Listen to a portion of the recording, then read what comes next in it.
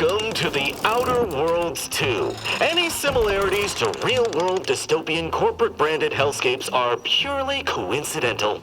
I'm the Moon Man. You might know me from such business entities as Spacer's Choice or its parent company, Universal Defense Logistics.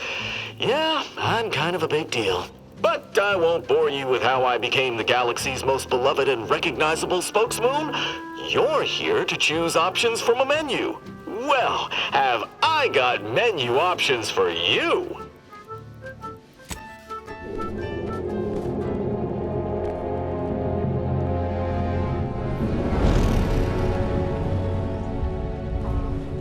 Commander, we've been hit by one of those space anomalies. Buddy? And the piloting system is down. Buddy? The astrogator's gears are shot! Get a hold of yourself. You're an Earth Directorate agent. Affirmative, Commander. What are the orders? Brace for impact. Unable to brace for impact.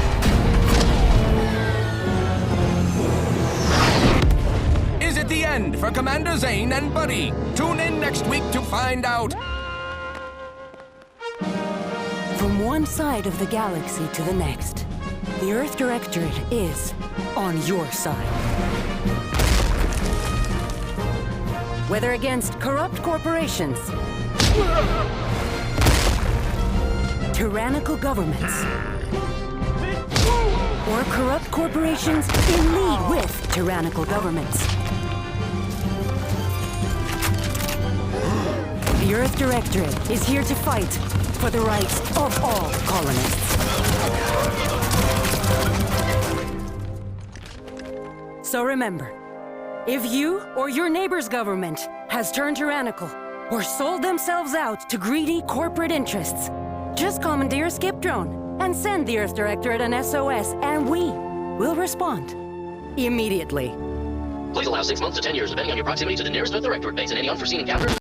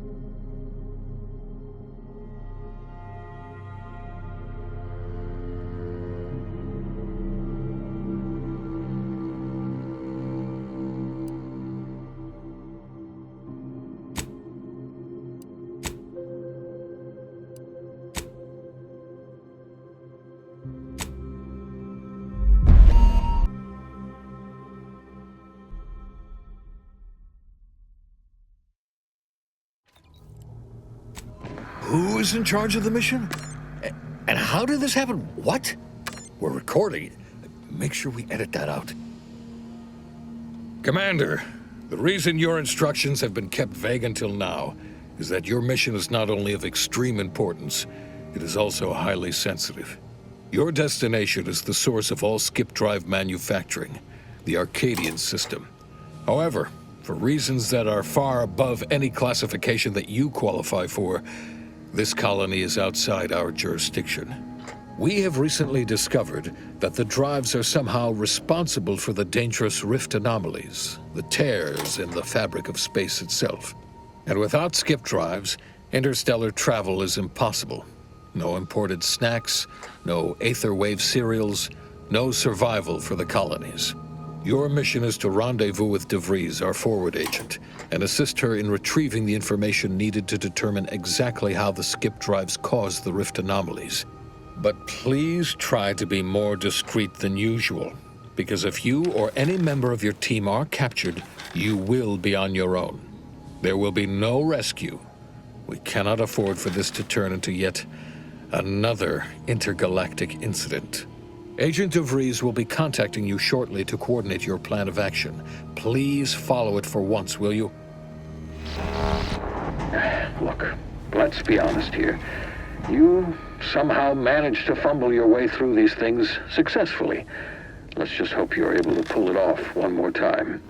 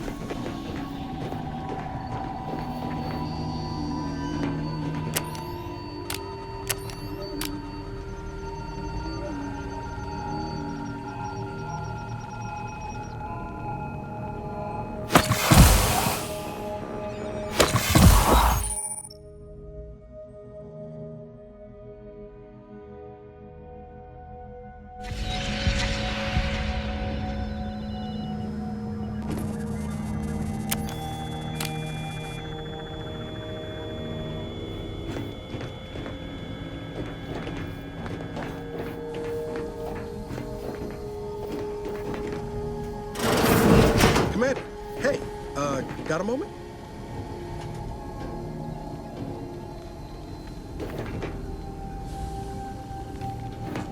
Hi, Agent Pascal told me to bring you your new model tactical time dilation device. They say these newfangled ones cause no, that ain't right.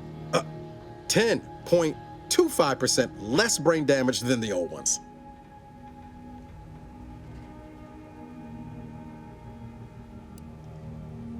This a test? The TTD devices operate by speeding up the subject's perception of time. Or is it slowing? You know, I can never get that right. Everything just moves slower. They say the way it works is like, well, you know how parts of your brain can become damaged if you're in suspended animation too long? It kind of does the same thing.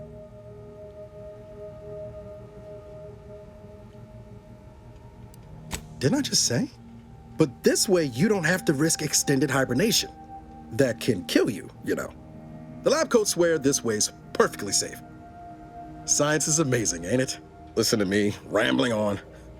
So, well, anyway, here you go.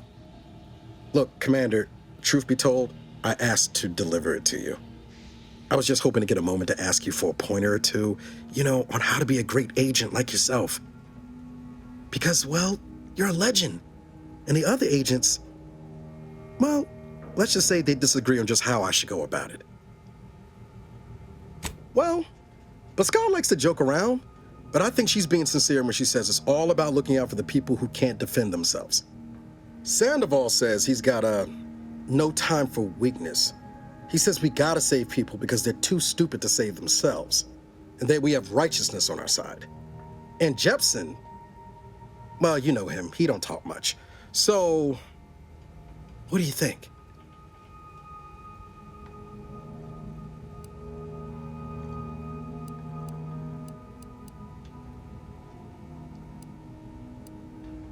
Yeah, there's some advice worth taking to heart. Anyway, thanks for giving me the time of day. Most superiors wouldn't. Oh, I almost plumb forgot to tell you.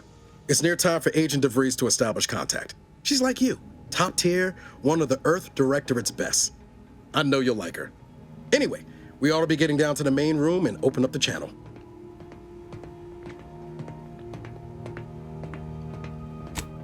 Call should come through at the console.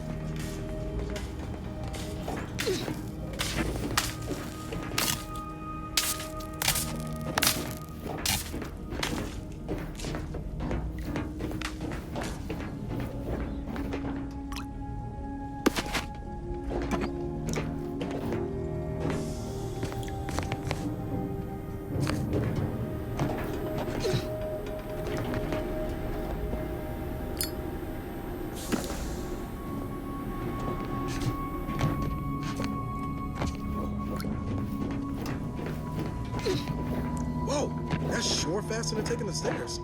Commander, your credentials are required to open the channel with Agent DeVries. Yours are currently located in your cabin. Don't worry, you're not the only one who needs their gray matter rewired after hibernating our way through skip space, Commander.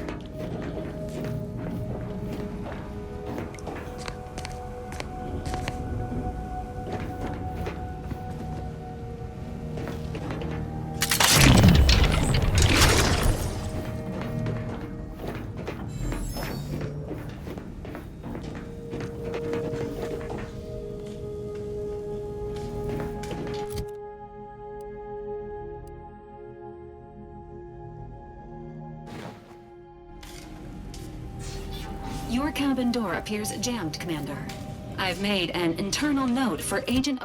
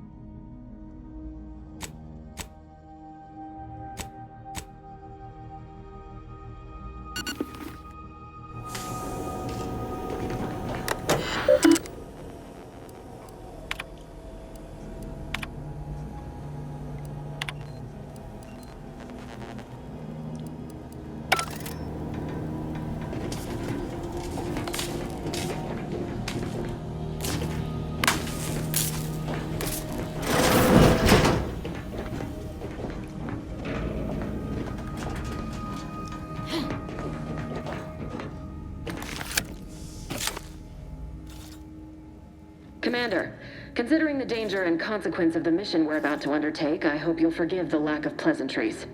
Arcadia is ruled by a dictatorship that calls itself the Protectorate. They are beyond secretive. However, it is their inability to even imagine that someone could infiltrate their system that has given us an advantage. One I've found a way to exploit spectacularly. As unbelievable as it may sound, once you make your way to my location in the skip labs, we will be liberating an unsealed skip core.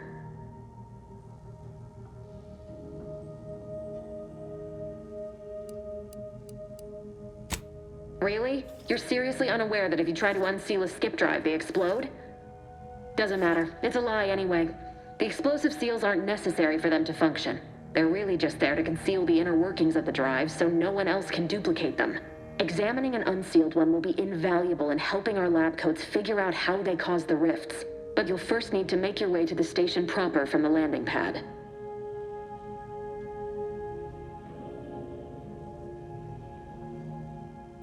Hopefully so. Our mission's timing is fortuitous. Most of the sector security was reassigned to the far side of the station in preparation for the imminent visit of their sovereign's family. They decommissioned several landing pads, including ours, to give them fewer points of entry to guard, giving us fewer chances to be intercepted. You'll just need to reroute power to open the door to the sector once you've landed. Once you gain access to the sector, you'll need to shut down their communications to keep them from alerting anyone to our presence. Then, you'll need to handle their combat mechs.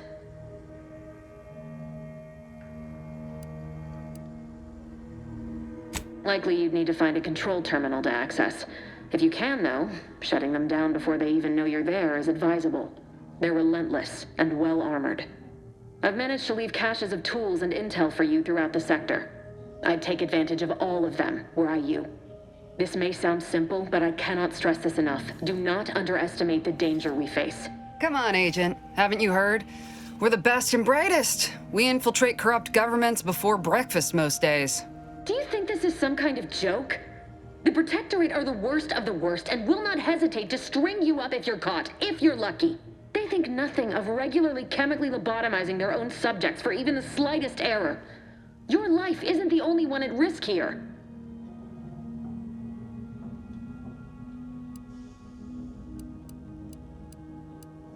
Don't tell me to calm down. You know what I've sacrificed? What I'm prepared to sacrifice still? I've spent the better part of a year laying the groundwork for this mission. I don't need a team led by some confused fool more suited to running a cash register than a secret mission fouling it up.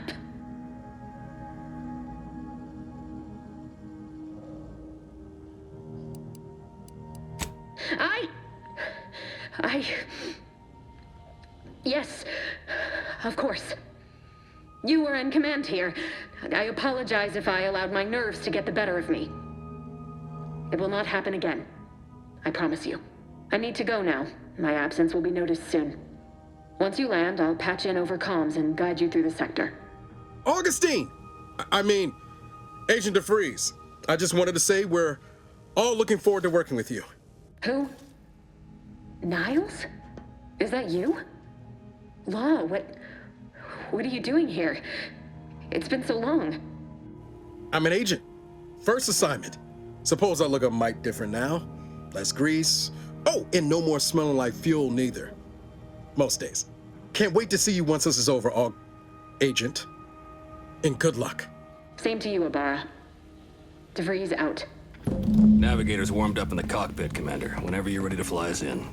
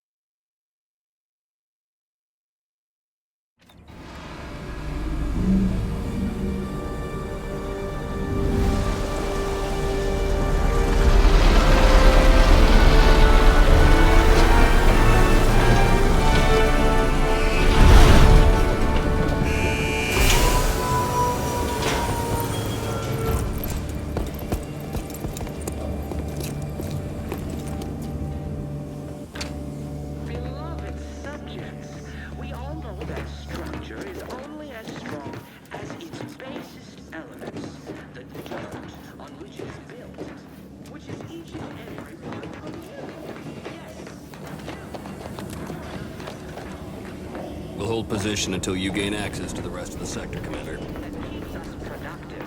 I may be your sovereign, the protector of Arcadia, and the bedrock upon which our system is built. Be met with severe consequences.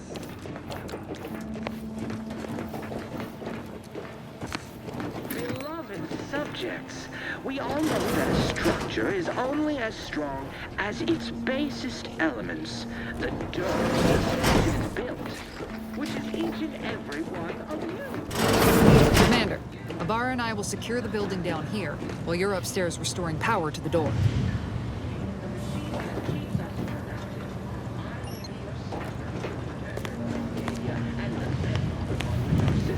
Don't worry about us, Commander. We got things covered down here. So be diligent, and remember, failure will be met with severe consequences.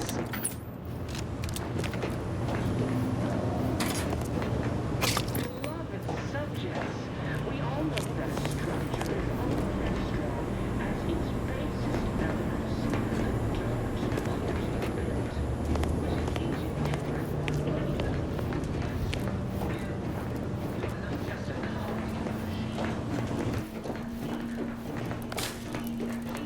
That smell. Did a sprat get flash fried in here?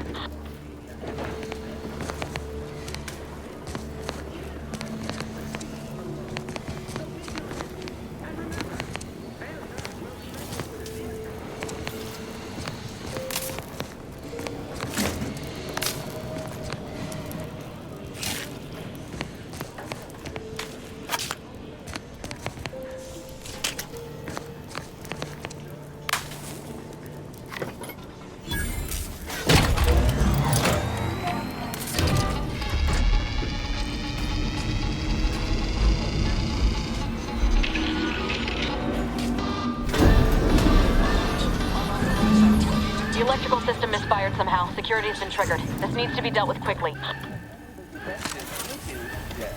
Expiring without permission will result in demerit. Return to your assigned duties, or demerits will be accrued. Greetings, subject. A subject is better able to serve when all their blood is contained within their body.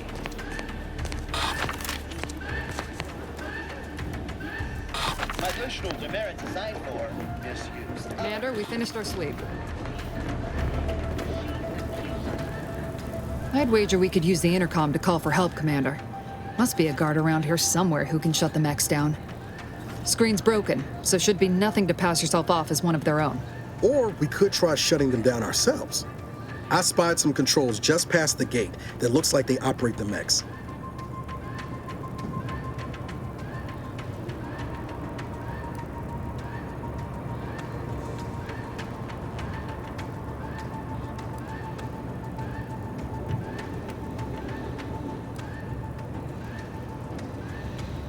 Always a good idea to have a cover story.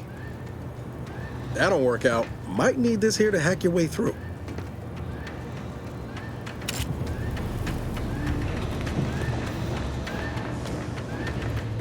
Cadet Warden 4th Class Corbin receiving. It's a glorious day in the Protectorate. How can I serve? Wait a moment. You're calling from landing pad 0-53? That's listed as decommissioned. And yet the defenses have come online? Please be so kind as to inform me of your name and ID number so that I may report you for this infraction. And hurry, please. The transmission of the Sovereign's family's arrival will start any moment. I can scarce afford the demerits missing it would entail.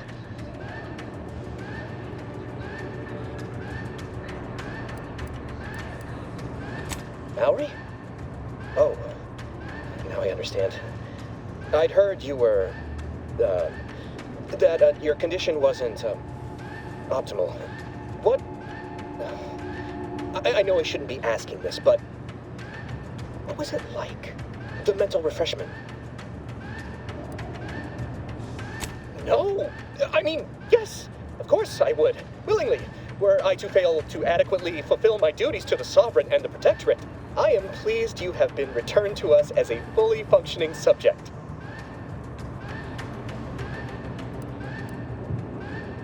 I can't do that. I mean, I would, it's just... You know what, though? In your condition, you're unlikely to even remember this discussion, so it should be of no consequence to me. I will disable the defenses for you, Maori. But in the off chance you happen to recollect any of this, I beg you never speak of it. And please do not go around pressing any buttons or fussing with any more whatsits. wouldn't want to be sent back to... I mean, reassigned again? What I did with that guard, Commander? Let's not waste time congratulating ourselves.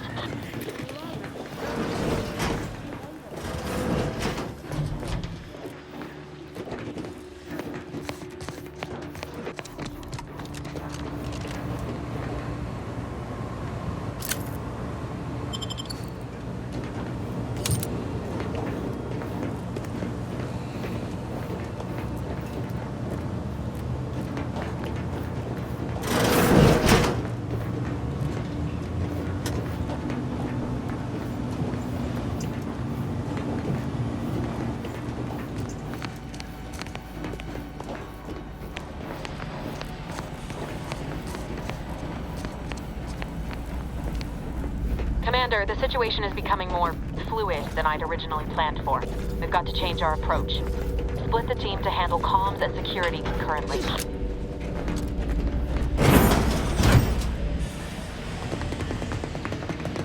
Good to know DeVries is consistently on edge. Wasn't just me. You'd think she'd never been on a mission before.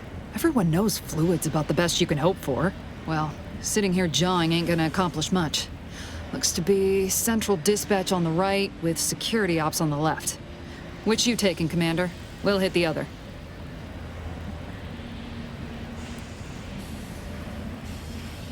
Kinda figured that'd be your choice. Shoot a couple for me, will you? Ibarra and I'll take security ops, then meet you at the skip labs.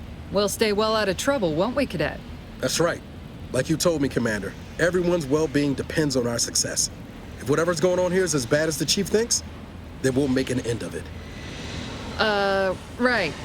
Well, then, notwithstanding Ibarra's enthusiasm here, or DeVries' concerns over fluidity, I'm fairly certain we've got this under control. Rest easy, Commander.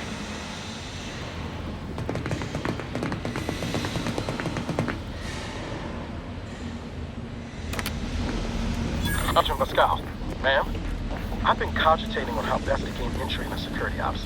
You know, nice and quiet like. Oh, you gonna school me on some of that newfangled academy training of yours? So long as it don't result in us being unceremoniously shot, suppose I could hear you out. Being shot's certainly part of it. Caution. All clothing in progress. Unit shall report. Careless enough to be burned by right guards.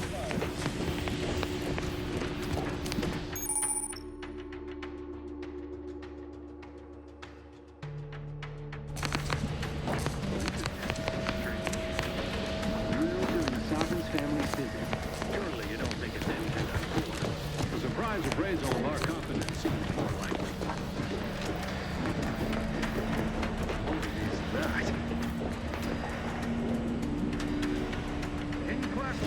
What?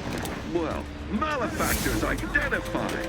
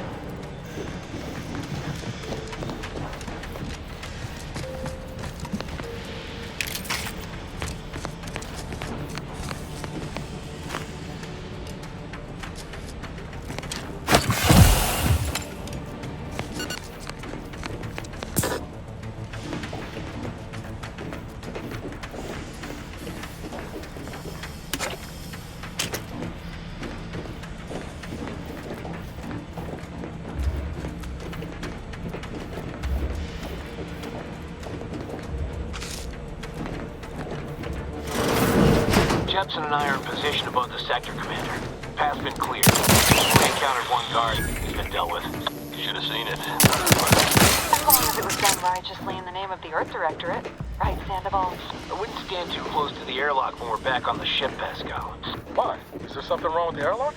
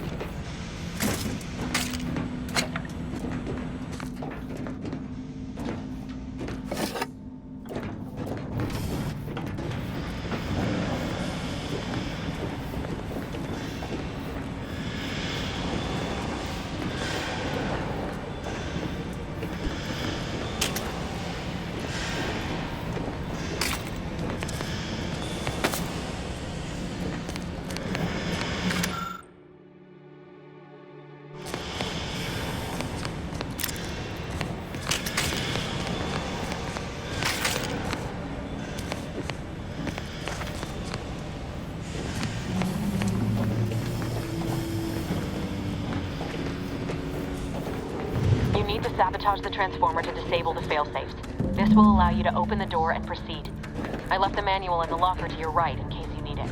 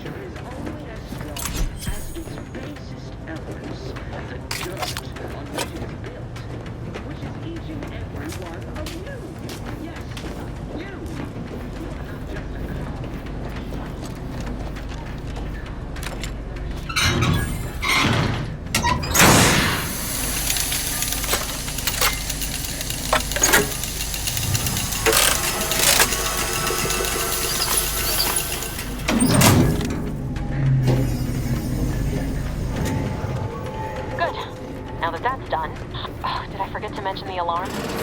Just ignore it and get to the manual override in the control room as soon as you can. Much better!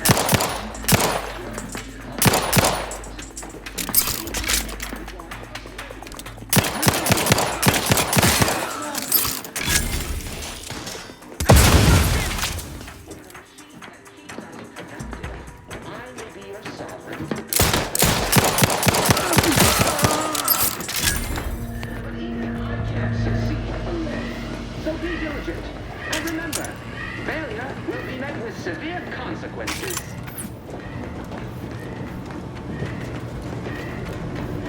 Beloved subjects, we all know that a structure is only as strong as its basest elements.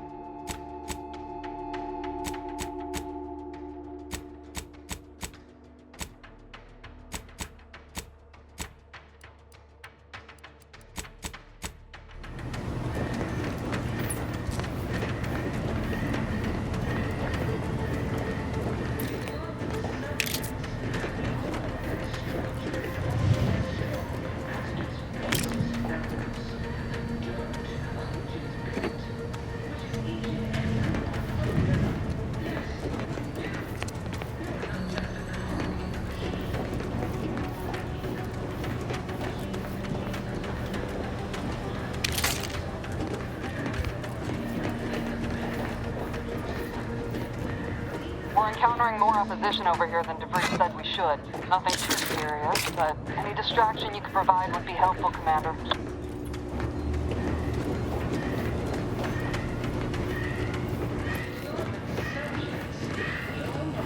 Structure is only as strong as its basest elements, the dirt on which it is built, which is each and every one of you.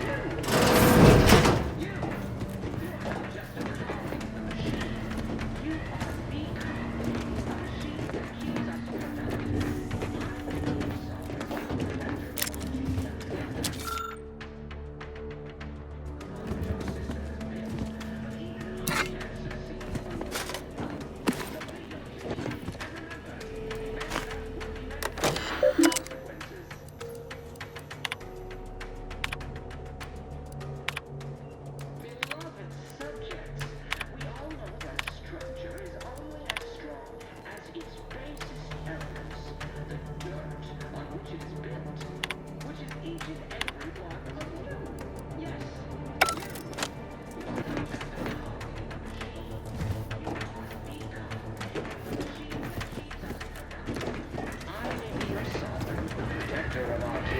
And the bedrock upon which our system is built, but even I can't succeed alone.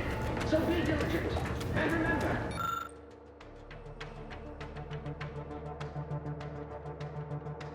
failure will be met with severe...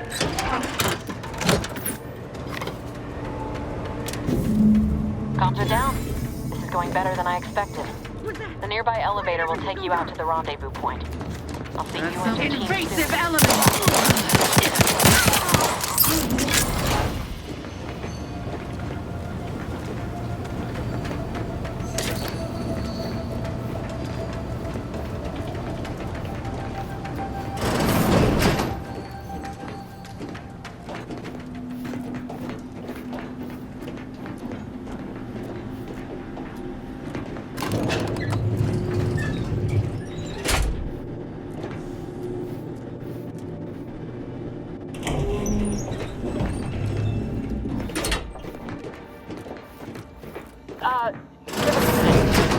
Something's not right.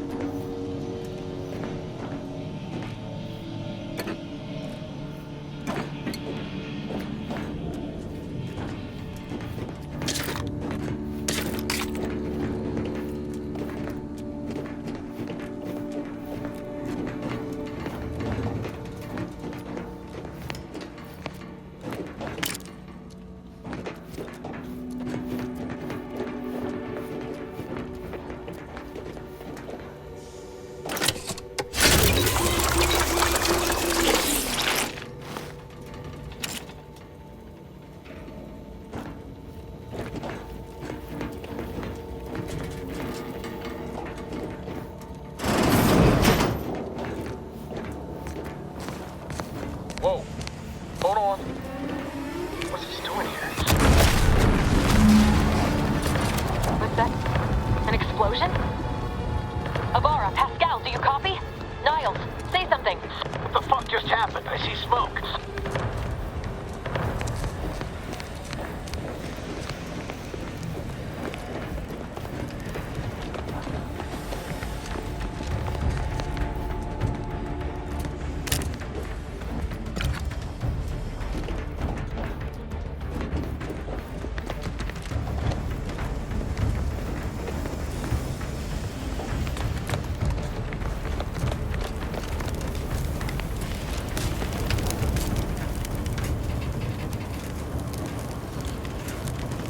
Commander, what do I do?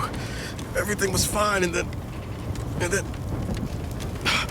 Oh, I think Pascal's hurt. I called out to her, but... There is a 90% chance Agent Pascal is trapped under rubble. 87% chance she is mortally wounded beyond help. 85% chance she's deceased. I don't understand. Everything went bad so fast. But we can't stay here. The mission. We've got to complete the mission.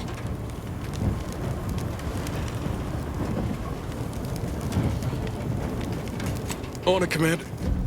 Wouldn't dream of doing less than my Earth Director at best. Just like you told me. Ain't nobody's getting left behind on my watch. I'm just a bit dizzy at the moment. I'm sure it will pass. I sure hope I find her before the Protectorate sets their lamps on us. Issuing urgent reminder. Time is of the essence. Please continue on to the Skip Labs to complete the mission. This unit will assist Agent Ibarra in his endeavors. Per Earth Directorate guidelines, an incapacitated agent's equipment is available for team use. Agent Ibarra's rifle is now yours, Commander. Using it may improve your odds of survival. Commander, guards are closing in on your location. Agent DeVries, we need an updated tactical report. We've got agents down. This makes no sense. There were no hostiles in the immediate area. No logical cause for that explosion.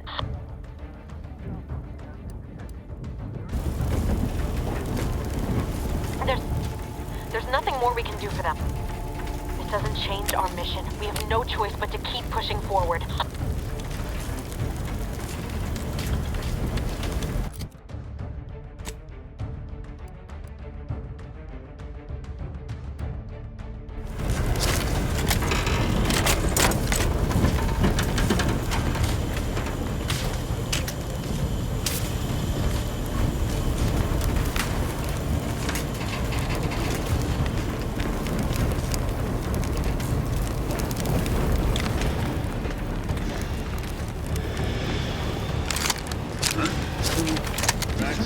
Taking cover!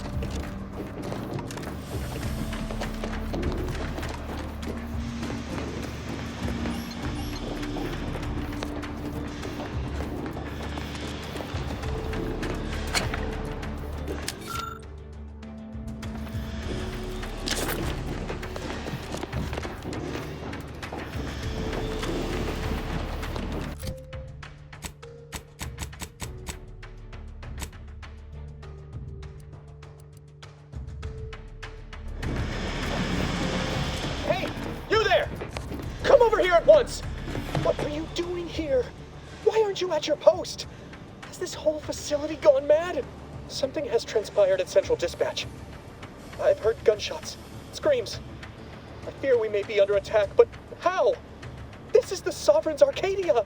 I've attempted to raise anyone within the sector, but communications are completely down. And there was that explosion. Please, tell me you know what's happening here.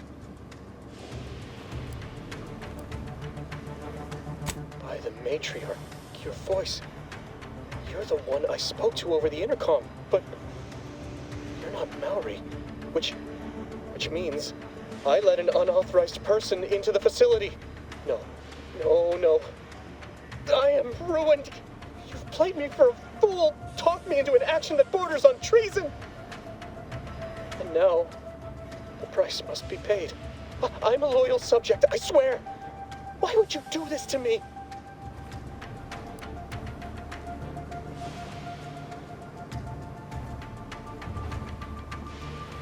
What? I've never heard anyone else admit to such a thing. You are braver than I. Unfortunately, your actions will have succeeded in calling my fealty into question. Again, it is of no matter. I am certain my own actions would have doomed me within weeks, if not days. The demerits I have accumulated assured my fate long before I encountered you. I'll just wait here for them to come and take me away. It is over for me. I need accepted. I know I'm still a loyal subject, even if no one else does.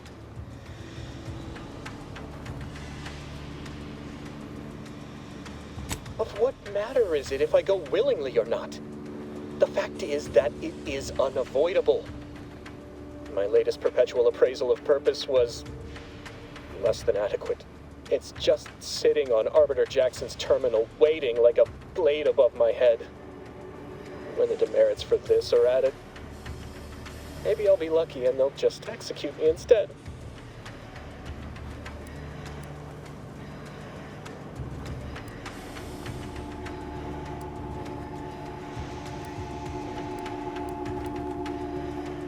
What do you mean, help me out? There is no help for me. Petitioning for redress is only admissible in extreme circumstances. Anything else shows a disrespect for the system's purity and perfection. I'm not certain I follow.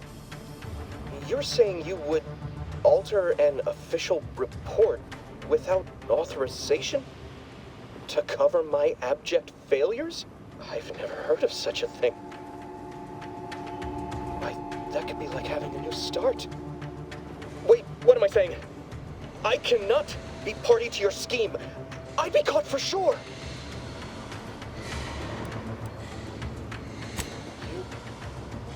You do that for me?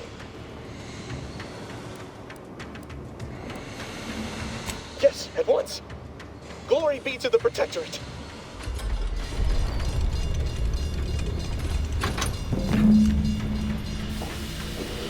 Please remember what we spoke of.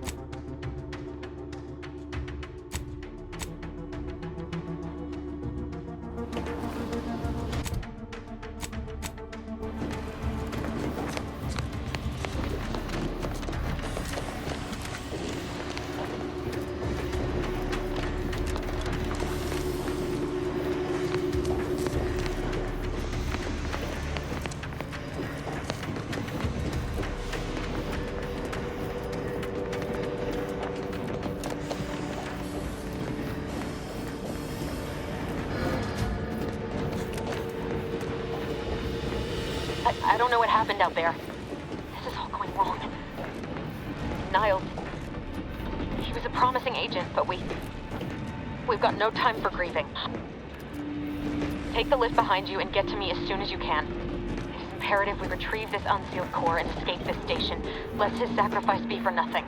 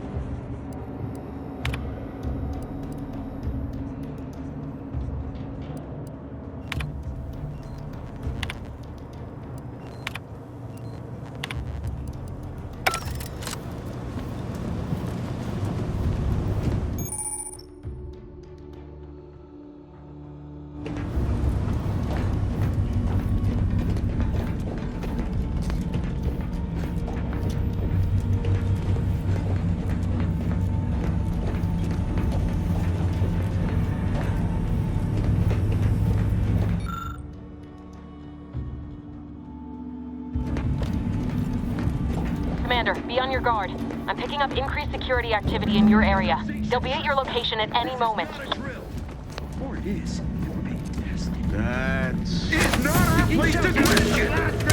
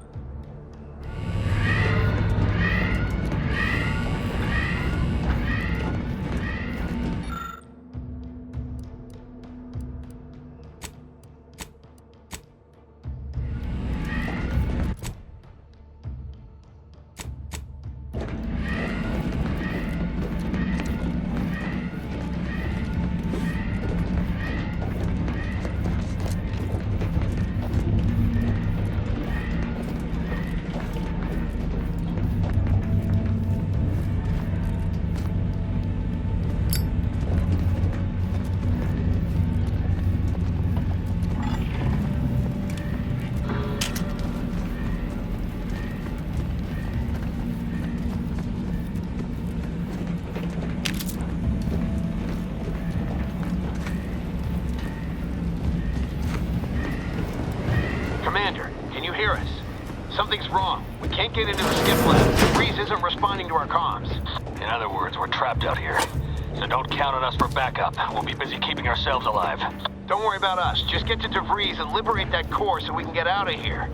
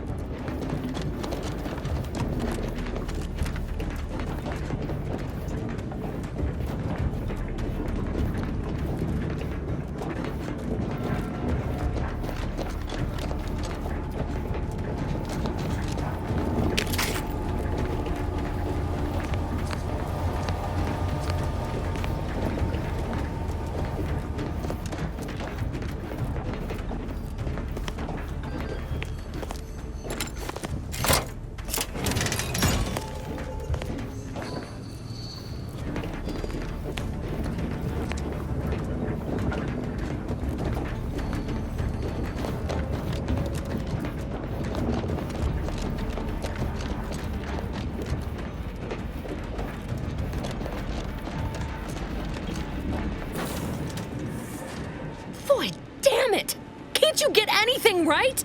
You were supposed to be dead already. How is it possible you keep stumbling your way through things that would kill a more competent agent, and then emerge unscathed on the other side? It's infuriating.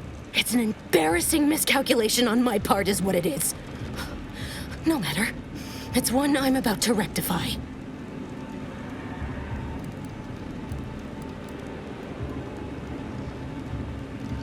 You think I'd betray you, or the Earth Directorate, or my principals for a handful of bits? There is no betrayal here, though it is understandable someone like you would see it thus. No. The explanation is far more simple. The grand plan mandates this abomination of an experiment must die, and you along with it.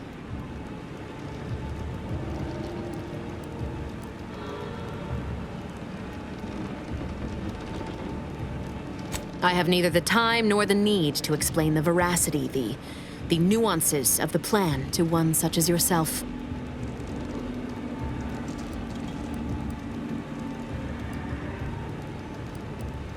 Don't you think I would have? Sparing Niles and not having to deal with you would have been preferable were I given the choice. But the plan cares not for our wants. I couldn't risk the delicate balance of the predictions. The mathematical computations involved are very specific.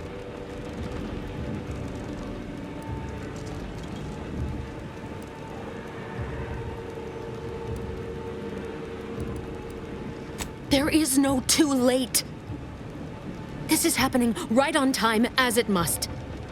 And whether Niles is alive or dead has no bearing on it. Farewell, Commander.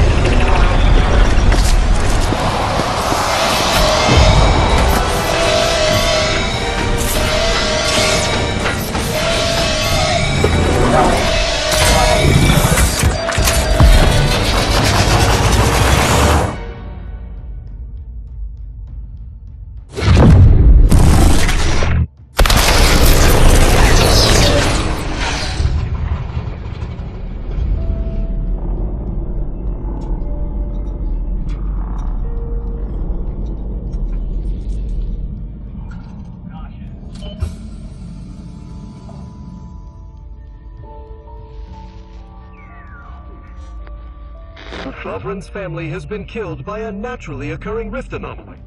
High priority alert to all Earth Directorate agents. Contact with Earth has been low. Identified ships on the edge of Arcadia. It's no longer just a spacer's choice, it's Auntie's choice. Greater value for your bid. Arcadian citizens, we've come to deliver you from oppression.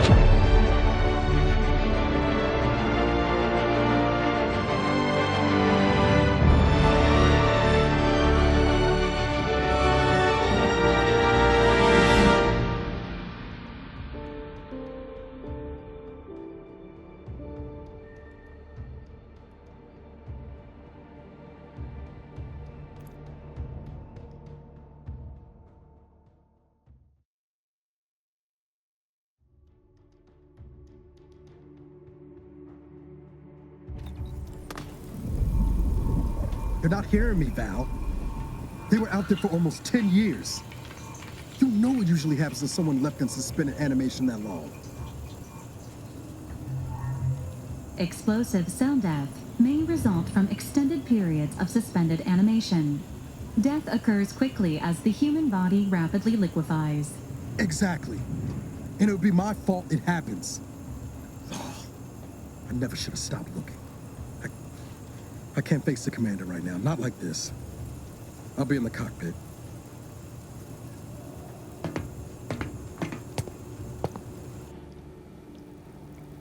Welcome back to consciousness, Commander. Please accept your back pay for the previous mission. It has been prorated according to the mission's failure and your unapproved 3,468-day sabbatical.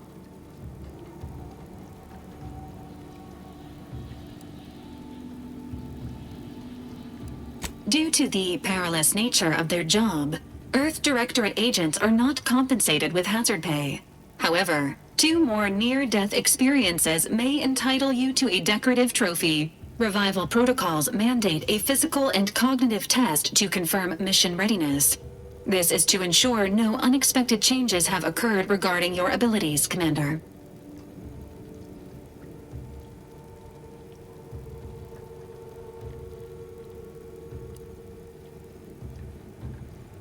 Acknowledged. Your refusal has been noted in your permanent record, and an automatic grade assigned to your cognitive functions. An event summary will now be provided to improve your situational awareness, Commander. If you feel yourself beginning to liquefy at any point, please notify this unit immediately. Following an aggressive merger between Anti-Cleo's and Spacer's Choice, the new corporate entity known as Anti's Choice invaded Arcadia. Anti's Choice claims they are following market demands and liberating Arcadia through the power of capitalism. Many have died. Unfortunately, their invasion fleet also exacerbated the rift anomaly created by Agent DeVries' sabotage of Horizon Point. This means no ship can enter or leave the colony. The rift also remains a threat to the colony. Current estimations suggest the rift will destroy Arcadia in the next 10 years. Give or take 7 to 8 years.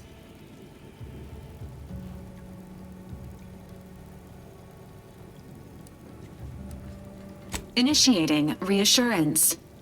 Do not worry, Commander.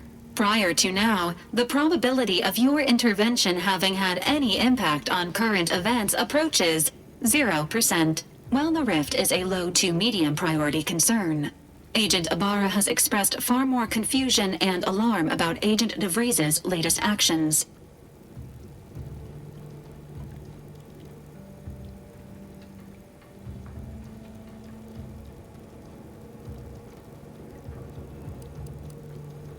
Agent DeVries did indeed survive Horizon Point. This was confirmed when she brought down the old Earth Directorate surveillance satellite earlier this month. The satellite had been gathering information since before your mission. When it fell, it signaled agents across the colony, leading to the discovery of you and Agent DeVries. Agent Ibarra prioritized your recovery above pursuing Agent DeVries. This involved disassembling and rebuilding the astrogator to allow the incognito to travel to your location.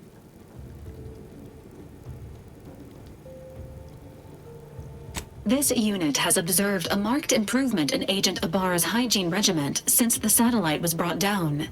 He is shaving again and routinely changes his clothing. Final update.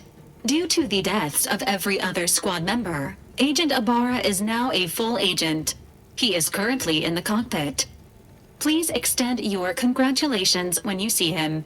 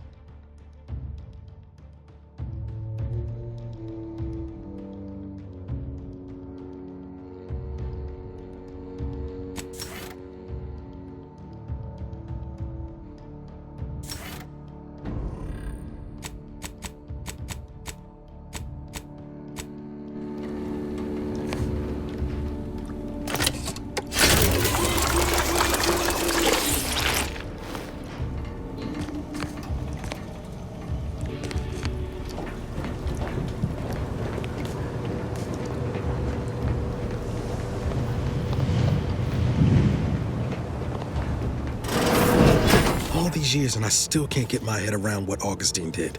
Sacrificing our whole team. And for what? What did our blood pay for?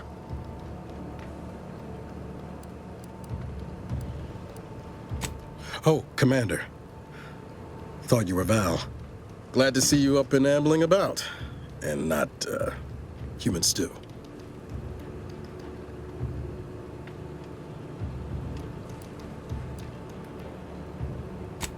More like 9 and change.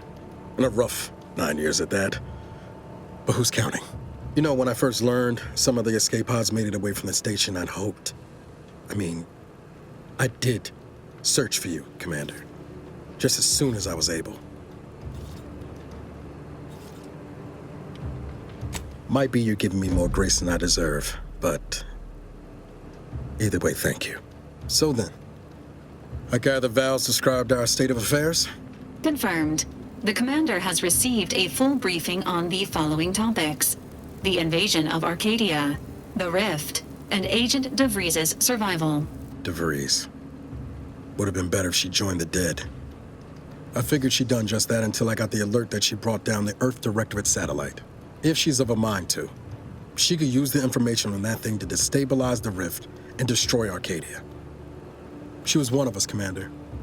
It's our responsibility to stop her.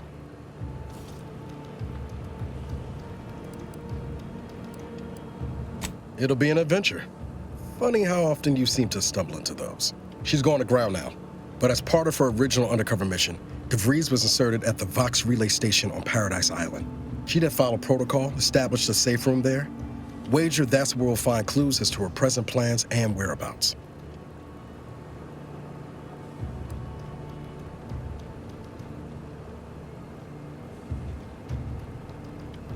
Thank you, Commander. Means a lot coming from you. Just to be clear, I'm not saying we're strolling up to the Vox station and knock nicely. The Vox is highly restricted and heavily defended. It'd be a death sentence. We might ought to explore the island first, find out what we can. The satellite alert pinged DeVries' tracker in a town, named Fairfield. Wasn't nowhere clear as yours, so we need to poke around a bit. Doubt she's there now, but it seems a better place to start than assaulting a protectorate communications hub. Astrogator's yours, whenever you're ready.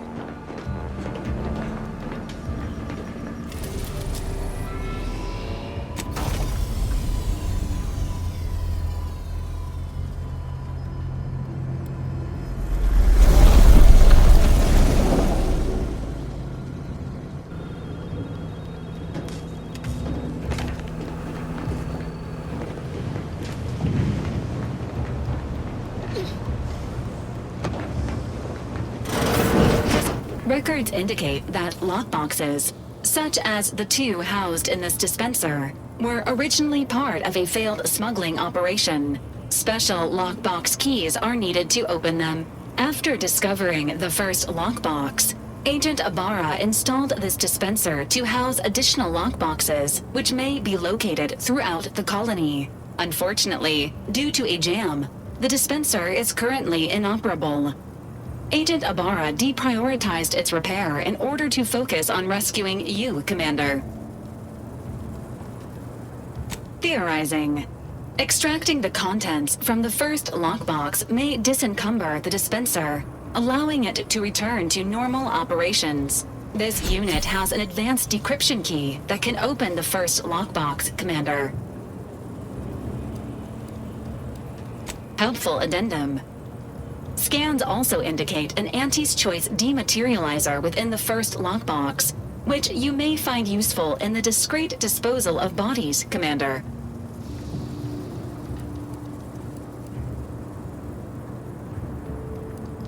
An Earth Directorate agent prepares for all eventualities, including but not limited to unpremeditated murder. Additionally, the second lockbox's contents may contain parts to upgrade your Valerie unit. Upgrades are recommended to improve your experience of Valerie. Agent Ibarra theorizes that some keys may be obtainable from vendors, but the majority are likely scattered around the colony. Please be on the lookout for any additional lockboxes, which may be stored here for your convenience.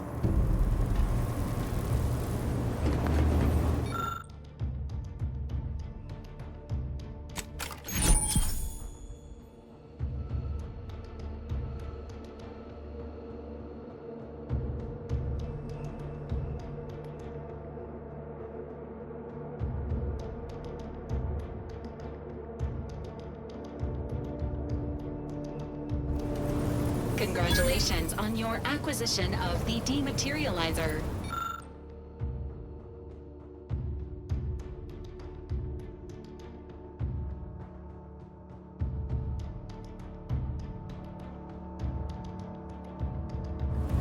The dispenser is now functioning normally. Your ability to conceal homicides has also been increased by 85.9%.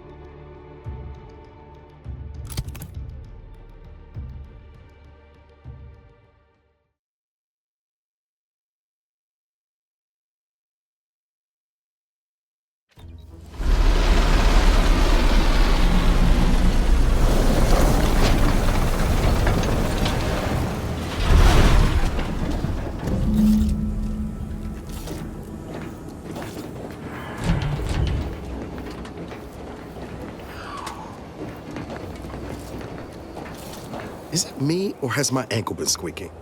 You can hear it too, right? Must be the damn rotator again.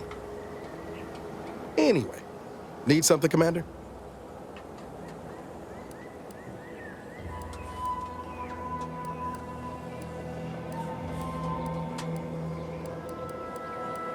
Sure, always happy to tool around for a bit. What did you have in mind?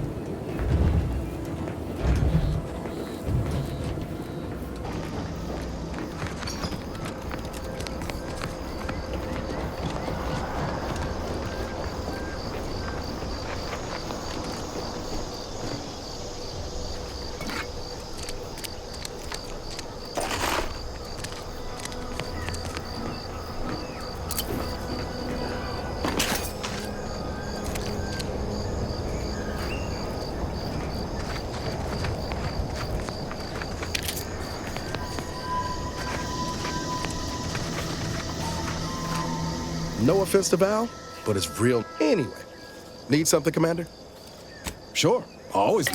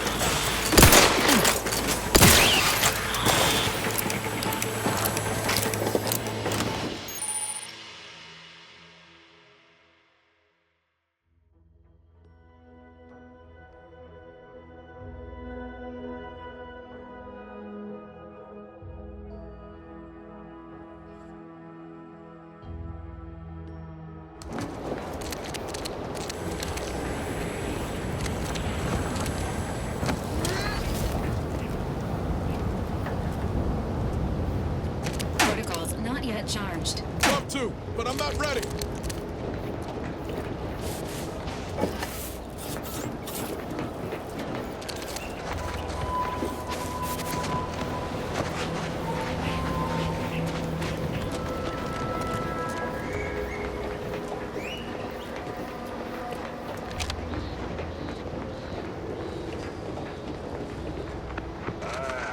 Company. Must be from that ship on the landing pad.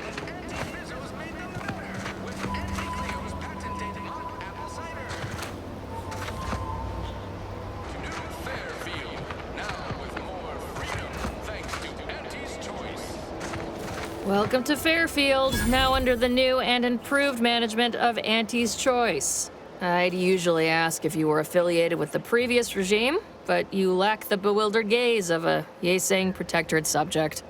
Even so, going to have to ask you to identify yourself. Still a war on and all.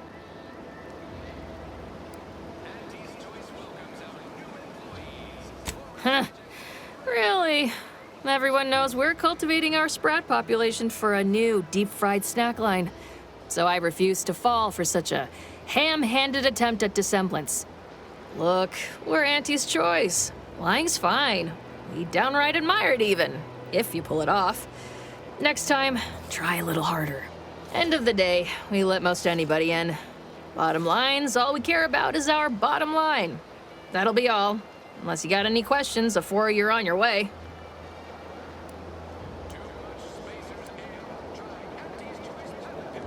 On the way from the landing pad? Had a convoy out that way. They're overdue. See any sign of them? Damnation. I know that tossball belonged to a friend on that detail. Keepsake, I guess. Thanks. That'll mean a lot to his family.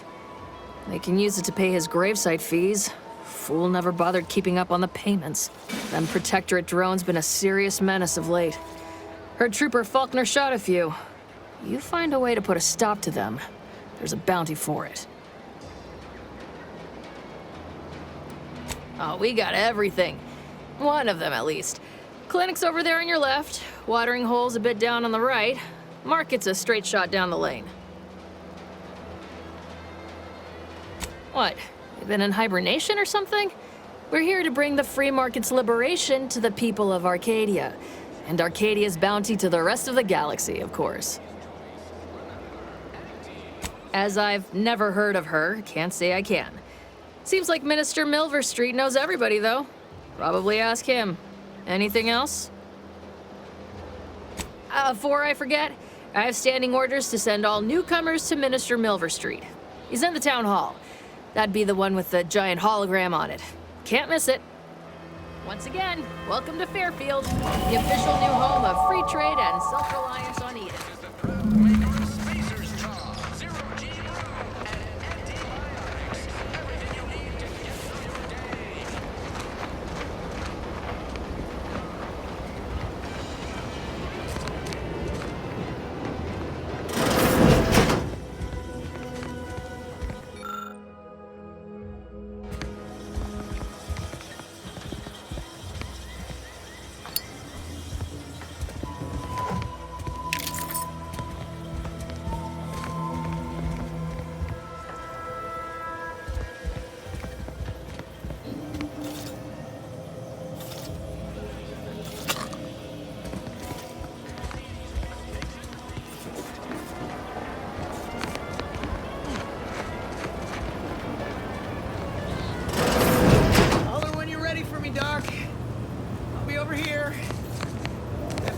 Excruciating pain. Under our standard sanitation tax. All up, we are currently experiencing longer than normal waiting times. Don't mean to sound unsociable, but you might not want to stand so close. The bleeding ain't contagious, but it ain't slowed much neither. I'd hate to bleed all over you. Wouldn't mind conversating a bit, though. Anything to take my mind off the pain. Oh, it stings. This unit is not permitted to operate within corporate-owned medical facilities without said corporation's consent. Non-legally binding reassurances, however, may be offered. Reassurances, you say? Like what? Deploying reassurance. Do not worry. You will be fine. I guess that's something. Look at me, drawing comfort from a drone after being attacked by one. Funny world, ain't it? I was on sentry duty, bravely surveying our perimeter for threats, when a Protectorate drone attacked out of nowhere. Third time in as many days. I returned fire like it was a cereal. Bang, bang, bang! Pew, pew, pew! Oh, not excessively, of course. Don't want Auntie taking that extra ammunition out of my paycheck. Again, it was all going fine until the damn thing blasts me while I'm reloading. Mighty uncourteous, you ask me. Trooper Faulkner happened upon the scene just then and dispatched the drone before it could finish me off. No idea where these drones are coming from, but Faulkner's been having a time of it lately. Be nice if someone helped out, but Carr's hands are tied. Lack of resources, I guess? As for the rest of these fine folk, they were attacked by Protectorate while defending the forward operating base. Imagine the base is probably hurting for warm bodies just now.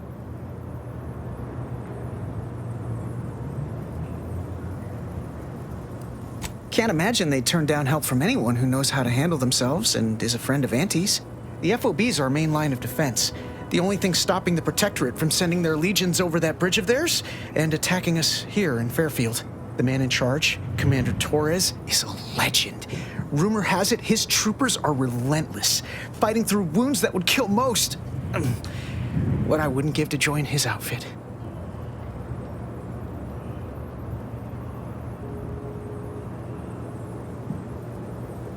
Playing it safe doesn't amount to much, but maybe you're right. Probably just muck things up at the FOB too. Damn it.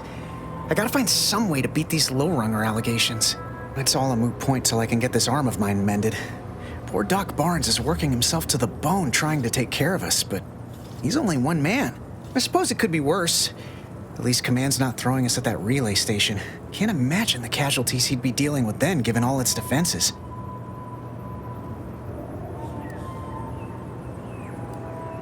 Well, Cole's got the saloon up and running now. World always shines a little brighter after a few swigs of Spectrum. I don't know. You some kind of doctor type? Wow, those must be some advanced courses because I've never even heard of them. Well, all right then. Just hope you're not squeamish. How bad is bad? Wait, don't tell me. I don't want to know. That was a comparison I could have done without. Huh. Why do I feel hungry all of a sudden? Say, I'm not sure I like the way you're looking at my arm right now. Maybe you best get along.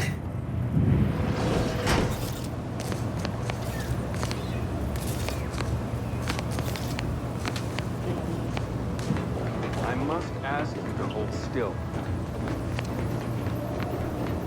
Mind your own business interest. My liver ain't the lily kind. Tell it to me straight, Doc. The bullet shattered your tibia and all but demolished your gastrocnemius muscle. Due to the risk of infection, I have to abscise your leg. There is good news, however. I recently enrolled in a course on advanced amputation techniques, so I'll be seeing a positive return on my investment sooner than expected.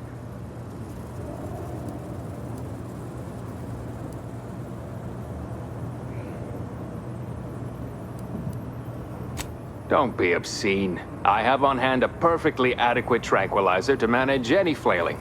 Say, how sore are my pockets gonna be after all this, Doc? Don't suppose there's a discount for only taking a portion of the leg?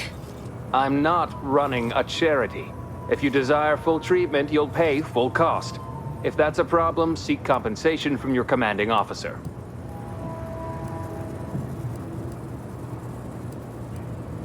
While you're in my office, I'd ask that you do not discourage my patients from acquiring the necessary funds to save their lives. Thank you. This is a mighty big decision, Doc. Can I have a moment to noodle on it? I don't encourage delays, but very well. It'll take a few minutes for me to warm up the saw anyway.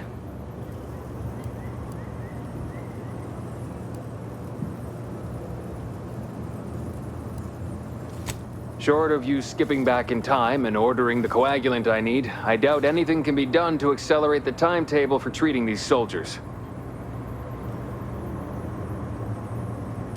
I am a doctor, not a magician. I cannot manufacture coagulant from the aether, neither do I possess the special training to improvise with what supplies I have on hand. Now, was there anything else?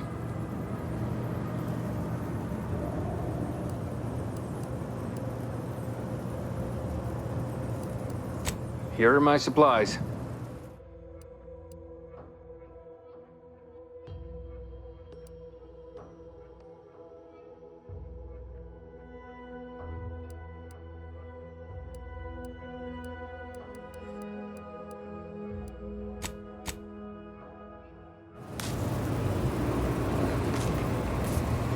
Take this admonishment with all the... But without... Literally, probably not very dexterously. Metaphorically, well, that depends on your own pharmaceutical...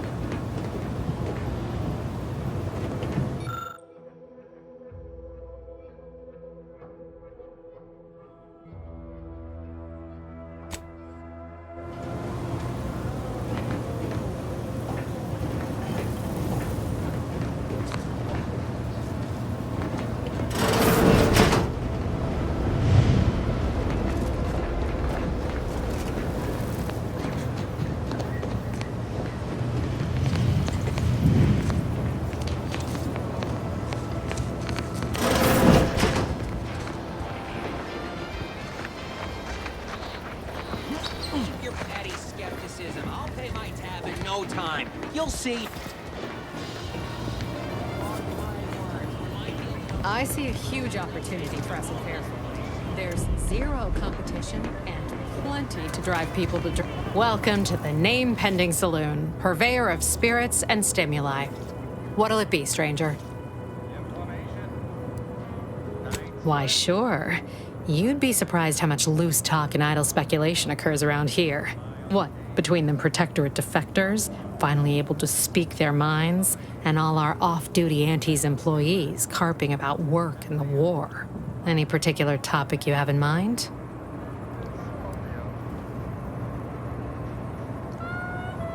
You're asking me for the particulars of a high-level corporate acquisition. Like, an in-depth accounting of the various parties who vied for control and who won out in the end? They merged. Rebranded. Auntie Cleo seems in charge now. Dunno. Do my best to steer clear of corporate intrigue.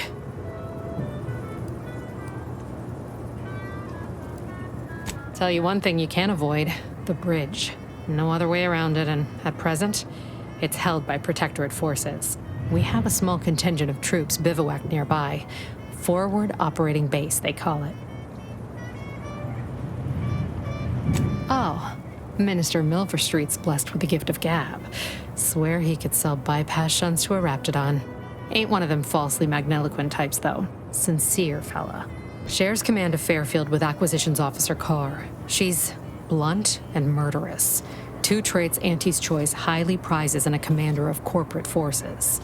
To say they have differing approaches to leadership is like saying, gee, suns are hot, whilst being incinerated in a solar eruption. Vox Station's run by a brigadier by the name of Montelli. Sounds like he's as much a danger to his own troops as ours. Real piece of work, even by Protectorate standards.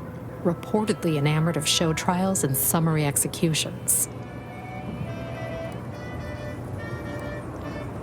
My pleasure. Got anything for me in return?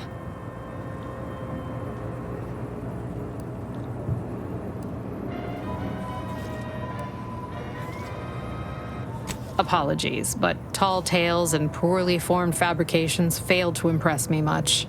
Here I was hoping you'd have a good story for me in exchange, but oh well. Not everyone's a seasoned raconteur. Pick your poison. And I am mostly not being literal there.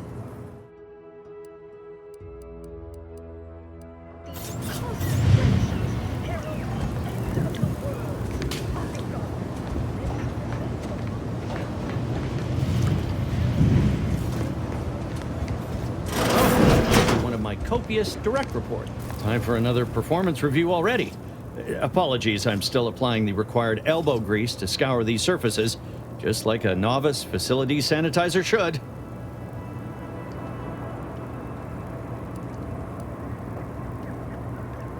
Many thanks for the validation. I don't suppose you can spread the word of my competency. I desperately seek to avoid yet another demotion. This meritocratic society is still so foreign. The workplace skullduggery, the prioritizing of self over community, the excessively colorful nutrition. Fear I'm not cut out for this canid, eat canid lifestyle. Seems the only way to flourish is through general underhandedness and ruthless efficiency. Never picked up those skills in my 50 years as Fairfield's drone operator. Pity they didn't keep me on there. I was quite skilled at it.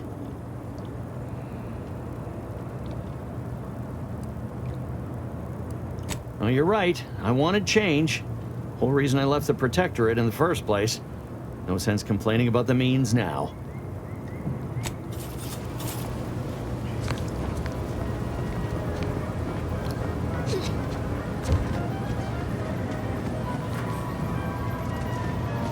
Our target audience here is people who want to forget their woes.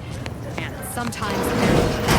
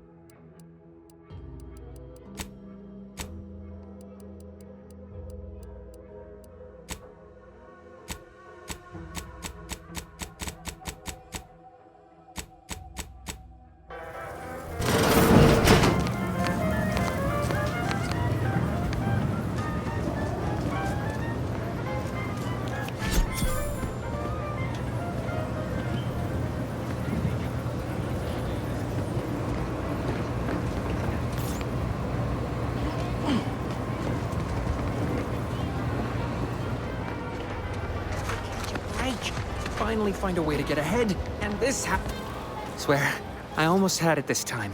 Everything all lined up. Easy mark, guaranteed moneymaker, favorable terms. Practically the recipe for success. Look like you've had your share of troubles. Ever had the perfect opportunity just slip through your fingers?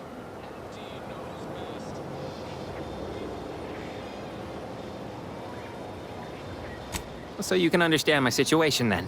I had just the thing to get me a fast-track promotion to lower middle management. Now you seem like someone who knows a good deal and wouldn't be adverse to helping me out. It's like this. I agreed to meet with a business associate to finalize a deal, but the location got set for Spire Grove. Problem is, you been outside of Fairfield? The funicular to Spire Grove broke recently, so I got no way to get up there. I'd break my neck scaling that cliff for sure. There's a long way around, but it's not for me. Why, the path there might be lousy with raptidons for all I know. It wasn't before, but mayhap they were just lulling me into a false sense of complacency so they can strike. While exploring facilities to the north, my partner unearthed a heretofore unexploited advanced Protectorate technology. Couldn't or wouldn't go into details, but he promised every household would want one, that it'd revolutionize the daily life of Auntie's Choice citizens.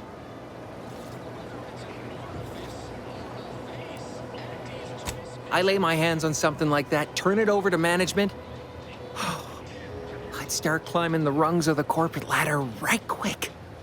Soon, I'd have all the considerable perks of someone responsible for a hit new product line. Bigger salary, name recognition, reserved seating in the company restroom, the works.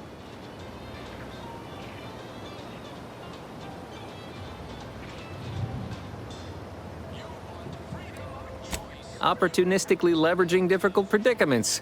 That's the Auntie's Choice way. I have a few bits I can offer you. Not much, but if it turns out a roaring success like it ought to, and I get a fat promotion, I promise I'll see you're taken care of later.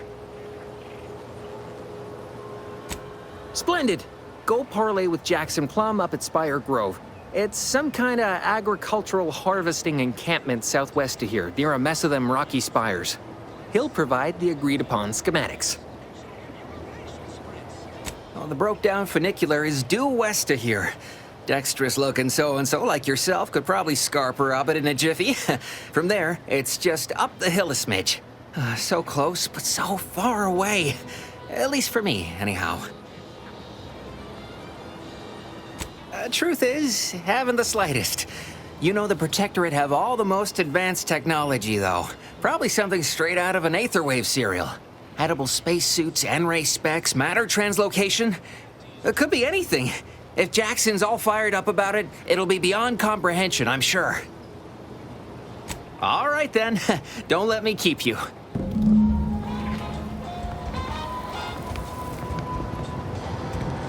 That guard wasn't being ironical about the giant hologram with the town hall.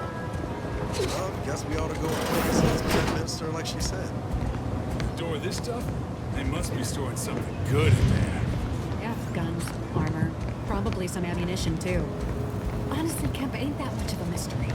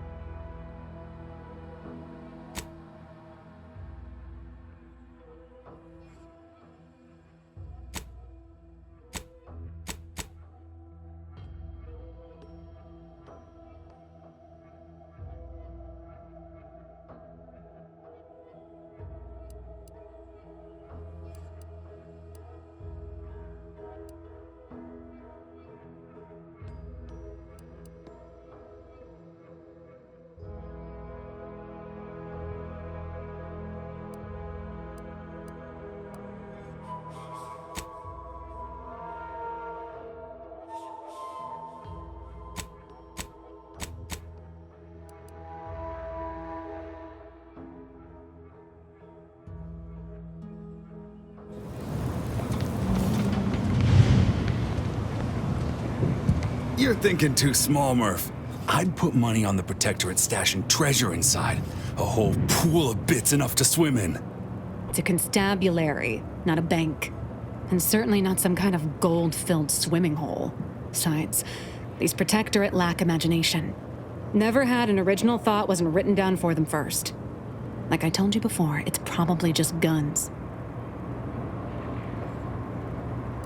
I'd guess you're one such person.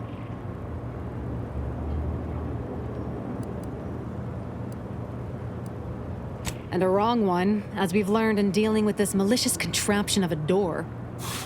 We've tried everything short of skipping a ship through that door to get inside. Though, come to think of it, maybe that's not such a bad idea.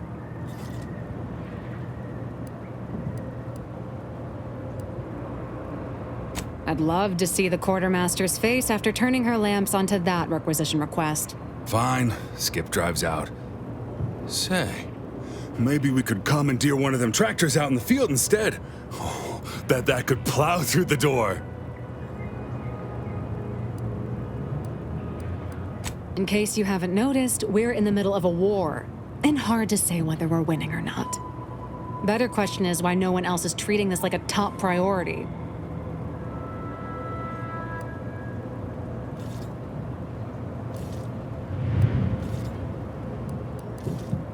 In any siege, advantage goes to the defenders. Right now, the Protectorate still has control of the bridge to the Vox station. That station is the key to taking Paradise Island. When Officer Carr ever gets the go-ahead, we need to be ready.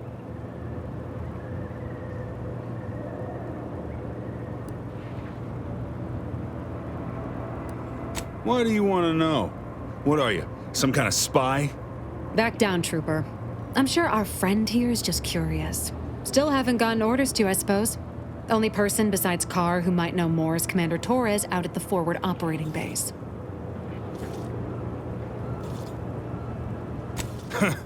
Like it's just that simple. Haven't you been listening? That door is sealed tighter than a salt tuna can. Nobody's getting through anytime soon.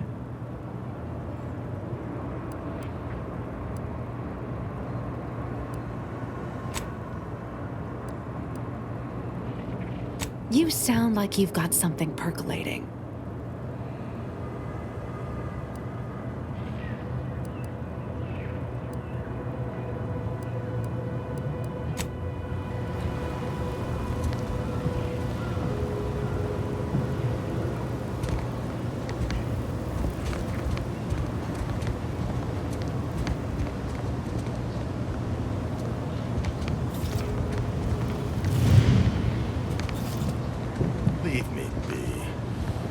You two come to mock me like your fellow dullards? Perhaps if you rub together your only 2 brain cells, you might even come up with something approaching cutting. No. Wait. You're not some corporate simpleton, are you? On the contrary, you have the manner of an officer about you. Someone who understands the substantive weight of command.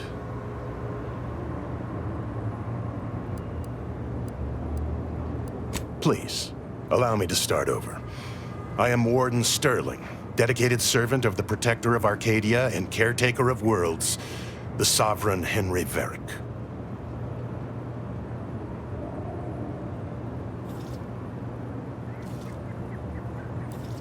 And if I did, what a strange argument.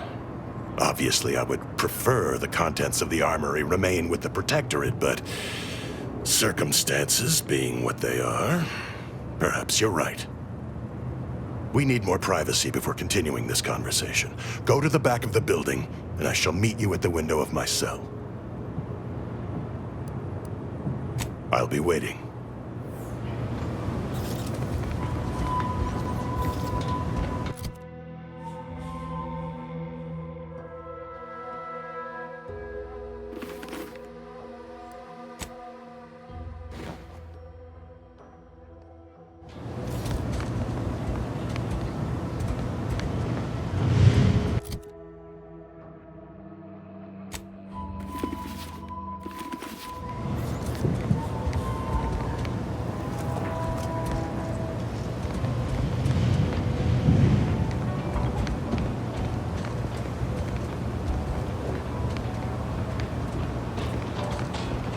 Don't go into that cheap saloon if you got a lick of gumption. They got no tolerance for it.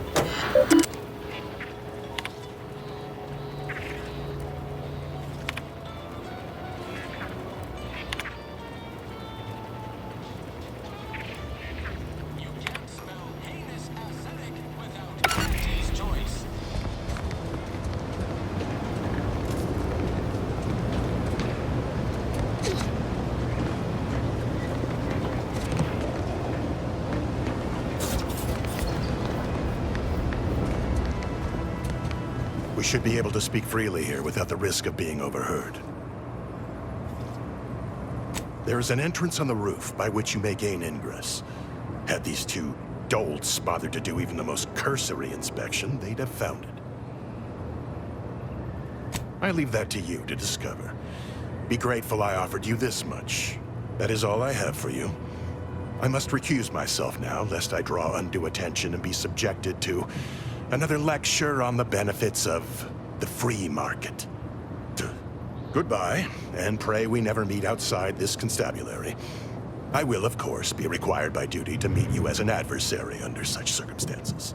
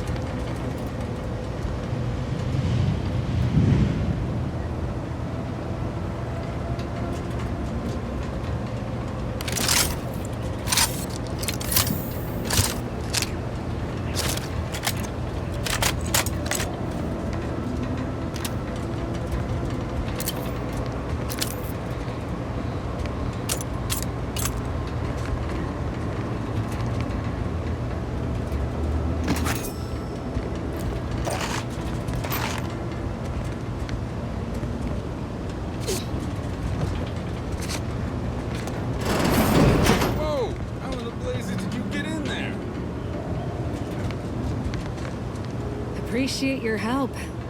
These weapons. Appreciate your help. Huh. Guns after all. Most of these irons look pretty old-fashioned, too. A bit lackluster, if you ask me. Yeah, it's real sad how our trainees will have the armaments to defend us now. I swear, Kemp, sometimes I wonder about you.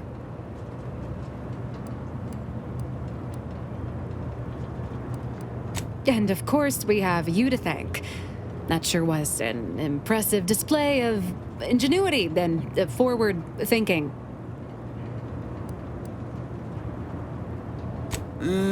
What do you think, Murph? Guess we could make this some kind of tax write-off. If anyone asks, you're a professional we hired through the proper channels.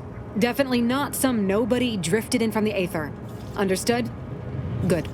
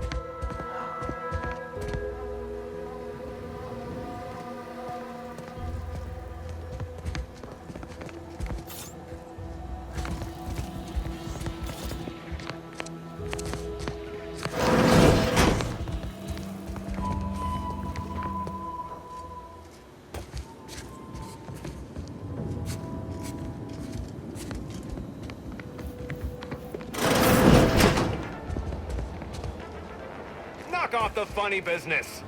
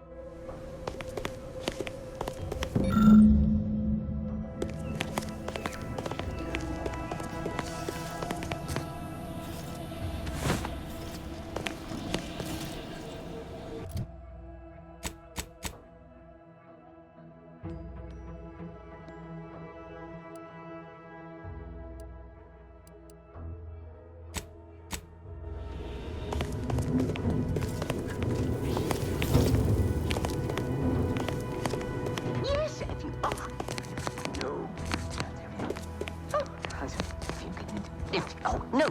Yet you see fit to keep me in a constant state of consternation. With each unauthorized act, you jeopardize our hold of Fairfield. Yes, but you must understand, the Protectorate citizenry is a hair's breadth from defection. Within the week, I'm certain. Certain? Like the week prior and the week before that. Impressive foresight you wield. Should apply to join the Order of the Ascendant. It would be difficult enough to convert the stubborn populace without your soldiers' constant, ill-advised forays. Enough! Your yipping reminds me of my 2 old canids. I loved those canids. You, on the other hand, are trying my patience. We don't want to try Auntie's patience, do we?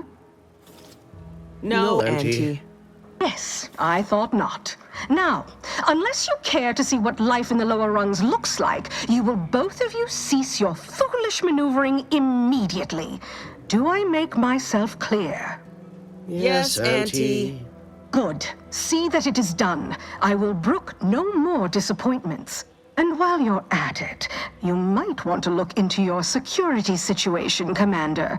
I'm not accustomed to an audience when addressing my subordinates. Who in the void? Eavesdropping on Auntie's choice business is like to get a body shot for spying. Though you're not wanting for moxie. I'll give you that.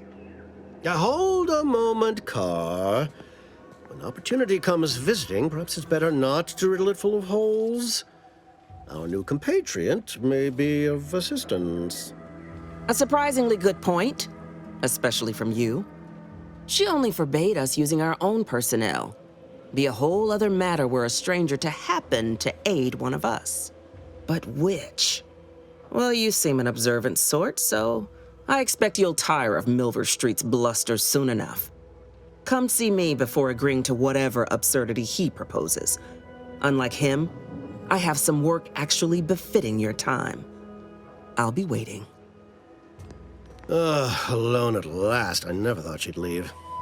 Now then, allow me to introduce myself. I am D.B. Milver Street, Minister of Marketing, Duke of Demographics, Commercial Condottiere, President of Promotional Material. Tell me, do you believe in signs?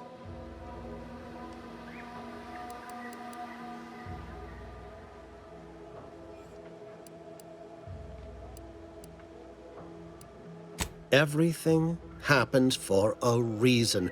Yes, I can see that kind of line working with our Protectorate demographic. I do not believe in signs. I believe in opportunities. Right now, at this moment, you and I have an opportunity to save countless lives. But I'm hardly the type to beg and ask for nothing in return. Tell me, what do you desire of this island?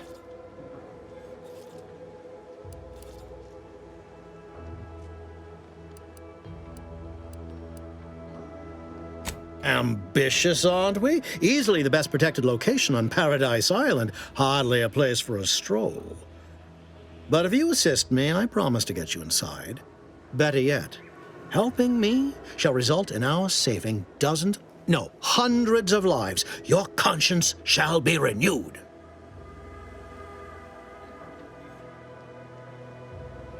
Auntie may demand Carr and I do nothing, but for each moment I remain inactive, dozens fall in meaningless combat. I seek a persuasive method of alleviating this conflict. The Protectorate utilizes a procedure known as mental refreshment to ease the temperament of wayward subjects. The Ministry of Accuracy contains vital information about the process and where it is performed. This is the prize I seek. I previously sent a grafted soldier, Trooper Sealong, to retrieve said information, but I have not heard from her in some time. Consequently, I must presume the worst.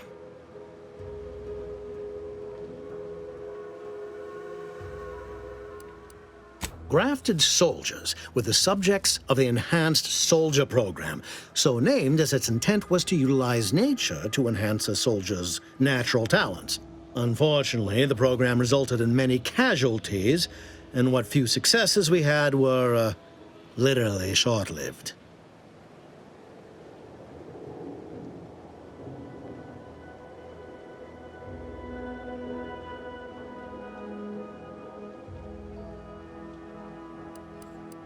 I have some faint recollections of the fuzz beneath my hat. Perhaps I saw such a name amidst my perusal of the Protectorate domicile assignment records. The record room is in this building. You have my permission to peruse at your leisure.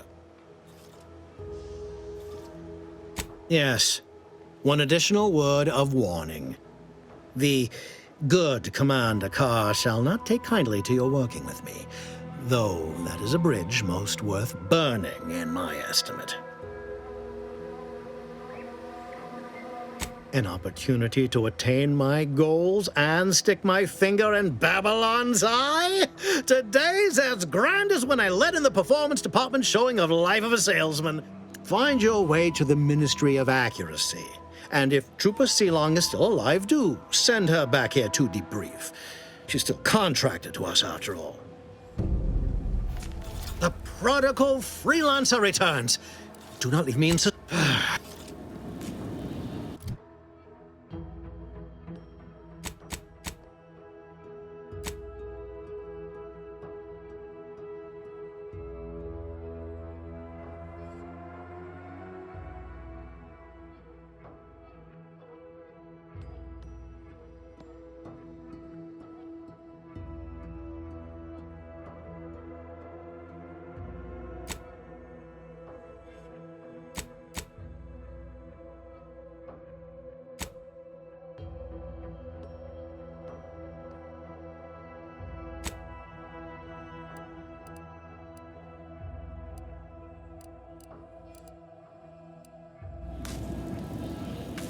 The prodigal freelancer return. Go visit the Ministry and retrieve...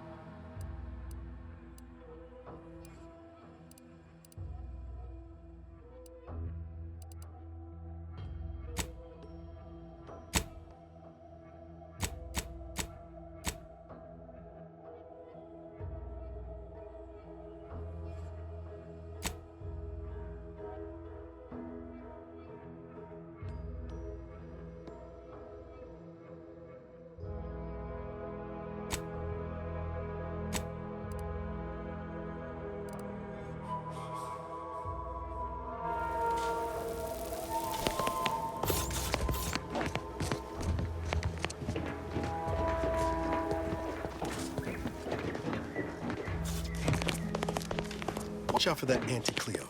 I know she don't look it, but she's more dangerous than she seems. Even the whole of Spears' choice couldn't outmaneuver her. Well, if it ain't DB Milver Street's newest sycophant. I'm Officer Babylon Carr, and you can consider that introduction the start and end of our personable relationship. If you'd spoken with me like I suggested, mayhaps the two of us could bandy words, but you didn't. And taking sides with Milver Street means I got no use for you.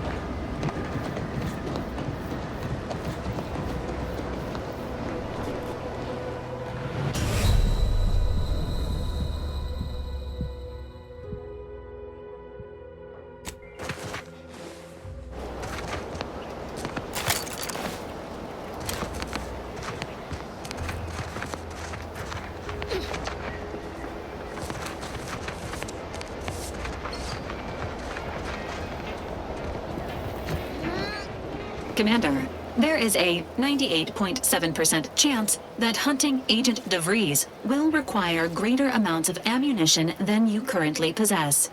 Ammunition can be purchased at vending machines or crafted at a workbench using materials like this collection of scrap metal and powder. I can also help you craft items in a pinch when we're out together. Most won't even explode on you.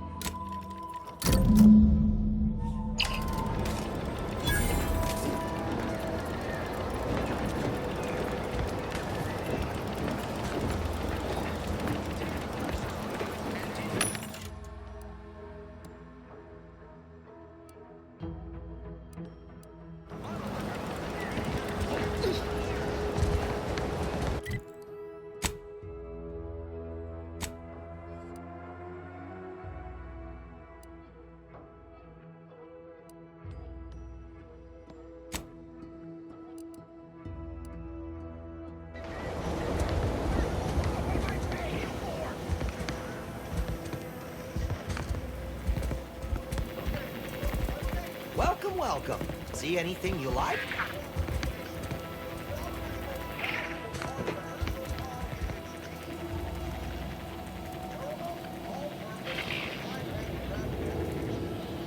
Fortunately, not much else worth leveraging from these creatures.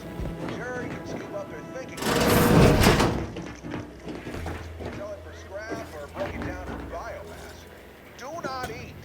That should go without saying. Unless you want to switch biomass. Well, that's all for now. Join me next time as we exploit another habitat.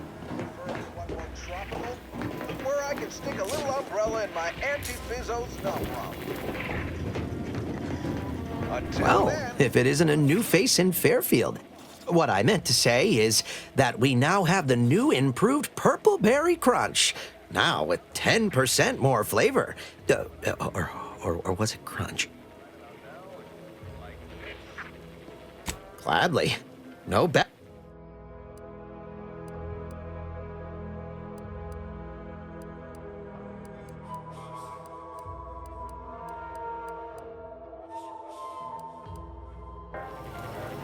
Oh, again? I don't think we were properly introduced. I'm Arthur Crombie. I've been working the store going on a few weeks now. Got promoted shortly after Auntie's Choice liberated Fairfield. Still finding my stride with all the marketing suavities, as you witnessed. Advertising's been a right struggle to get a hold of, much to my chagrin.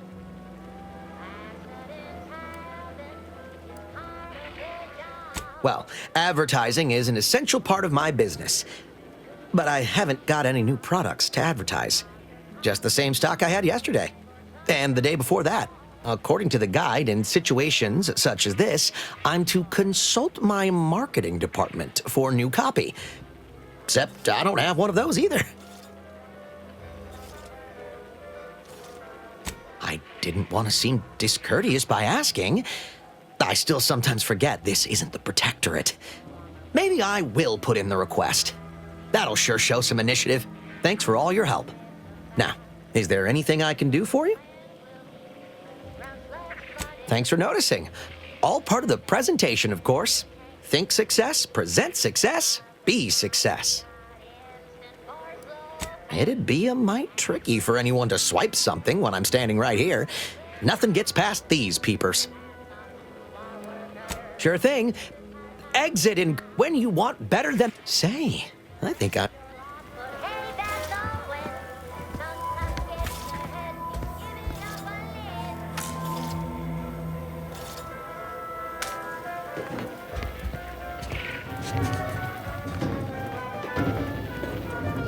Knock off the funny business.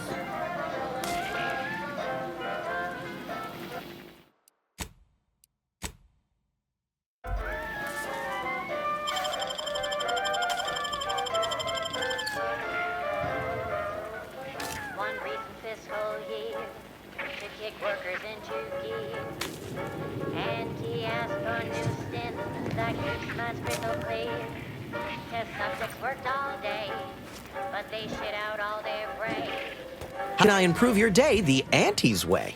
Sure thing. When you say.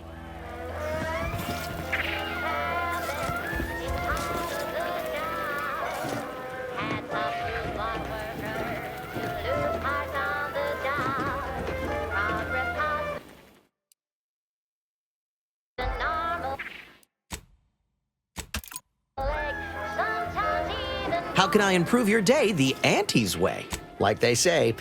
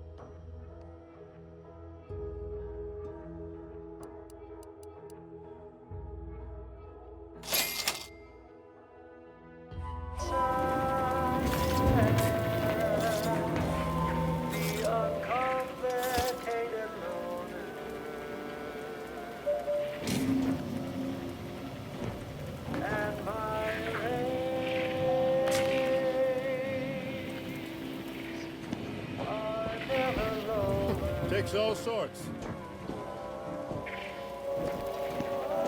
If there's a course you can't complete, or your ends just won't quite meet, I can lend you all the bits you ever need.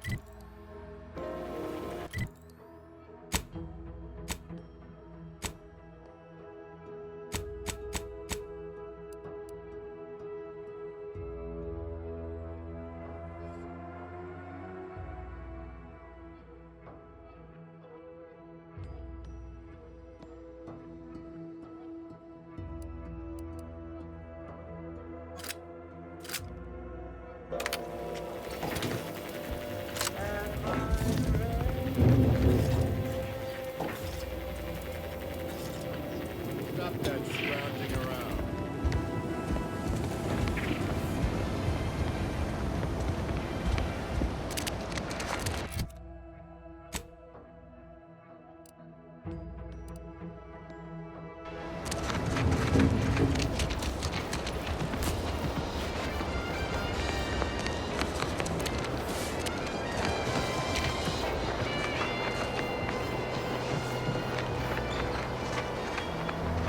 Ectoplasm. Wait. Nope. Just taro excrement.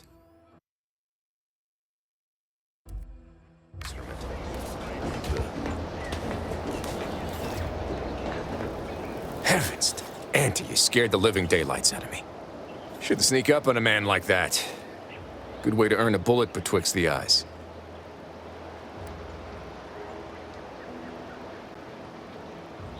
You know, you might be right.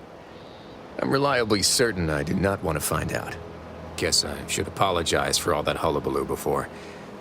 Just mistook you for another unfleshly manifestation.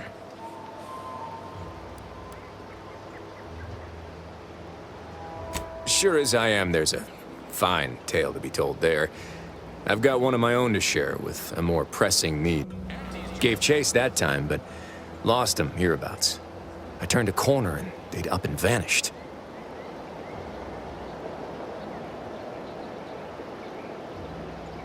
I've knocked on doors, peeped a few windows, respectfully, mind you. And I ain't spied anything more exciting than a chair. But then, a being of pure information probably wouldn't linger on this plane any longer than necessary. Too tiresome, would be my guess. Well, maybe. I still don't know all the particulars, yet. But it's one theory.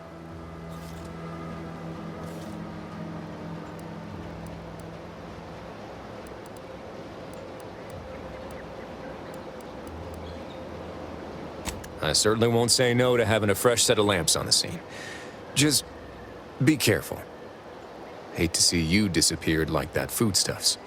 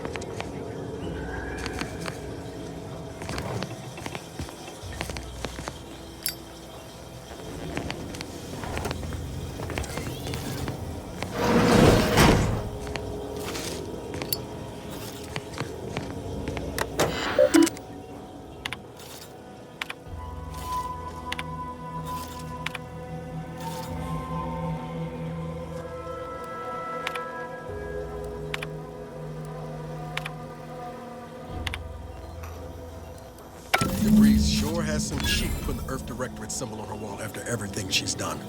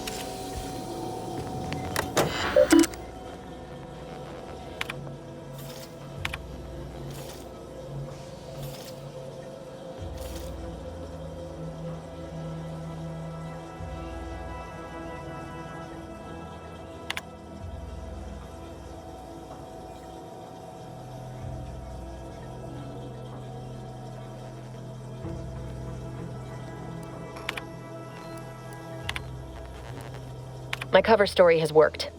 I am safely ensconced at the Vox station, assigned to the lowly Information Input and Retrieval Department. Seems a colony so certain of its absolute control over its subjects can be less than rigorous when it comes to security.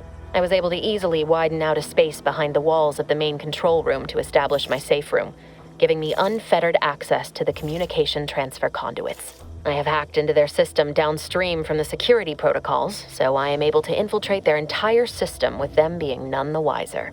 While I have little doubt as to the success of our mission, trepidation still gnaws at me, though I cannot say why.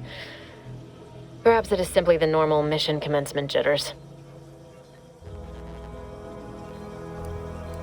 I thought my duties complete. Information gathered, reports filed, preparations made. I'd even created a fictitious identity and work transfer to Horizon Point Station well ahead of schedule, in order to keep anyone from tracking my movements upon commencing the mission. All that was left was the waiting. Or so I thought. Then, troubling information came to light. I've seen the numbers. I've seen the equations. While I don't understand all of it, I understand enough to know it is the truth. And I am the only one in a position to act upon it, though it means the betrayal of my team and the duty I swore to uphold. But can I? I did it. They are all dead. And I am still alive. I had not expected this. I had prepared no alibi, and so felt assured my ruse would be discovered and I'd not have to carry this burden. The complete gullibility of the Protectorate subjects cannot be underestimated, it seems. My threadbare excuse of my grievous wounds as pitchball injuries was accepted without question. I can only keep telling myself it had to be done. Something which becomes harder by the day as the rift anomaly grows in the sky. But it was all part of the plan. Wasn't it?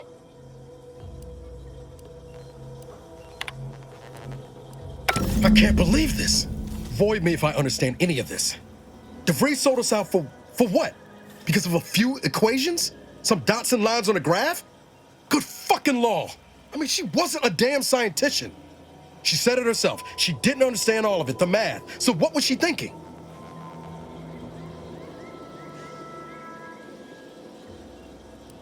How can you be so even-tempered about this? I know you didn't know her like I did. Like I thought I did, but she betrayed us. She killed our friends, Commander. Damn it! I never wanted to talk about this. I wanted to just leave it alone. Told myself, no point in dredging up the past. Should have known it wouldn't rest. DeVries may have saved me on Triangulum, but I wasn't the only one looked up to her. Lots of the other recruits talked about her too, back at the academy. We all thought she was the pinnacle of what an agent should be. Tough, smart, ain't a job she couldn't get done. And better and faster than everyone else. Inspired all of us.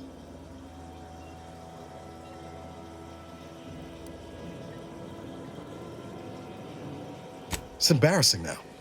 How much worship we all put on her name. You put a tool in my hand, I would have built monuments to her. Figured my own career could be just that. Doing for others what she done for me. Never imagined I'd actually get to work with her. Me, some nobody from Triangular. And then she betrayed us. Tried telling myself it was an accident, but now we've got the cold, hard proof it wasn't. Law only knows why she trusted the Order's numbers.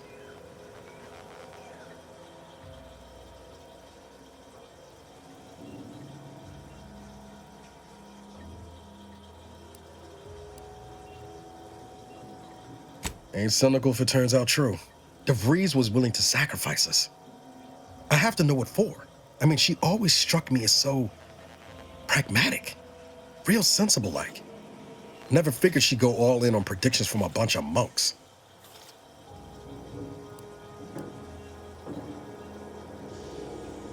Used to think they were good people trying to do right by their beliefs. But if they put the idea in DeVries' head to leave us for dead, it might be time I reassess that opinion. I don't take issue with folks clinging to whatever keeps them afloat. Math, science, the grand architect, void, even capital. I know how most colonies run. But when those beliefs start to require hurting others, even killing them, that's worth questioning their virtue.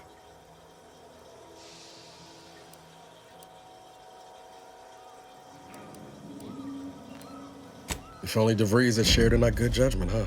Whatever her plans, she started putting them in place while stationed undercover at the Vox Relay. Our next point of order ought to be getting in there. Reckon there's got to be someone on the island who can help us with that. Let's keep asking around. Friendly-like.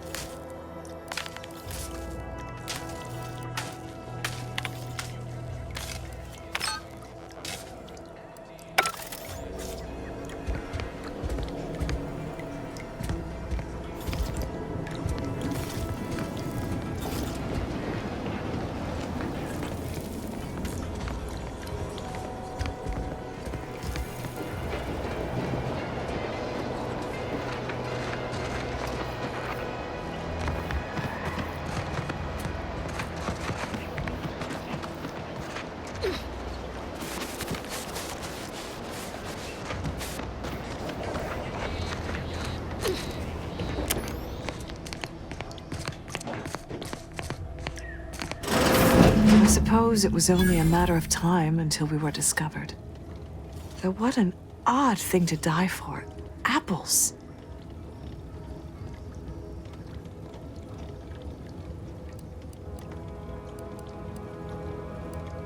Is that not why you've come? Because you discovered our recent larceny at the greenhouse?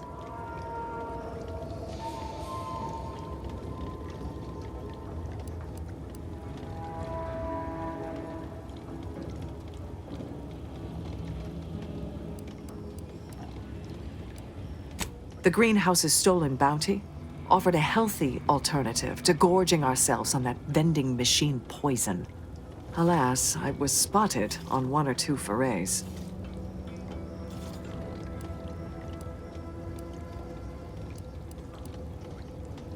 Starving? Hardly. We have greater stores of strength than you suppose. This hunger is a momentary distraction, nothing more.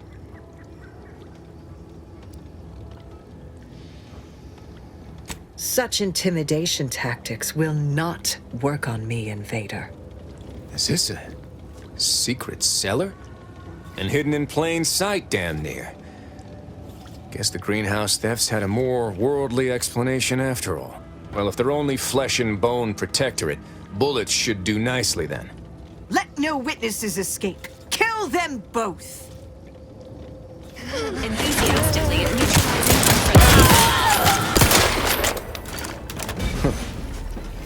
Guess I had this mystery all wrong. A small part of me was hoping... Nah, never mind. It's downright foolish.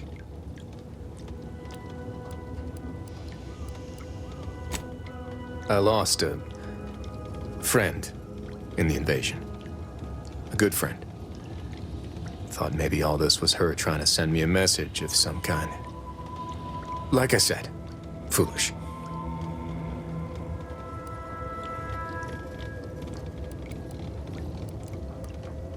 I appreciate that. Never really talked about the direction of my thoughts on this topic with no one before. Wow, it's like I'm lighter. Thank you for everything. Truly.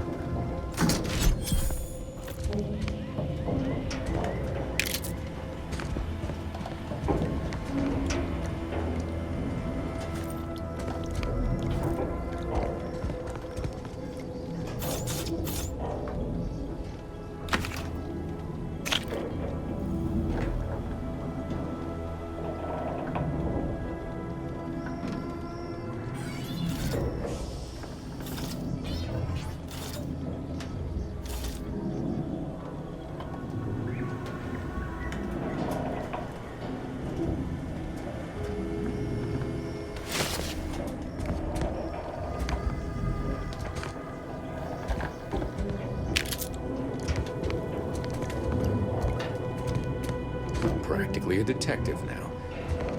Wonder what other mysteries around here need solving.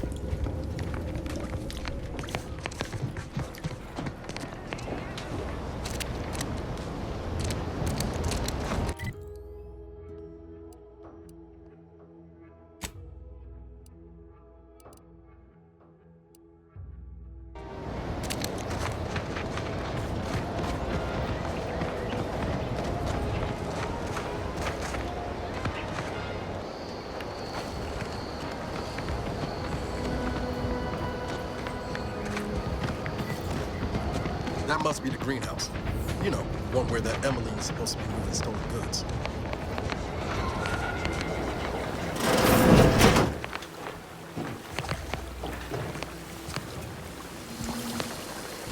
I'm simply not credulous enough to accept this is where I've ended up, doing the work of at least 3 lackeys. I'd welcome you, would-be consumer, but we are not a retail operation.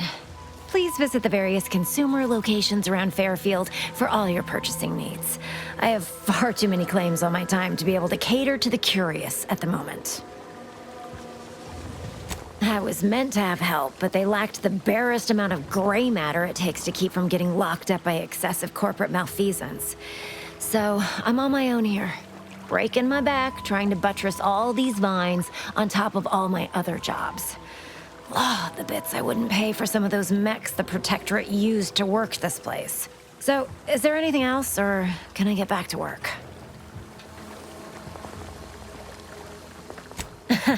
Really? Feel you're entitled to that information, do you?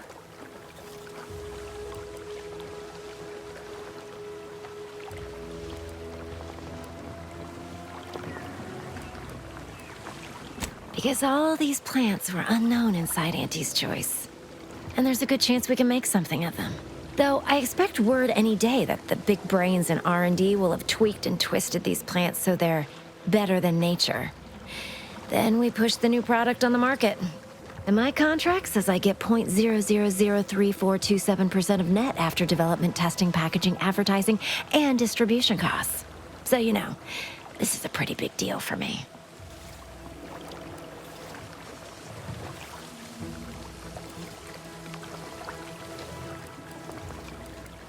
Quite the setup, ain't it? Before we took Fairfield, Auntie's Choice didn't have anything like this.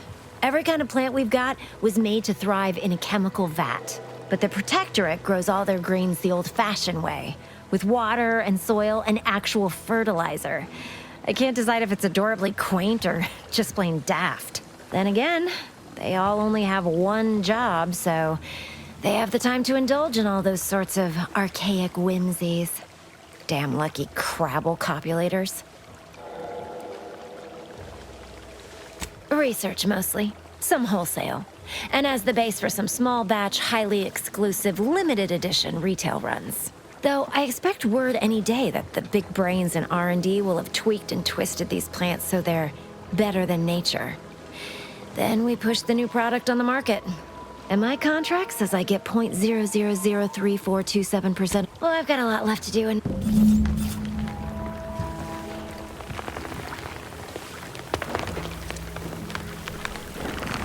Error. Currently unable to... How may this unit assist you, Commander?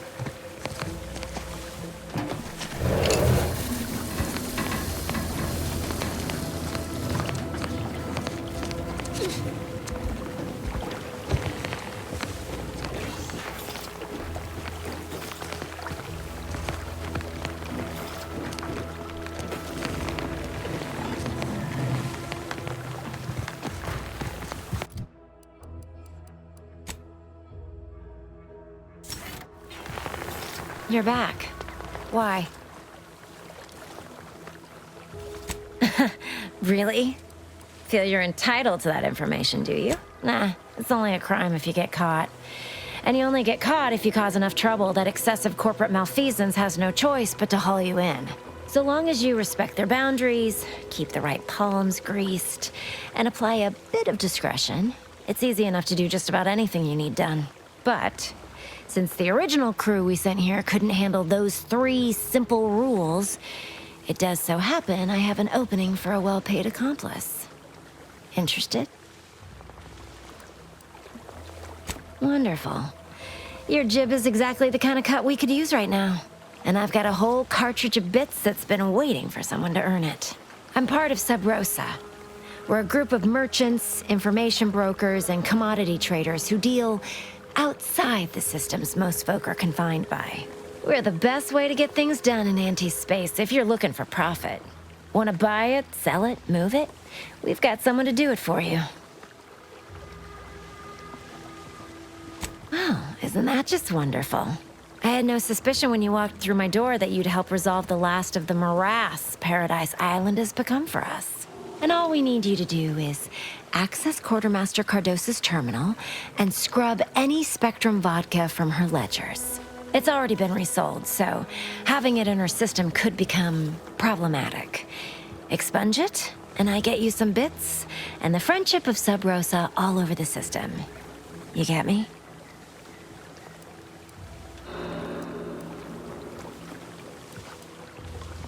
Because we are the black market in Arcadia. Odds are, at some point, you're going to need something you just can't get legally. Then you'll be thrilled we're associated.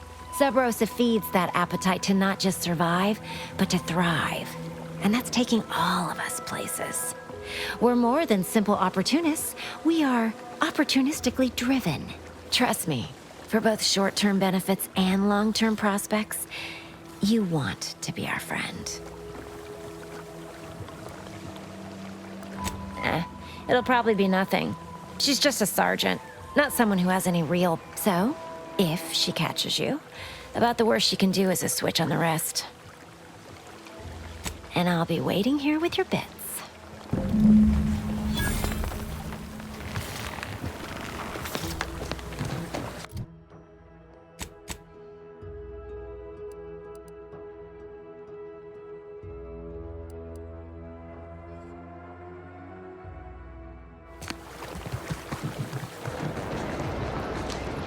Egads! The hologram's gone.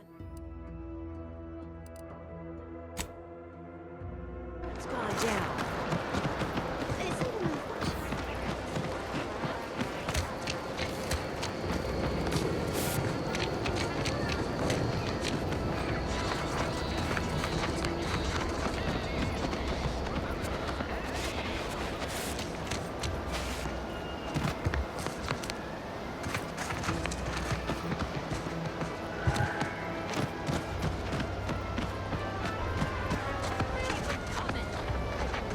Gonna need a bigger storeroom for all these orders.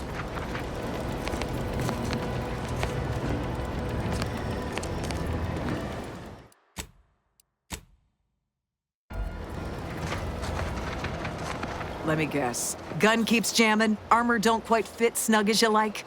State your division and I'll get you outfitted, quick and proper, or your next provision's free. If you're not with a specific division, I'm supposed to take down a name before offering my wares. I'll just make it up for expediency's sake. All bits spend the same to me. As Chief Replenishment Officer, it's my privileged duty to furnish our brave troops with all of their wartime essentials. You could say I put the ration in liberation. Tell me what you need, and I'll do my ample best to supply you.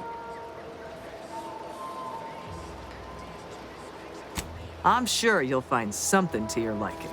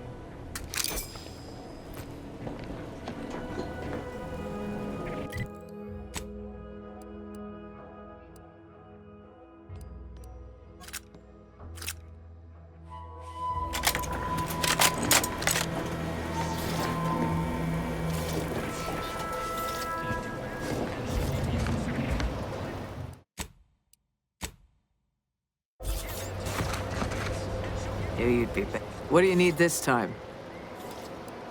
Now there's an odd request. If you've got queries about my stock, I'm sure I could answer them for you. Wait one rat-gone moment. Did Miss Galloway put you up to this? She asked me for terminal access not even a fortnight ago. I'd call it coincidence if it didn't feel so much like conspiracy. I can't for the life of me adduce a reason as to why a greenhouse manager would be interested in military inventory. What kind of plants are we growing in there?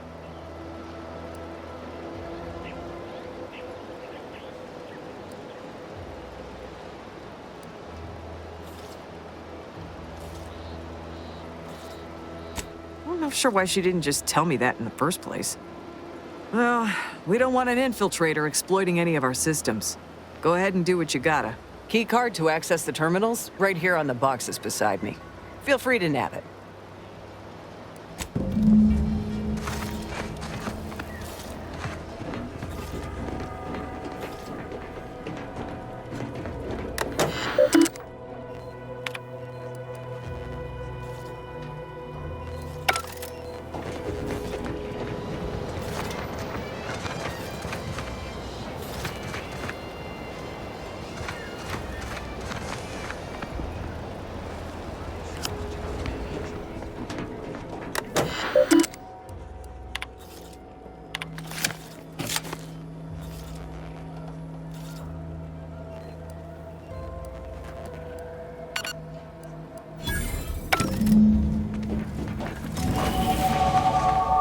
Business is always good. What do you need this time?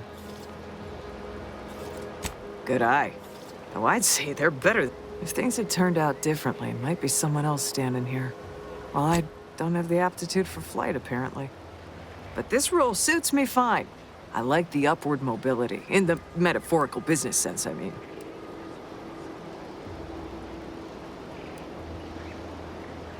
I like your optimism. That's much of what I tell myself, too.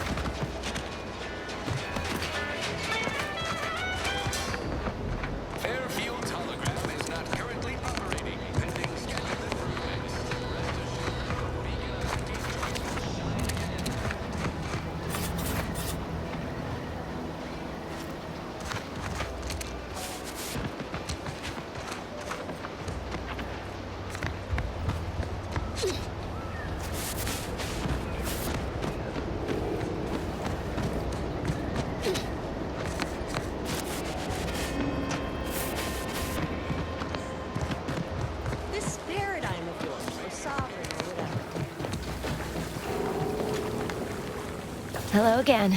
You get that inventory issue sorted? How grand. That officially mops up the last of the mess from the buffoons that came before me. And, as promised, my good fortune is also your good fortune. And while this might be a tad fewer bits than you were hoping for, remember, you've also made allies that you'll find all across Arcadia. Just keep watching for paintings of a stylish yellow rose with a split black circle near the middle. Like the one you passed on your way in. Find that rose, and you find Sub Rosa. Just keep watching for paintings of a stylish yellow rose with a split black circle near the middle. Like the one you passed on your way in. Find that rose, and you find Sub Rosa.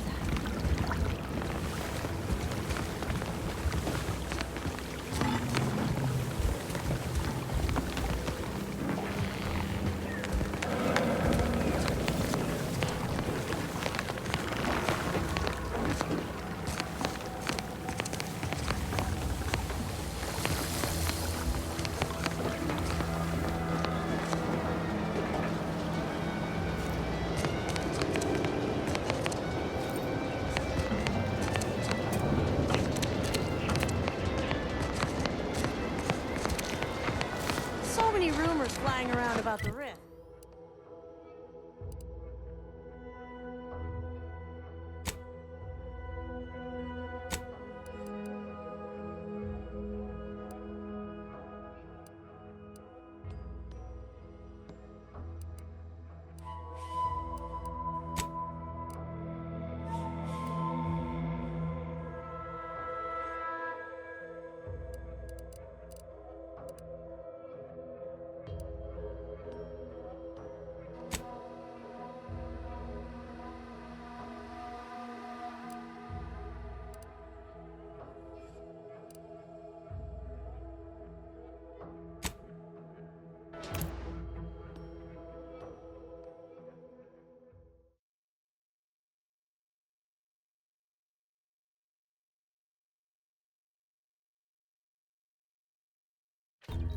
Auntie's Choice is the proud maker of Spacer's Jaw, Zero G, and antibiotics. Everything you need to get.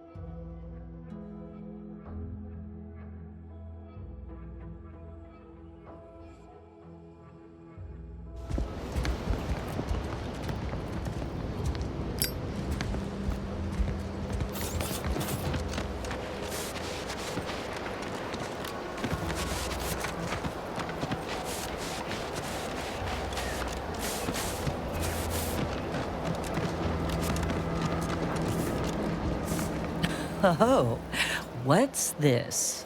Non-protectorate personnel just sauntering up onto my porch, free as they please. Admit I'm accustomed to a higher standard of precaution. State your purpose, outsider, or exit yon way you came.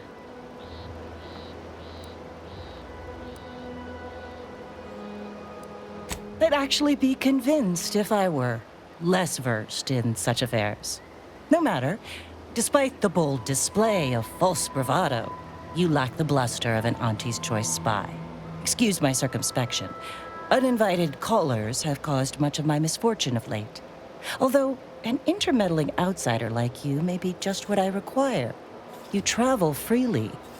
I'll forgo appealing to your sense of duty, as those outside the Protectorate lack such motivating principles. I presume you accept payment for services? Expect it's as dangerous a job as you make it. One as well-traveled as you appear might even accomplish it during the course of other adventures. The rewards are plentiful and handsome. Rare items, ingredients, cosmetics. Many such baubles fall into my hands, most useless to my research.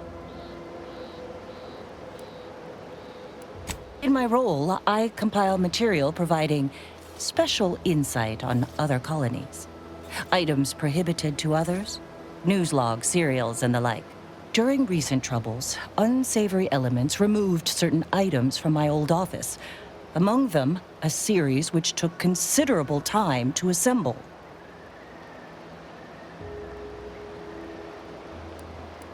The Ministry of Accuracy, over the hill from here, where I formerly operated before the invasion. It is currently unoccupied by humans leastways. However, that, while unfortunate, remains inapplicable to matters at hand. It appears aforesaid unsavory elements sold the aforementioned materials.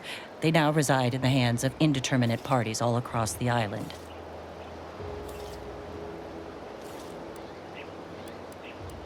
A periodical employed by the Earth Directorate. Science Adventures Quarterly, starring Commander Zane and Buddy. An effective mental conditioning device. And right thrilling. Once you have one of the 10 periodicals in hand, I will trade you for rarities and bits. Stay true, outsider. You've returned. I take it matters are progressing well? May safety, amity, and ease be yours.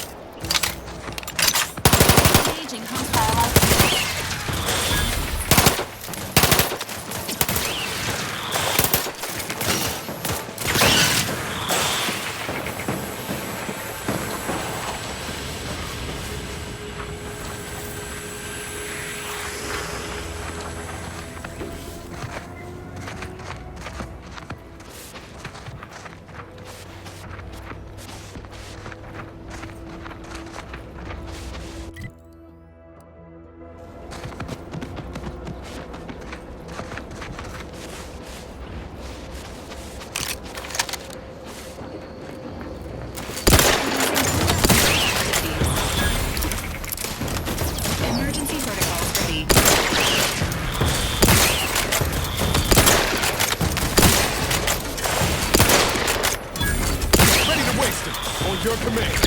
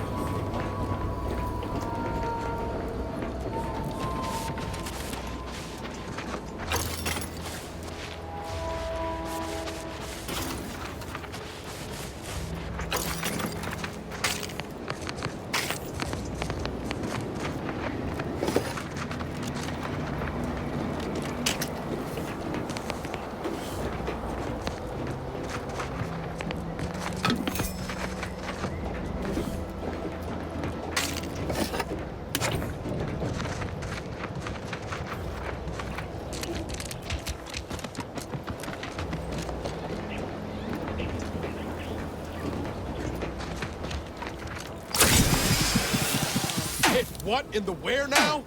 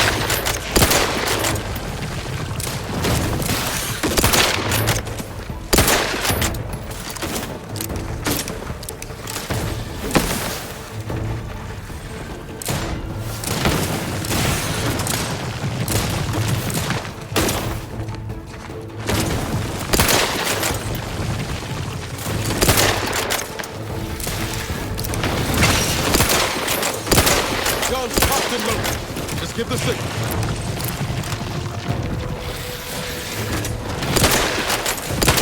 Ready to assist the agent's health needs.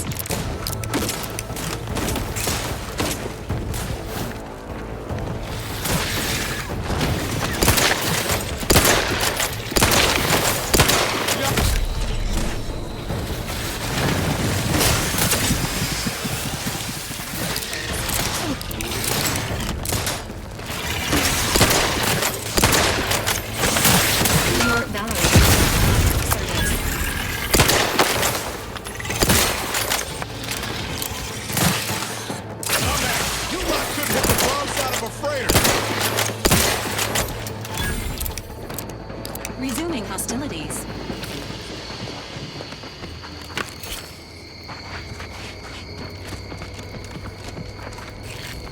Negative.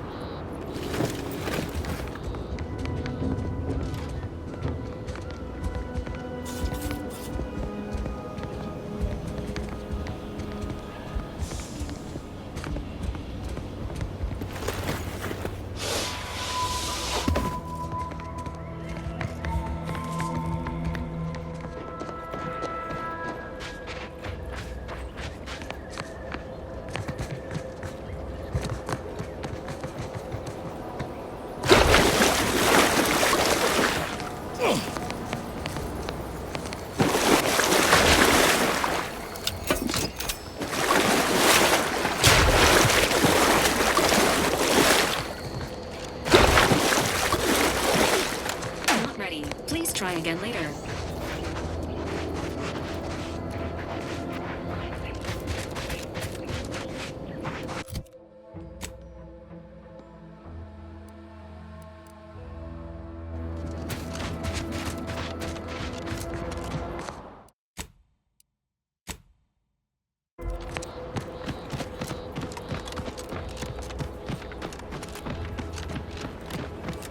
Feels good to be back in the saddle, don't it, Val? Kind of reminds me of our days in Nix's orbit, dodging protective controls. You remember that? Error. Memory not found. Ah, well. That's all right, Val. I'll just have to do the remembering for both of us.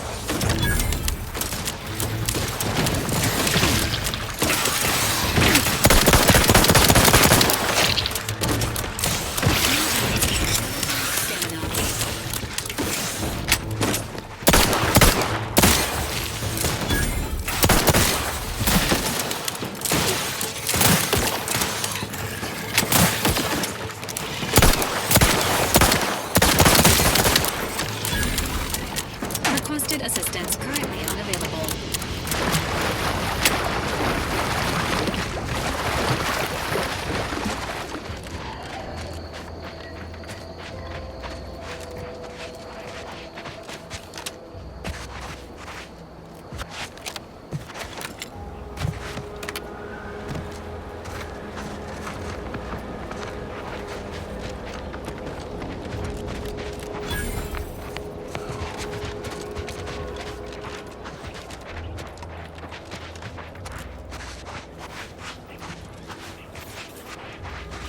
These scientists appear to have perished at the claws of their research subjects.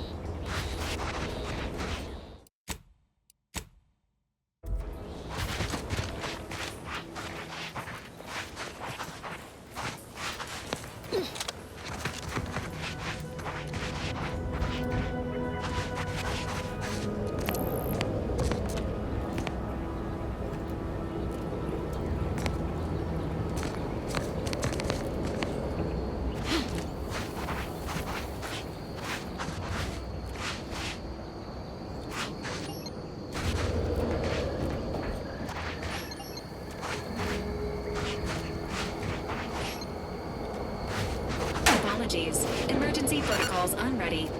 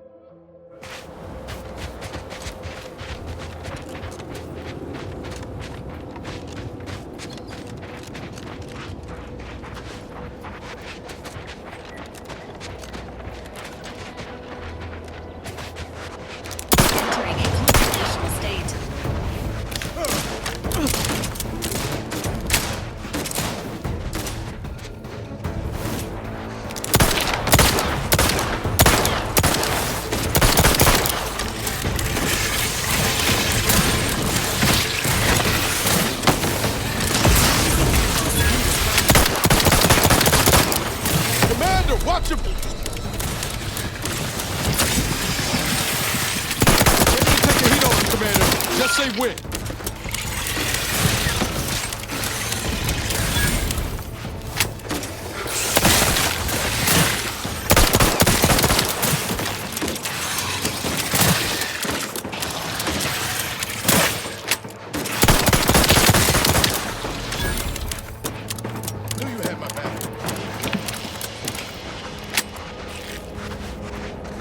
Negative. Pharmaceutical reload in progress.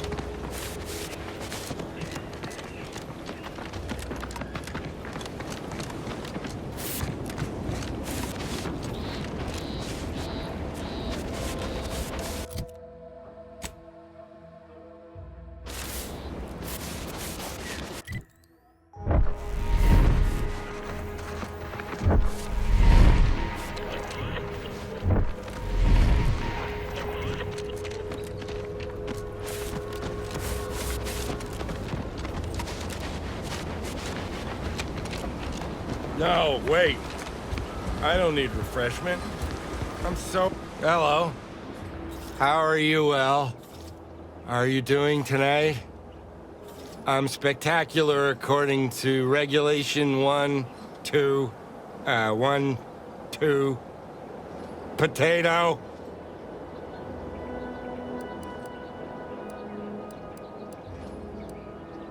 What I need is potatoes.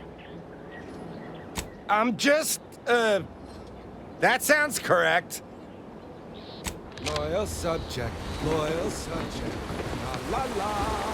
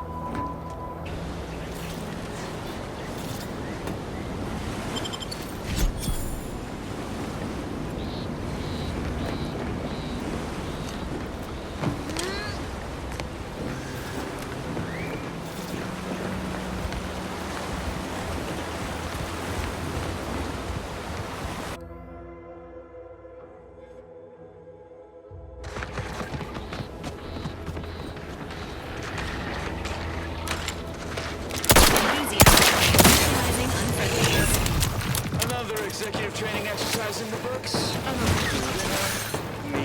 Ain't a fun. They sure wasn't. I know we're all here because Ormpy thinks we're beefy material. There's obviously nothing matter. Take today's activity. Demonstrate market dominance with a corporate logo competitors will see from orbit. The results speak for themselves. That rubbish pile you cajoled everyone into building? The giant AC? We work for Auntie's Choice. What's your point? Well, it's awful convenient that your own initials are... Okay, on to the fourth activity. This is Albert Cutshaw, sanitation specialist, future big-time VP, signing off.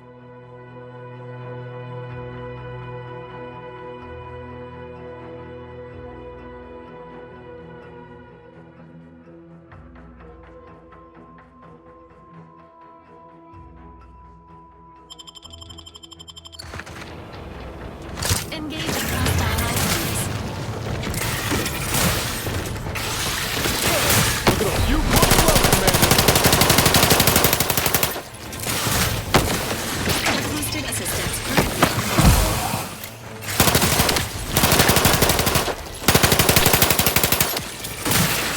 Health benefits available at request.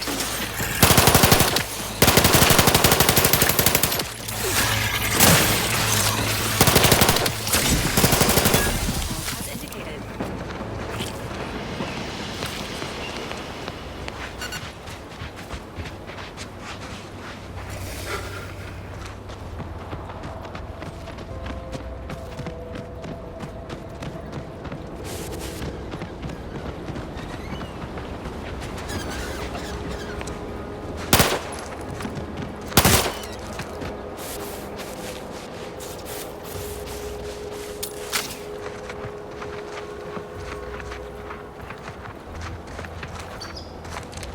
Agent Ibarra, you failed to take your daily supplements 3 days in a row.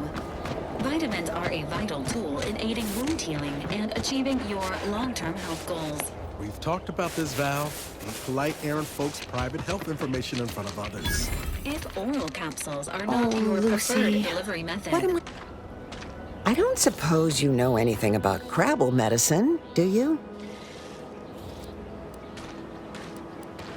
So, it seems as though the issue ultimately boils down to 2 words. Purpleberry crunch.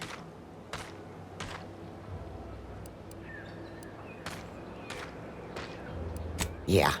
I brought a box from that fancy new shop in town, and Lucy... Oh, this is Lucy, by the way. Little Lucy became fully frantic when she smelled it, so I figured it couldn't hurt. The box says they're packed with healthy preservatives, so it's gotta be good for you, right? But I guess I was wrong. Now she won't get up. And these Crabbles, they mean the world to us. We raised them from hatchlings, and I'll be broken if Lucy dies because of me.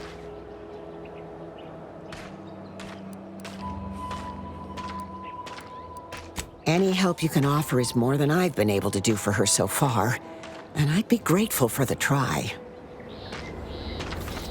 So, how does Lucy look?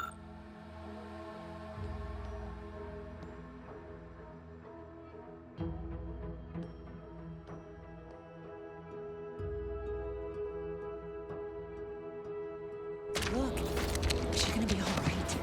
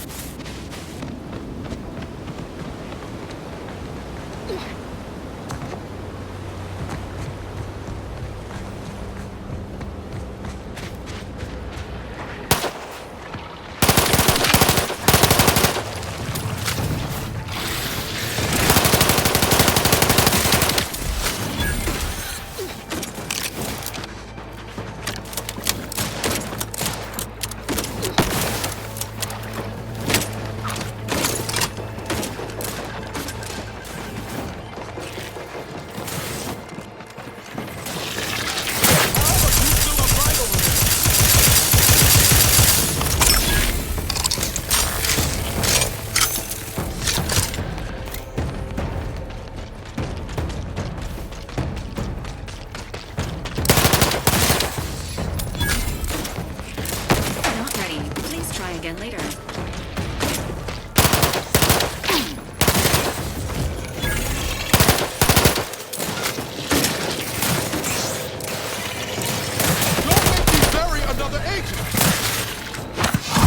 Standing by with life support.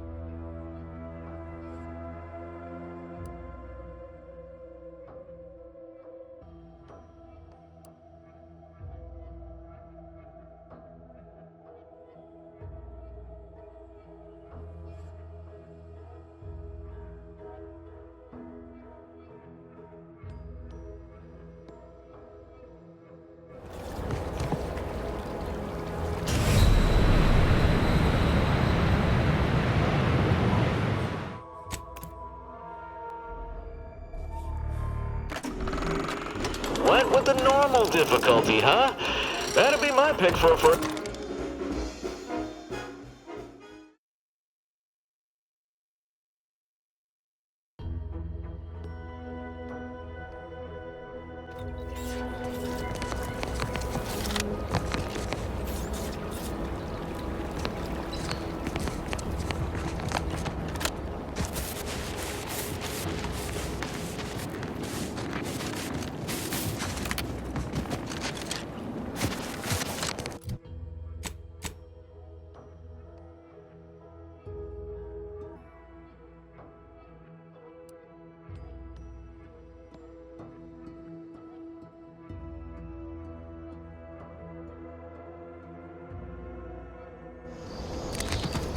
Big, dark cabin ahead. Seems likely we'll find Crabbles hereabouts.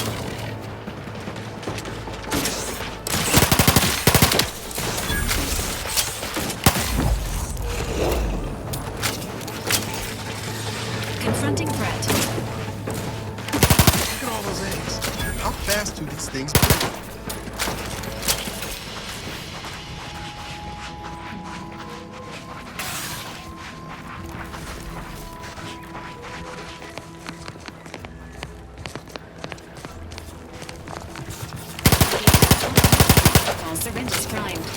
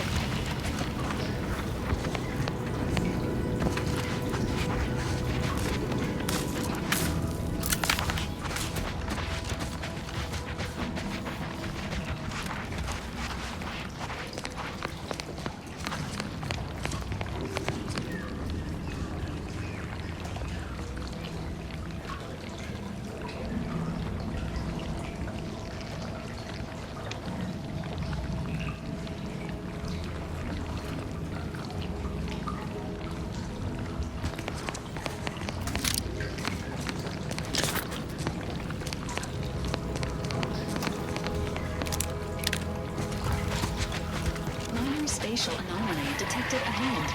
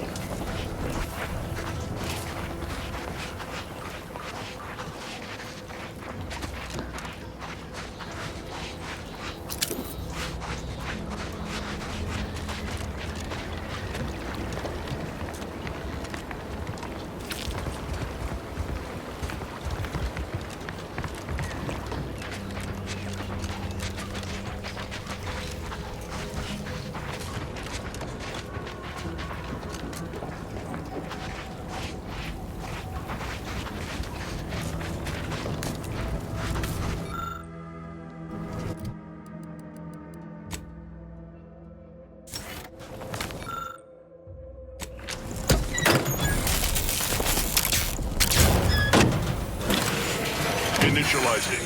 Resuming. Awaiting hostilities. Please stand by until hostilities commence.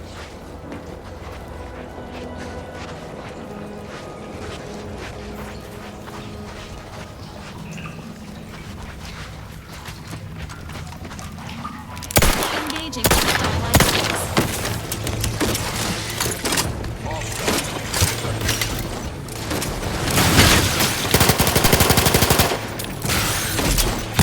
Emergency protocol.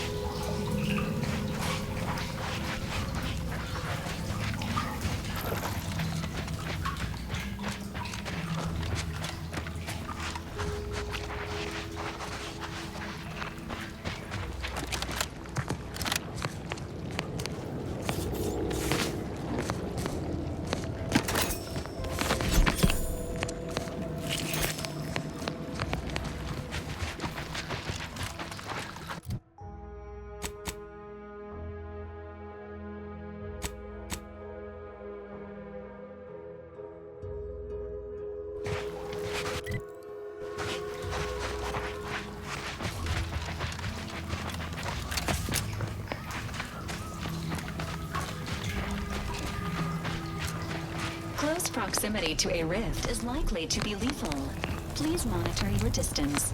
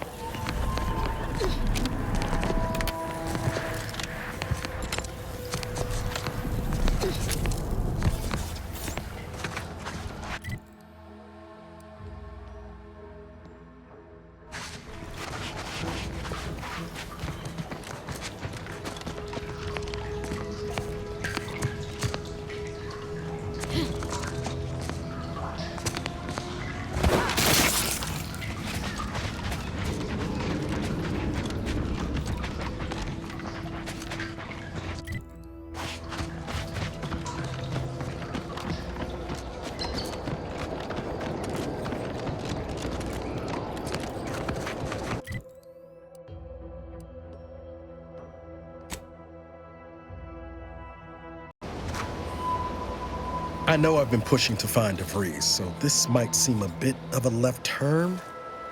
Avoid it. I'm just gonna ask. Got an old friend here on the island. The doctor who patched me up after Horizon Point. Ex-protectorate, a good man. Tracked him to Westport a short time ago, but never got up the nerve to visit. Reckon we could drop by and pay him a visit? Brief one, of course.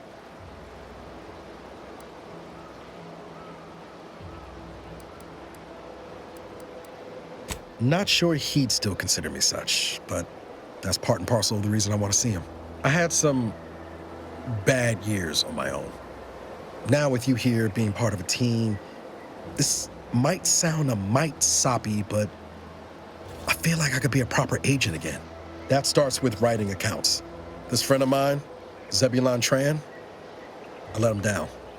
And I've been chewing on that live wire for a while. Too long, maybe. Much as I might love to jaw about that special interest of mine, this business with Zeb's gotta come first. After I recovered from Horizon Point, Zeb and I ran together for a spell, doing what we could to help folks in difficult spots, fighting protectorate tyranny in small ways. Too small for Zeb, as it turned out. He was unhappy before I showed up, and after, well, all my directorate talk fired him up even more. I had my orders. I was to stay low. Couldn't let the Protectorate catch wind of an Earth Directorate agent in its midst. But Zeb, he kept pushing to take more extreme action.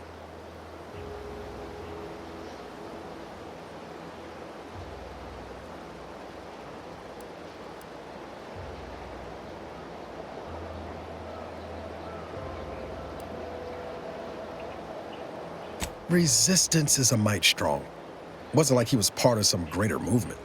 He avoided speaking out of line, but he was already spinning up discontent by the time we met.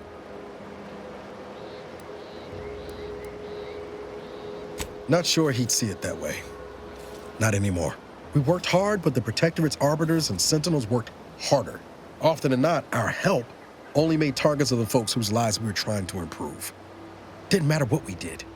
Arcadia was still caught under the Protectorate's boot.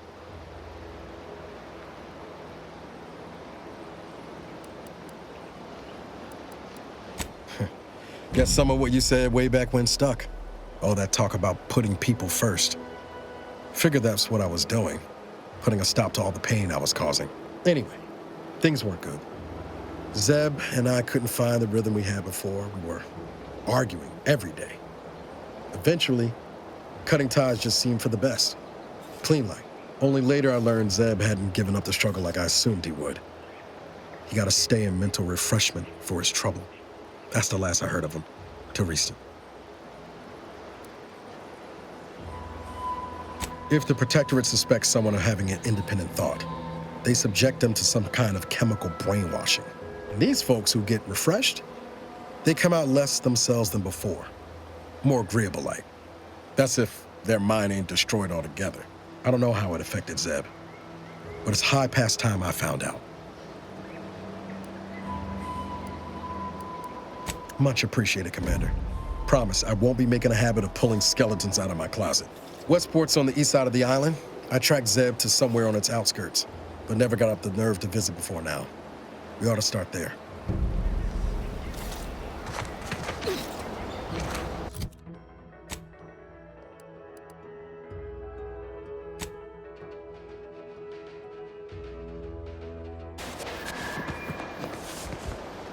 Greetings. Something new to report? A proper start. Here, for your... Return again when you have another 4 volumes. May safety, amity, and ease be yours.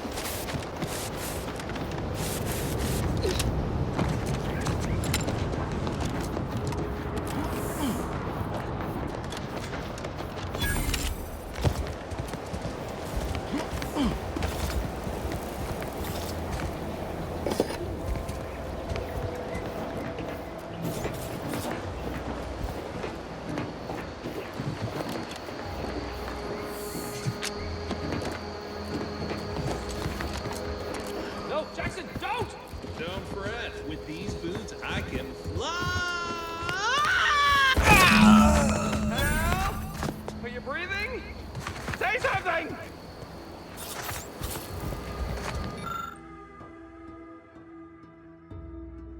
Oh, I can't believe he jumped that way. Sir, I know this isn't the time, but are they gonna put us to the gallows for this? What? No. That ain't how we operate in Auntie's Choice, Liza. We might be looking at a pretty fierce demotion for losing half our workforce and getting stuck up here, though. Demotion to fertilizer? No. Now cease your jawing. This ain't the time. Hey, you! You down there! Would you mind checking on our fellow? Might he have survived the fall? He thought those boots would make him fly, but they really just allow the user to jump repeatedly. Unless their downward velocity is too great. If so, well, you see what happens.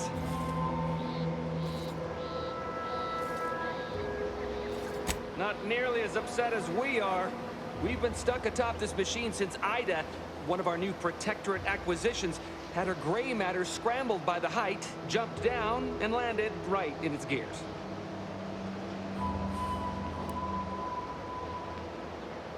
I can't fathom no sensible motive. She joined us shortly after Auntie liberated her with the freedom of meritocracy, and she seemed happy enough. Were you not listening? She said she'd always be a loyal subject. It was part of the endless inculcation we endured in the Protectorate. It can prove insurmountable for some. The notion that she'd sacrifice herself, even after seeing the vast possibilities in staying alive and climbing the corporate ladder, it's just impossible to cognize. There ain't no way off this platform besides jumping. You've seen how that ends. But you being down there makes you uniquely qualified to help us. The reason Jackson tried using those plasma thruster boots was to gather a piece of machinery we'd spotted on a little table halfway up the spire. It's a drive overloader. If we install it, we can push the platform's arm hard enough to... well, to grind old Ida out of the gears. Though the power of that overloader will deluge the system and, well, overload the drive and burn it out all permanent-like. But desperate times and all that. So if you were to use them boots to bound up the spire and deliver the overloader to us, we'd avoid the tragic fate of our two former cohorts. Exactly!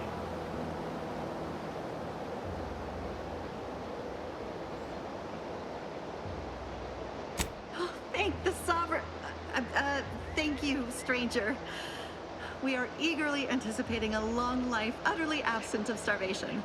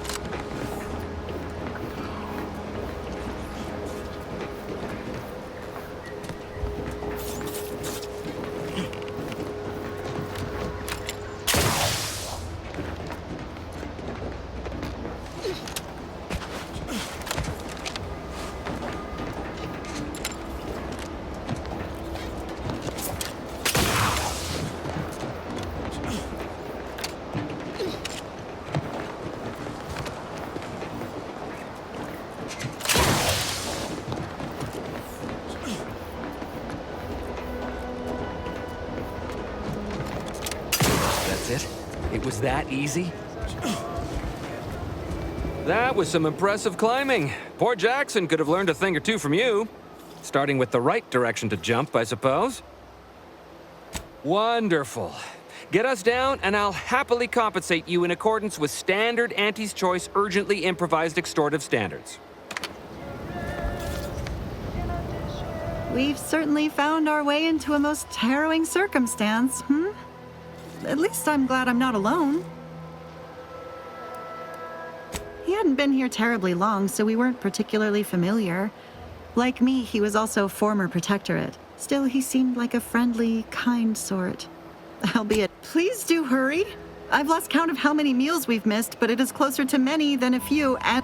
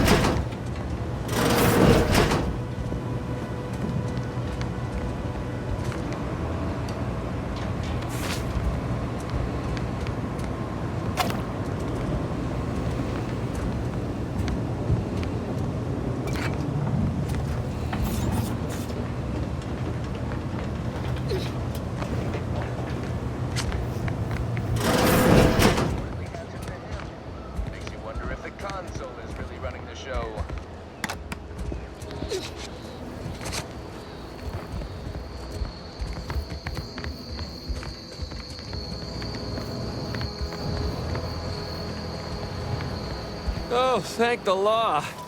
I never thought of myself as a vertiginous sort, but being trapped 100 meters in the air will make you reconsider. I mirror that sentiment, to be certain.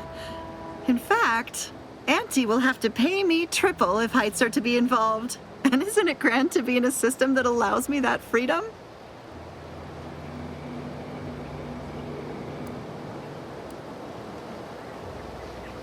So, the platform still works? That's amazing! Not that we'll be going up in it again. For that, you deserve a little extra on top of your urgently improvised extortive rate. Thank you again for all your help.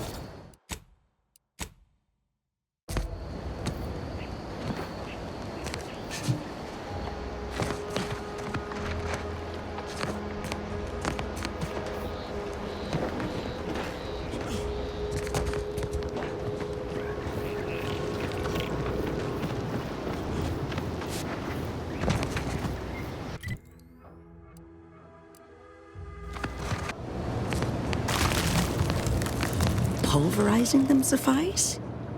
No, I could liquefy them, apply heat and congeal them into kibble no beast could resist. Oh, Ethel, darling, you're a genius. Approach with less haste next time, won't you? Copernicus may be tame, but he still doesn't take kindly to being startled. You don't know? But I thought everyone in Fairfield knew of... Oh, right. I see what you're trying to do. This is top secret. We must speak in riddles to safeguard our findings, yes? Should I use code names too? The subterfuge is so exciting. Thank the law you knew to enforce protocol, lest I blabber corporate secrets to the wrong person. No, wait. You're not one of Auntie's choice.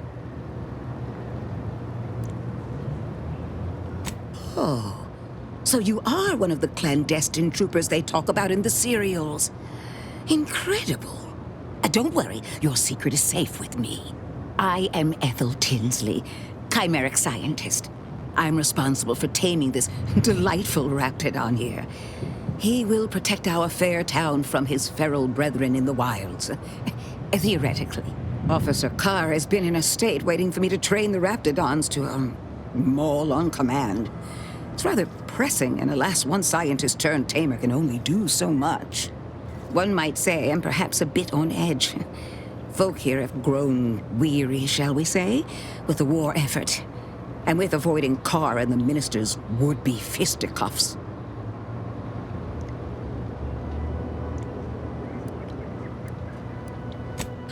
If you too have spotted the chasm between them, I fear the Protectorate have already pinpointed the way with which to exploit it. I'm unused to the way things are done here, I suppose. The Protectorate leadership never behaved in such a manner. The fact is that those two never got along particularly well, even under the best of circumstances. One wishes to woo Protectorate subjects to our ranks. The other wishes to secure a decisive victory with weaponry and technology. As for which approach is best, I wish I knew. I see. I hope his spirits may be sustained. I have grown fond of the minister, but I cannot help but wonder if he fully understands how proud the Protectorate are. It takes great courage or desperation to acknowledge the wrongs of one's society, and even more to leave it entirely. He may find that courage to be rarer than he thinks, or perhaps he will manage to prove me wrong with his powers of persuasion yet again. How I would welcome it in this case. Very well. I ought to focus more on my work than on social tensions anyhow. I work directly with Officer Carr and her soldiers to ensure they're outfitted with the best Raptidon counterparts Paradise Island can provide. In theory, they'll be trusted to guard our most precious assets, including our leadership. For now, they deter encroachment from wild Raptidons. It's most agreeable.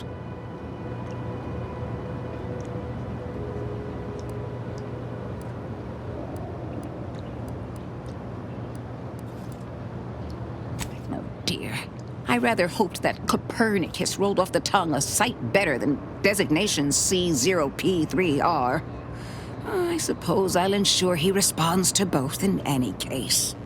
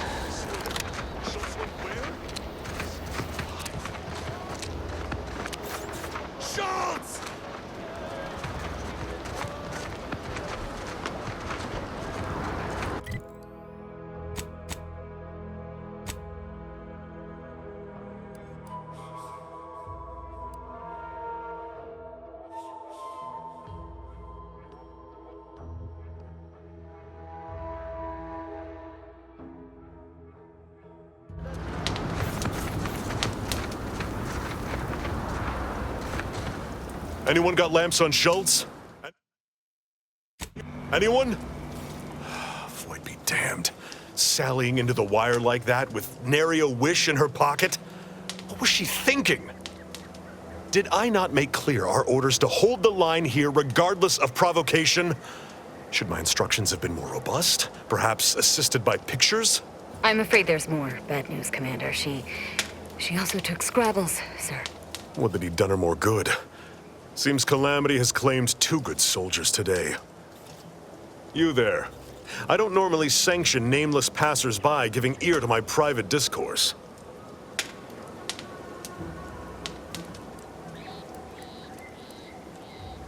That right. Earth Directorate. Not many would claim such affiliation these days, and none from Arcadia have the knowledge to lie about it. What's your business at the Vox? Sounds serious.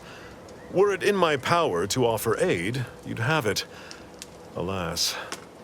Whatever your purpose, I feel a contractual obligation to warn you against setting a heel past this base. If you go any further, you go alone and at your own peril. No Antes forces are permitted beyond the forward position upon pain of disemployment and possible litigation. Our orders are to sit and mind the store for as long as need be.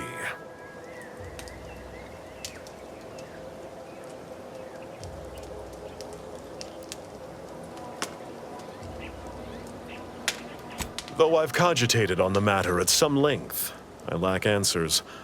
Only those breathing the rarefied air of the upper rungs could say for sure.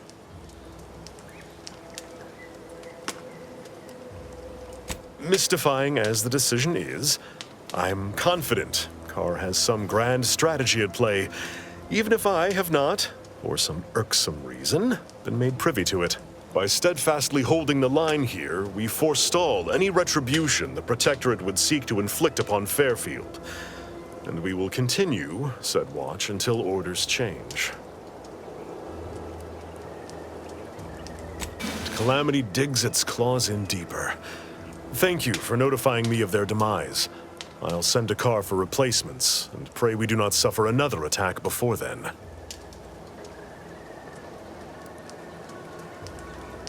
I'd thank you to affix some ballast to that name when you speak it. Scrabbles has been integral to this unit's success for years. Outsiders may see him as a toy, but we've bled alongside that stuffed sprat. He's damn near family. Schultz obviously knew the risks and hoped he'd protect her through the minefield. Alas, even Scrabble's power has limits. Still would help morale to get him back, though. I'll pardon your skepticism given your lack of acquaintance, and say only this. Ask not what Scrabbles achieves for us, but what we can achieve with him. Huh. I half believed you meant that offer.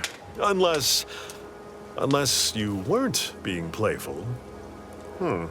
I confess, the challenge of holding the forward position does not satisfy, as might a straight-on tussle. But I would prefer to avoid staining my reputation by participating in such a needless blunder. Carr was, shall we say, non-ambiguous with her orders.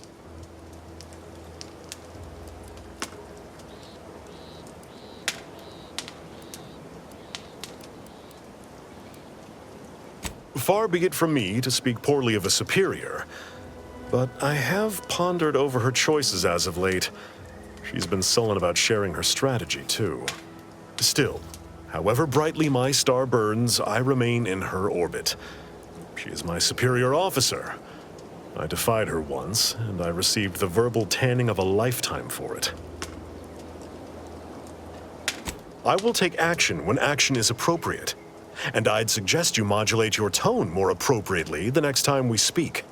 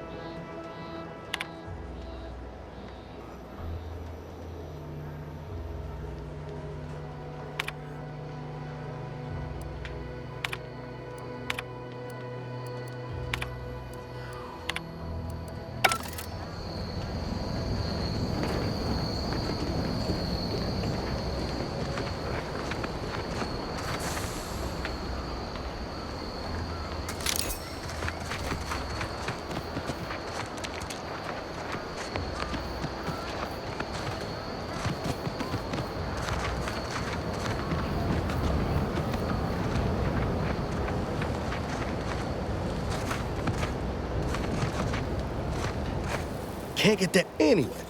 Need something, Commander? Sure, always have.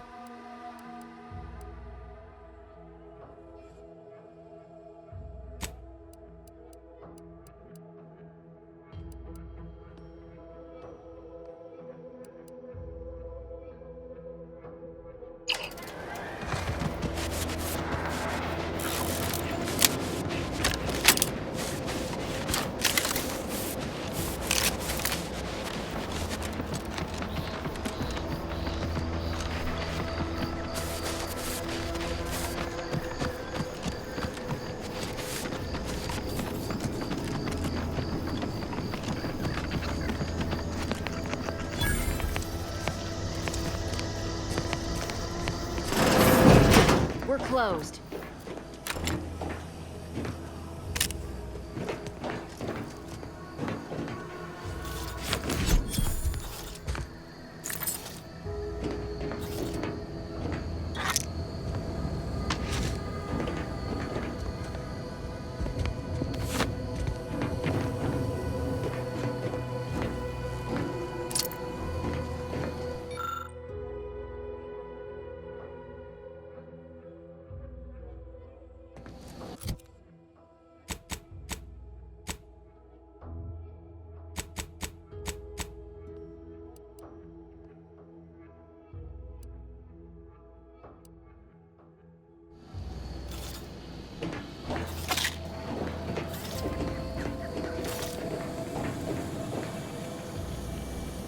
Do you not hear me? This place is closed.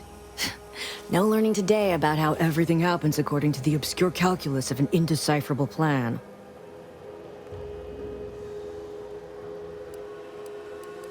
Why are you asking? Who are you? The people she tried to kill. By the architect. I had no idea. I wish I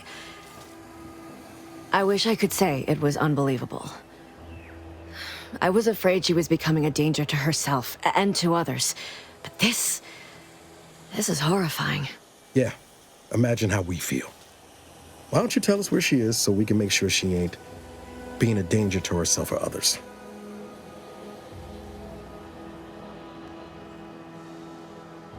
And how are you going to do that? That ain't something you ought to be concerning yourself about.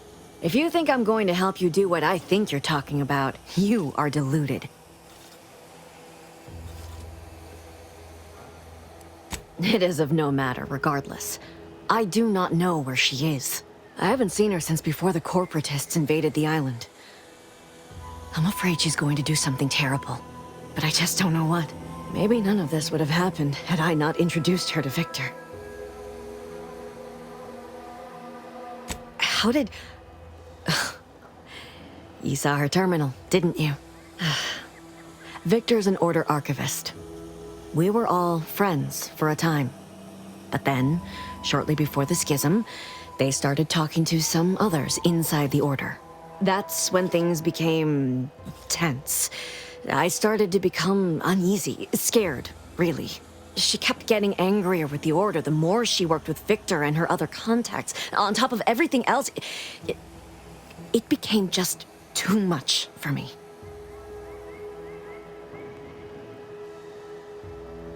Among other things, for some reason she was obsessed with the cliffhanger ending of Chapter 6. It was the one where capitalist fanatics brought complete destruction upon Arcadia. But you know how it works. It was somehow miraculously saved at the beginning of the next chapter.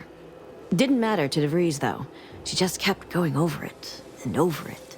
Would have talked to a Crabble about it if there was no one else to listen. That, and the invasion itself, set her mind to dark things. I begged her not to go down that road again. She was so agitated when I first met her. Must have been 7, going on 8 years ago now. She never slept, didn't talk to anyone if she could avoid it.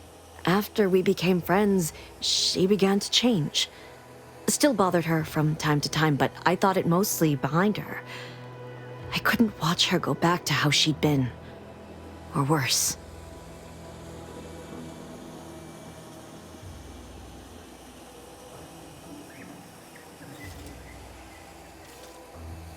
No. But it had to be someone's fault, right? The Protectorate couldn't possibly have failed to safeguard the colony. And they had to answer the accusations the Order leveled at them.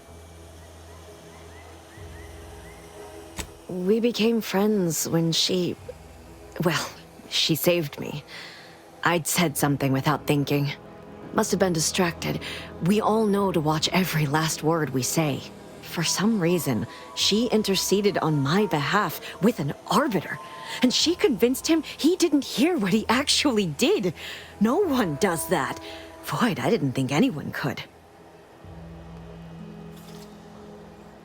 We all were, originally, before the schism. But she never gave it up, even when it became illegal to even mention their name. Which was surprising with how angry she seemed to be getting with them, even as she was deep into scheming with Victor and the others. She even continued to sign her messages, "See you in the equation." It's all so confusing. What do you mean? It was where she worked, one of the Protectorate's communications hubs. She didn't speak of it much, at least to me. She may have spoken to Victor about it. She ain't the only one. It's difficult to explain. She spoke about things in unfamiliar ways. I felt her words to be freeing, at first. But slowly, I began to feel unmoored, doubting everything I ever knew. She said learning the truth of things was worth it. But now I question whether her truth was just more of her penchant to sow chaos, no matter who may be caught in her schemes. Some days I wish I'd never listened to her at all.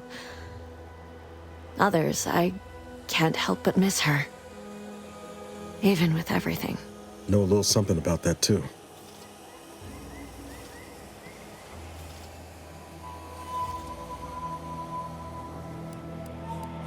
It is inexplicable to me as well. I even tried to go see her again, once, after the corporatists invaded Paradise Island and took over Fairfield. They seemed to let anyone in there. Some boisterous fellow even tried to recruit me.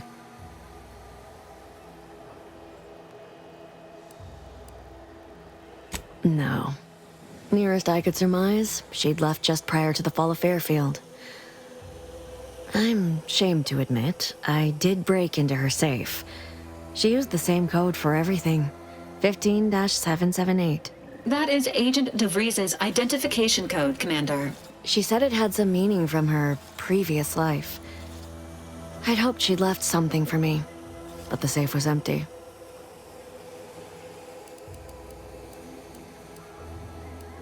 I know I've no right to ask this of you, but when you find her, please remind her of who she used to be. She's unwell, but I know there's still hope for her.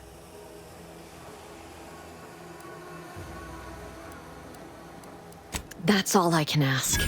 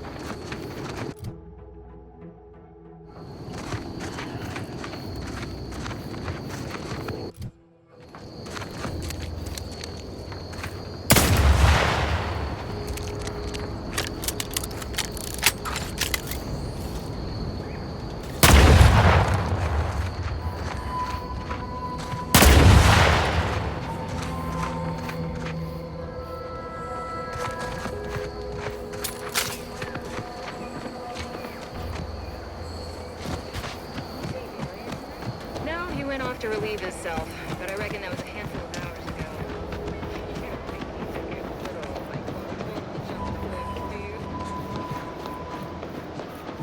Take a look at those corpses they've got strung up. Wait. Some aren't dead yet. Decomposition rate 12 to 17%. Didn't really need to know that. Let's just respect the dead or very slowly dying, shall we?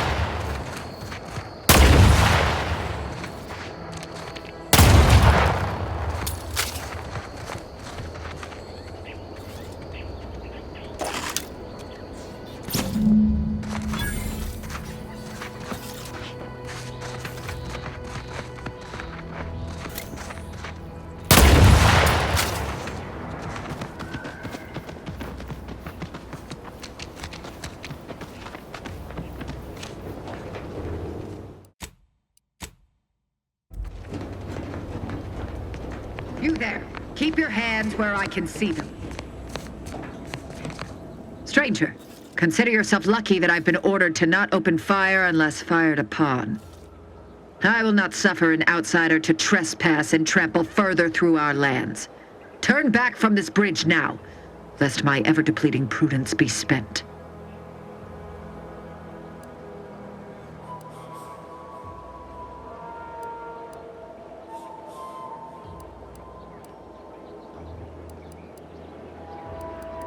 Yes, they are corporate degenerates who threatened our dominion and way of being. When we captured them, we hanged them as a warning. Now the capitalist scourge's advancement has ended. Their morale is shattered, and they do not dare encroach. I dare say this spectacle served its purpose well. If you are an enemy of the Protectorate, you will be judged. May we all take heed of such a warning.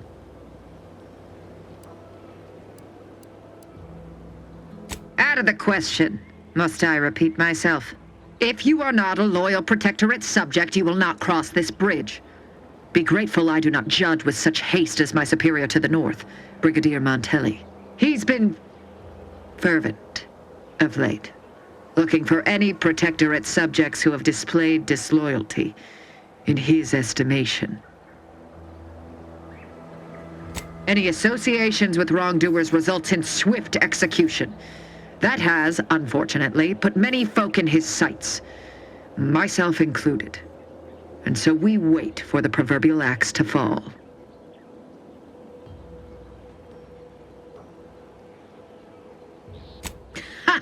You actually believe you can contend with him.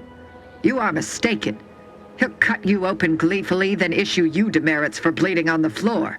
And you also have no business at the relay, as far as I can surmise.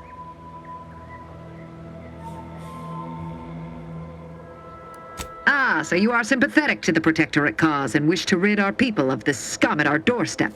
Wonderful. I may have need of your help, stranger, if you are ready to seize an opportunity to show fealty to the Protectorate. I know of 2 traitors who yet remain on this island. Bring them to me, and I'll dispose of them before the Brigadier questions my loyalty and deems me guilty by association. In return, I shall grant you clearance to cross the bridge. Fair exchange, wouldn't you say? A lot more folks are gonna die if we don't catch up to DeVries. We have to consider our options, even the ugly ones. If these folks are deserving, maybe it's worth it.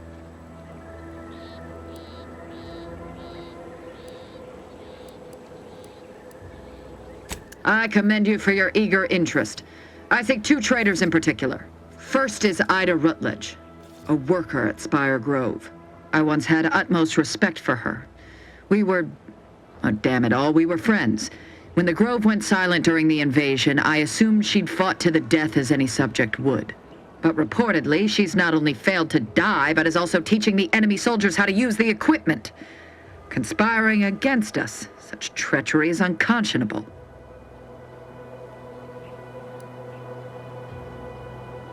What? How do you know this?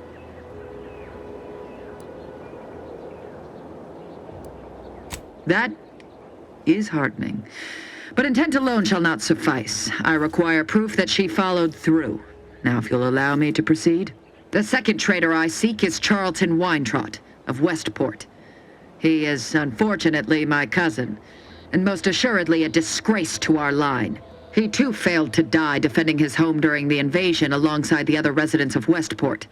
They'll be seen to in time. But Charlton, well, I must deal with him personally. Oh, how I anticipate wiping that smug expression off his face. Are these orders clear?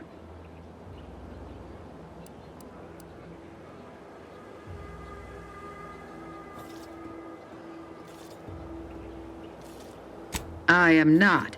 And with luck, I will not have to pull his once justice has been meted. Anyone who allowed the enemy to overrun their land is a traitor. So yes, my dear cousin must answer for his crimes. Now go on, seek out Charlton and send him here, if you wish to cross the bridge. But beware if you step out of line. Other subjects may not be so generous with their deal-making as I. Farewell.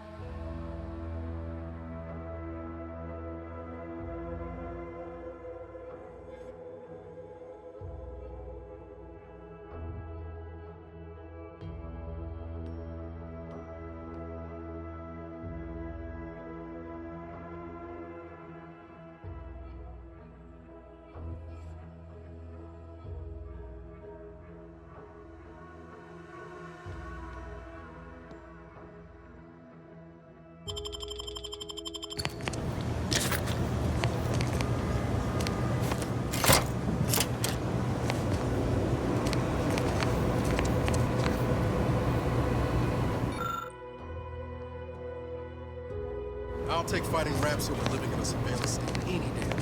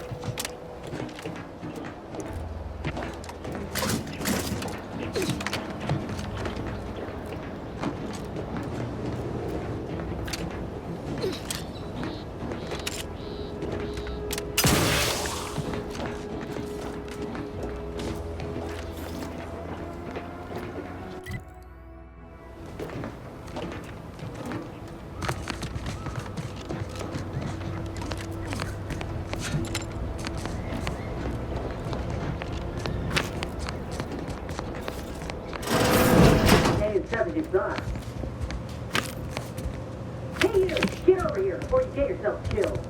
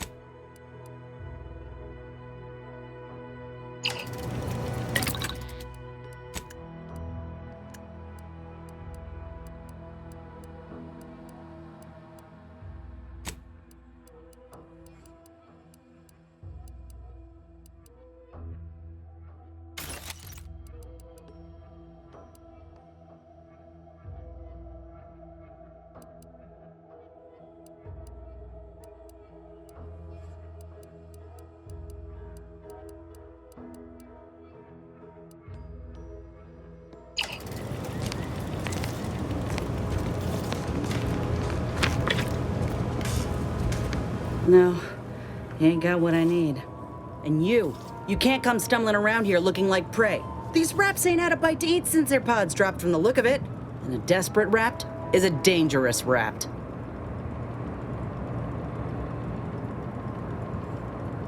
Yeah? Well, I'm Trooper Silong. Inez, former combat medic, Enhanced Soldier Division. Now just a menial troubleshooter who looks to have gotten her job swept out from under her. They're always counting me out. Every single one of them. And now, they ain't even letting me finish the jobs they send me on. Kinda making it hard to prove myself here. And this rep didn't even have anything that could help my graft. This whole thing's a wash. I'm sick of it.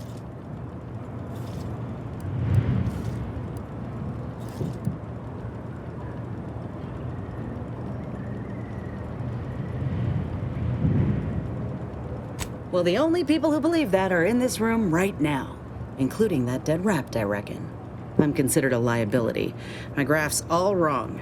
Most everyone else who got one passed or became permanently incapacitated. So they shuttered the program. It was a total failure. Everyone in Fairfield reckons my time will come soon, too. But I'm still mostly upright. For now.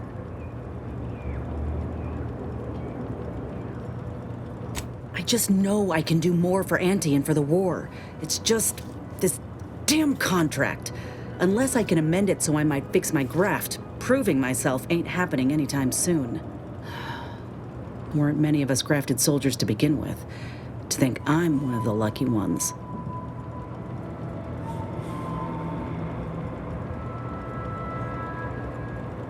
No. Enhanced Soldier Division was the fancy public-facing name for the grafting program. And when I say it was shuttered, I mean completely fucking demolished. Bet they'd erase it from the financial records if they could. It was that much of an embarrassment. In the wake of such a failure, it's left us grafted folks with no support. I only been able to treat my own ailments thanks to Doc Tinsley in Fairfield. She worked for the program for a time. She's a good one. If the graft were an imaginary boo-boo, I wouldn't be in this mess, friend. It's paperwork that's the problem. You looked at the fine print of an employment contract lately? It says any action taken by a worker that could result in impeded work must be approved by the contract holder. Not only would trying to fix my graft impede my work, but it's also financially unviable, unproven, a risky investment. So I'm stuck with a limb that's slowly poisoning me. Could pursue fixing it myself were I out of my contract, but if I attempted to end it, I'd have to waive all employment rights for the next year. That's a non-starter. That right. Suppose if you've been in my position and managed to do well for yourself, could be an option worth keeping on the table, if all else fails.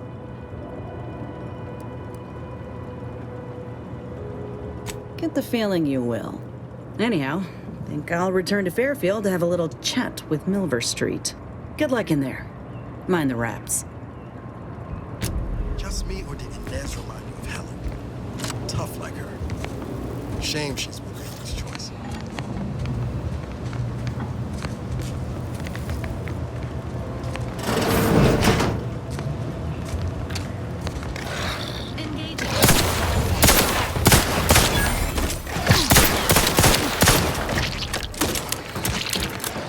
Emergency protocol setting is primed.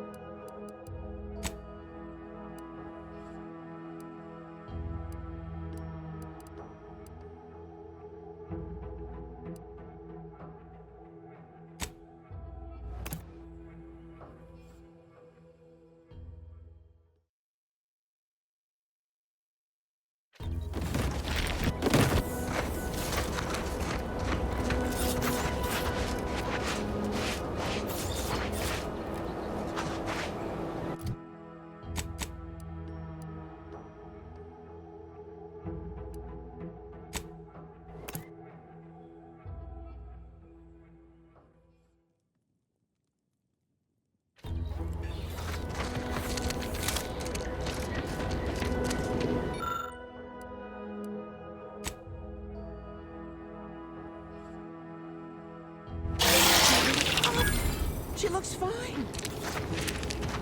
I can hardly believe my lamps. Looks like she's feeling much better. And I think she's taken a liking to you. Good luck shaking her off you now. Once they're smitten, they try and stick to you like a canid. Now, I don't have too many bits to pay you with, but this'll unlock that old safe in the house. It wasn't mine to begin with, so you're welcome to anything in it.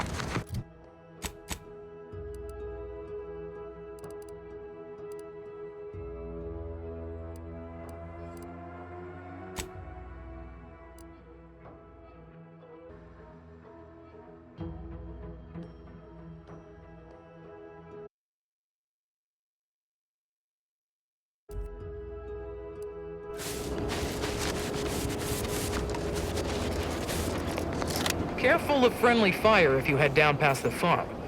Last time we wandered past, they opened fire on us. A real code 472. Careful of friendly fire if you head down past the farm.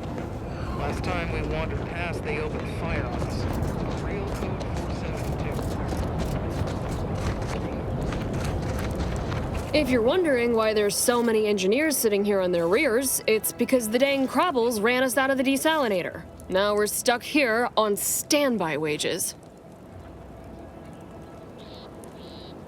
Hope you ain't jesting with us, friend. Can't wait to get back to making full-time wages. Thank you kindly.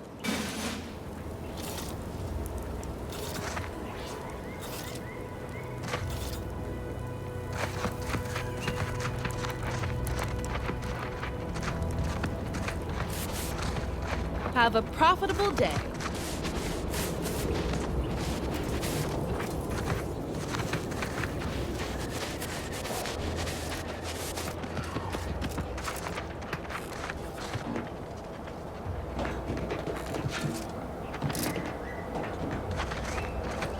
Scout report. Yes, sir. Looks like the repair center is still out of order, sir. Excellent. Word is Milver Street is ordering a watch on the protector.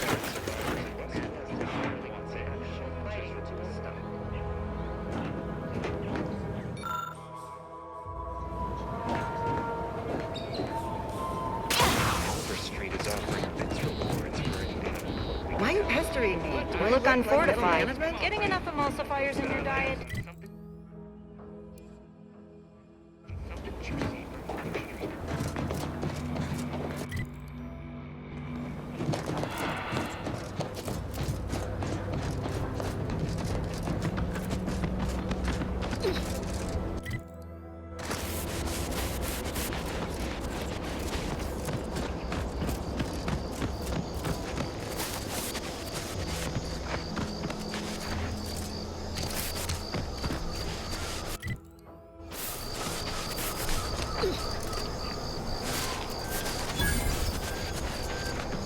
Always curious when you got a chance to produce an arbiter.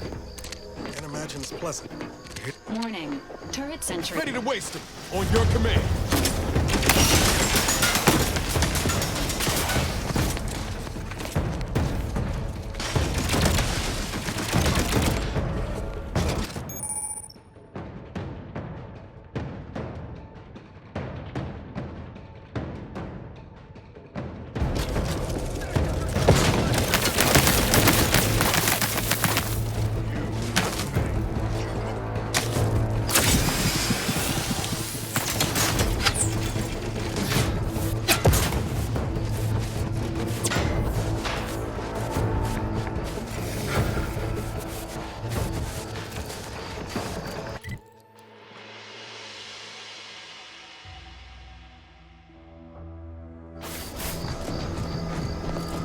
Careful, friend. Reckon there might be a few loose wrappers.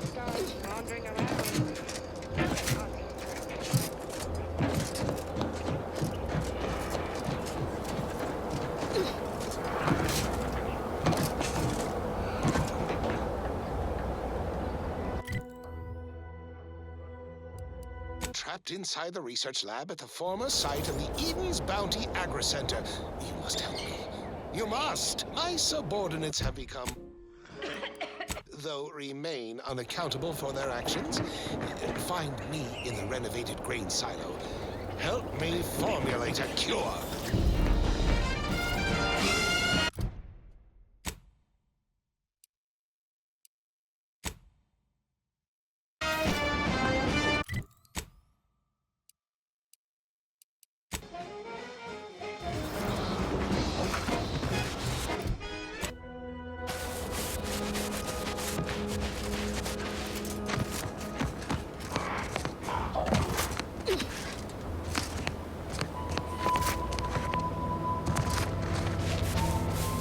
Anti-soldiers seem twitchy to you? I want to sneak my way in.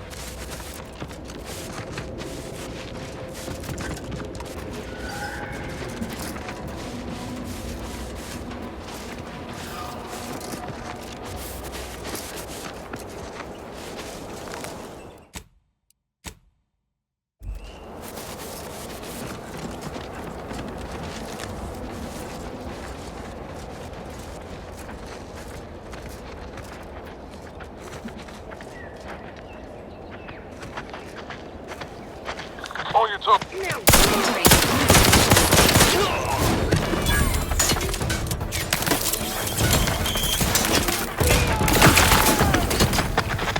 You court slow, Commander.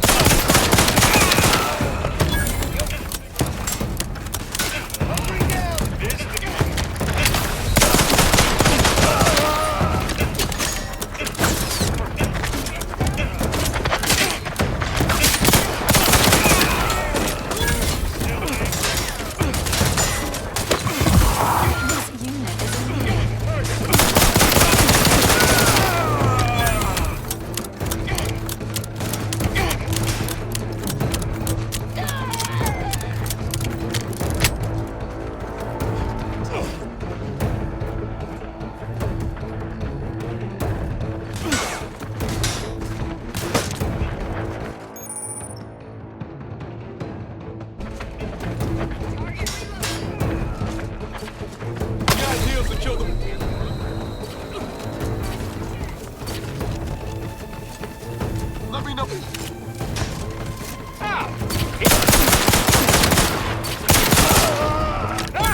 Speaking of unfinished business.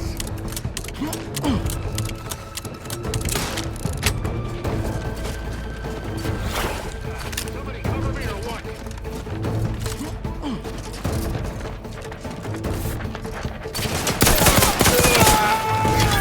Relocate. Hucklery down.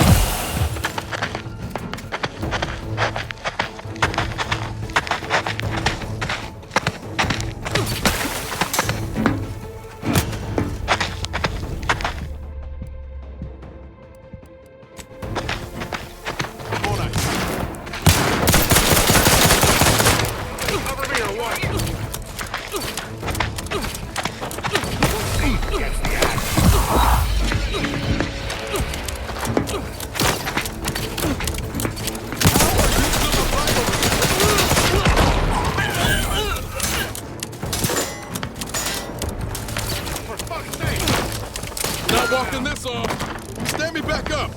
This was the best job I ever had.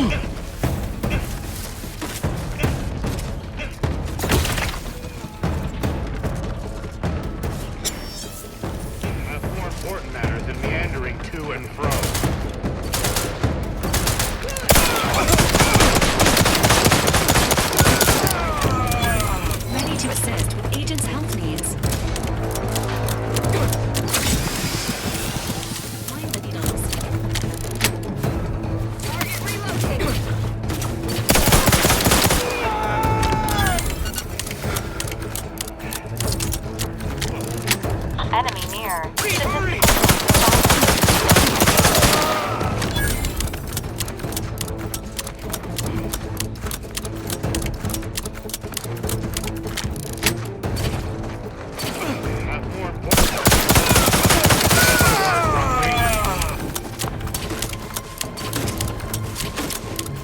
Somebody cover me or what?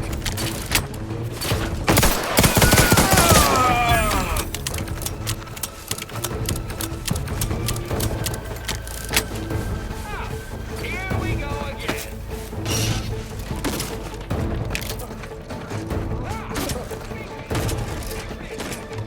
Emergency protocols.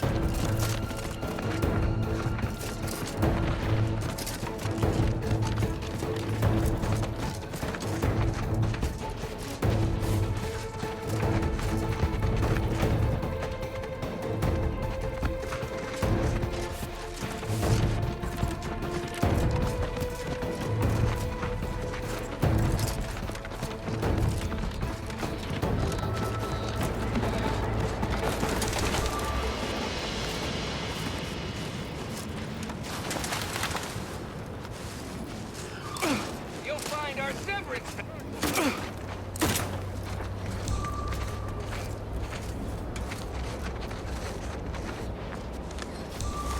Fine, forget it.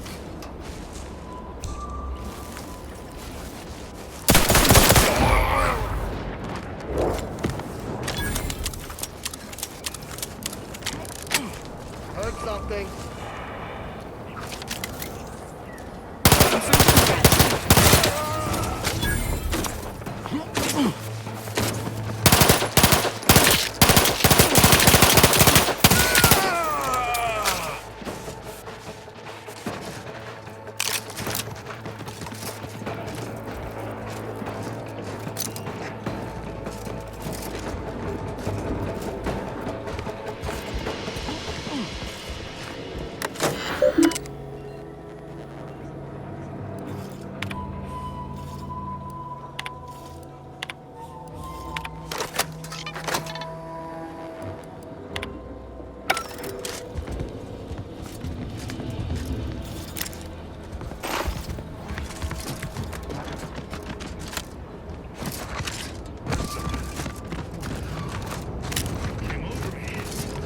One word.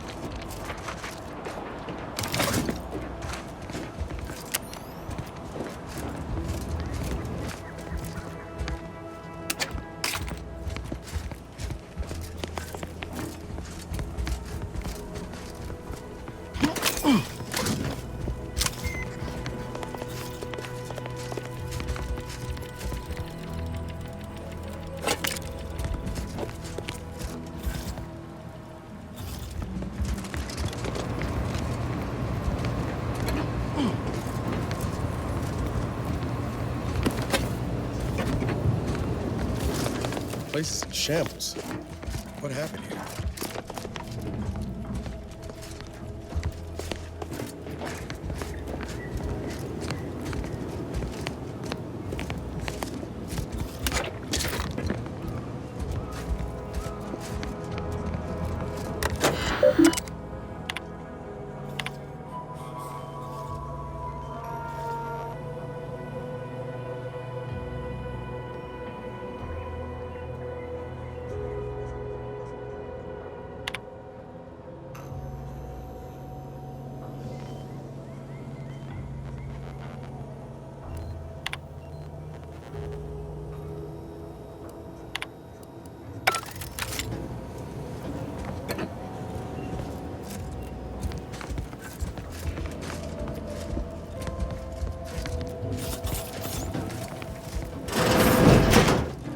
I've counted at least 6 horrendous death screams since you arrived.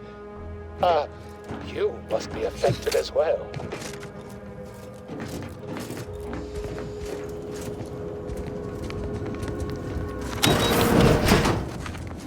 You there? You're likely affected too, aren't you? Scream twice for yes.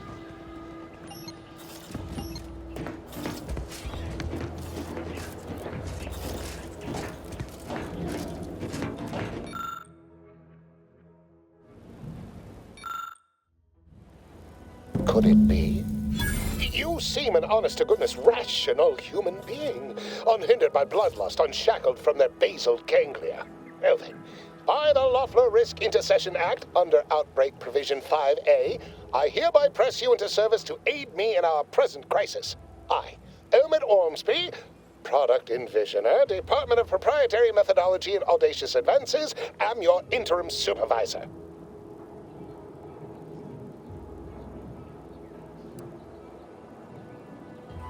Oh, all that pleading and the like. Yes. Well, it's only my second time trapped in a laboratory basement, and I do admit, I did panic just a little.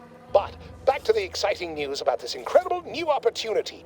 You working for me, as an aide-de-camp of sorts, on a brief yet no doubt exhilarating assignment.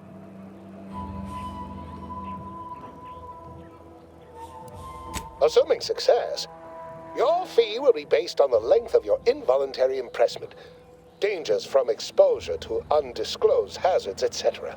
It should be quite fair.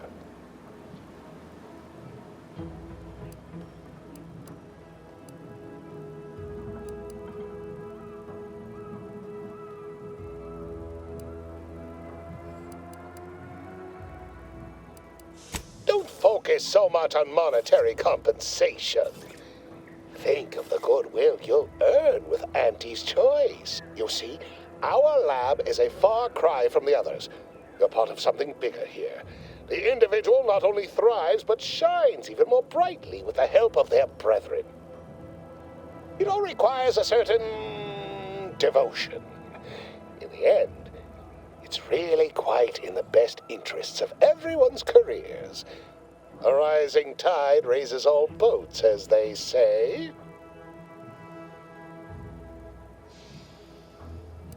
Speaking of the team, such as they are in their present deranged state, how did you make it past them? You know, without being killed.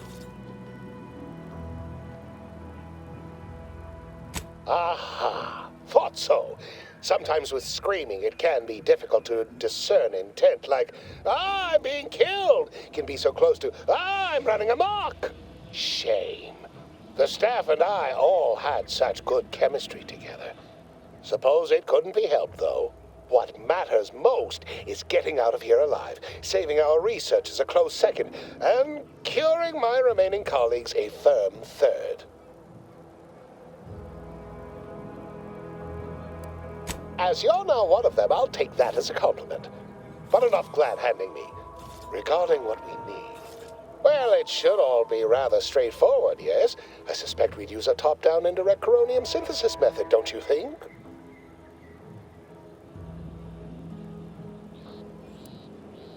Oh dear. It's occurred to me this might benefit to some extent from medical training. Are you perhaps someone well-versed with pharmacological matters?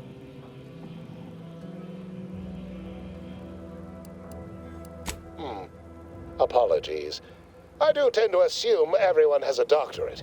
No matter, if you are capable of following simple instructions, I'm sure I can guide you through it. Tremendous. Well then, before we roll up our sleeves and determine what's needed, any questions? Whole thing was ghastly. One of my assistants and I heard a loud noise. He left to investigate while I continued working on our experiment. When he failed to return, I peeked outside and saw the others run in, bloody, gibbering, hunting for targets. They'd clearly been exposed to some virulent new form of experimental agent. I ran back and locked myself in this test chamber to avoid contamination. Well then, anything else before we proceed?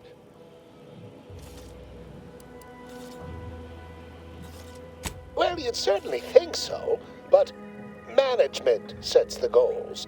Our humble research team works to deliver. But as much as I'd love to natter on, we probably ought to get matters underway. We'll need two things: fresh samples of the red spores and the findings from the expedition that originally uncovered them. After that, an antidote should be possible in relatively short order, with your skilled assistance, of course. Fresh spores will be key in the formulation of an antidote, as will the particulars and analysis from the expedition. Spore samples may be taken from a red plant indigenous to an area of tall rock formations northwest of here, ingeniously referred to as the Red Spire. The research team's findings are on a terminal in another building on these same grounds, a satellite lab to this one, if you will. Once we have an antidote firmly in hand, we can save my remaining colleagues, so best not murder them all in the meantime.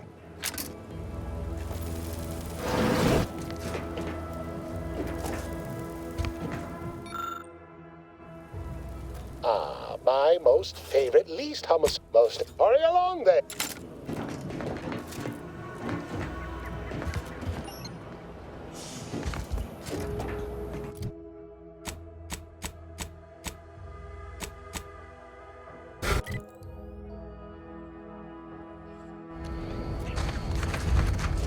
Goodwin here. Field report update.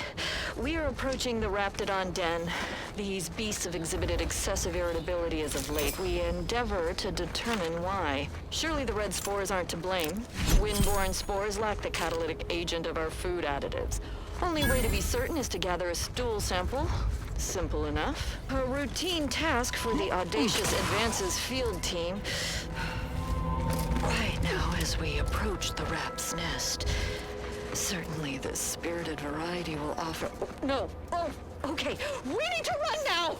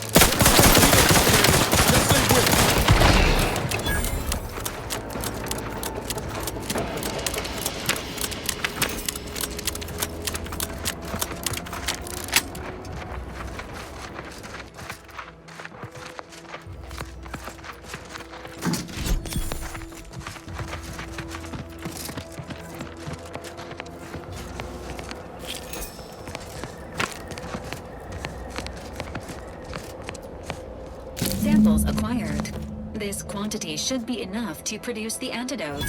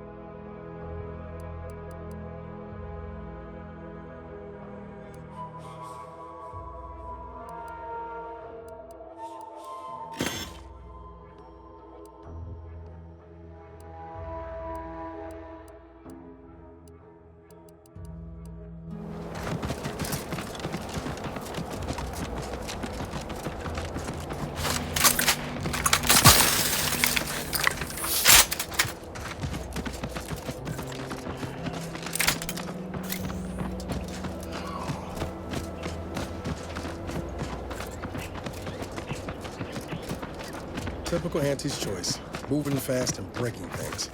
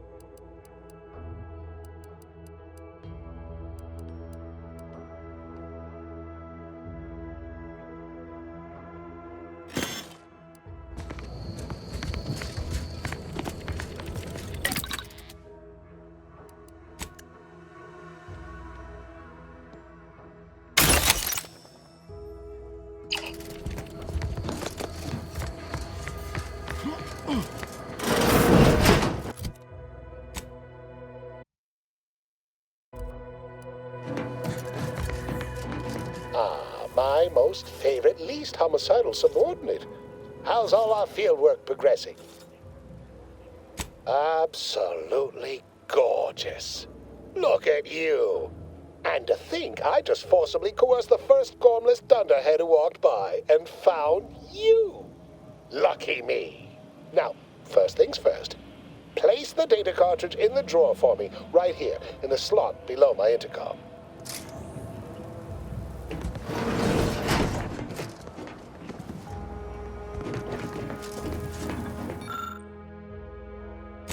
Haha. Allow me to give this a cursory eyeball and... perfect. I'm sure we have the correct neutralizing agent here in the lab. I'll nose out the exact compound within our chemical reserves in 2 shakes of a rat's tail. Well, it's a textbook example of the medulla oblongata wagging the cerebellum. Although, frankly, there's a plethora of ways to stimulate the reptile brain into such a flurry. None of the previous methods were anywhere close to being this commercially viable. But where there's a will, there's a way to make a profit. Honestly, this whole process is 1 part scientific testing, 2 parts improvisation, and a dash of pure, undiluted panache. Exactly what we do best. It's only a matter of time. Oh, this might work out yet. Auntie may ignore our recent setbacks if I deliver an easy-to-market product. Just imagine the ad slogans. Air, now with extra fractiousness. Though, I suppose it only works on other Auntie's Choice employees, not our preservative-free rivals. Ah, there. I have determined the ideal counteragent. Here you are. Place it and the spore samples into that synthesizer. Enable the device and it will begin a working antidote momentarily. Return with it directly as soon as it does, if you please.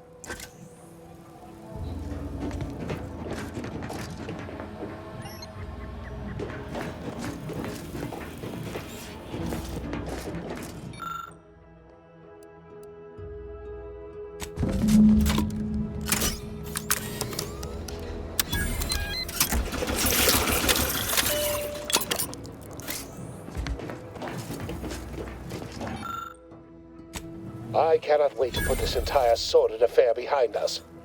Though in the end, this should turn out to be quite a lucrative day.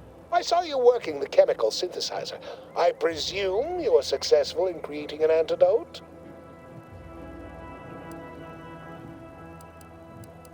Nice try. But you don't possess nearly the negotiating power you might suspect.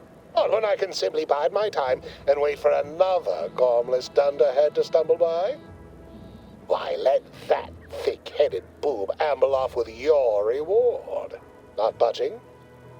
Oh, all right. I suppose I'd be willing to throw in a little extra as a merit bonus for your superlative performance.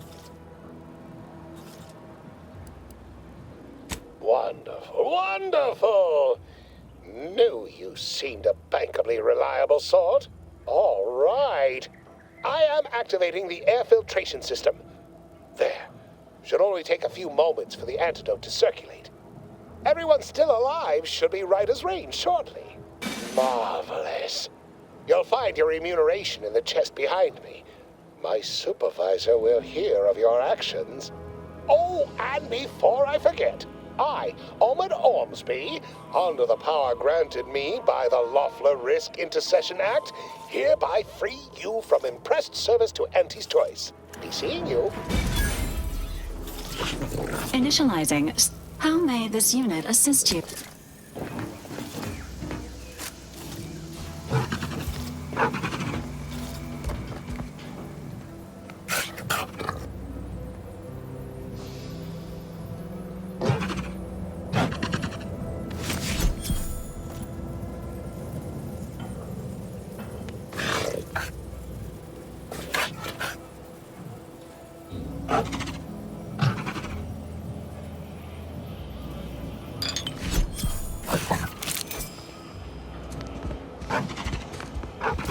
Biological samples within the remains outside are no doubt deteriorating rapidly. I may have to recreate this experiment somewhere else.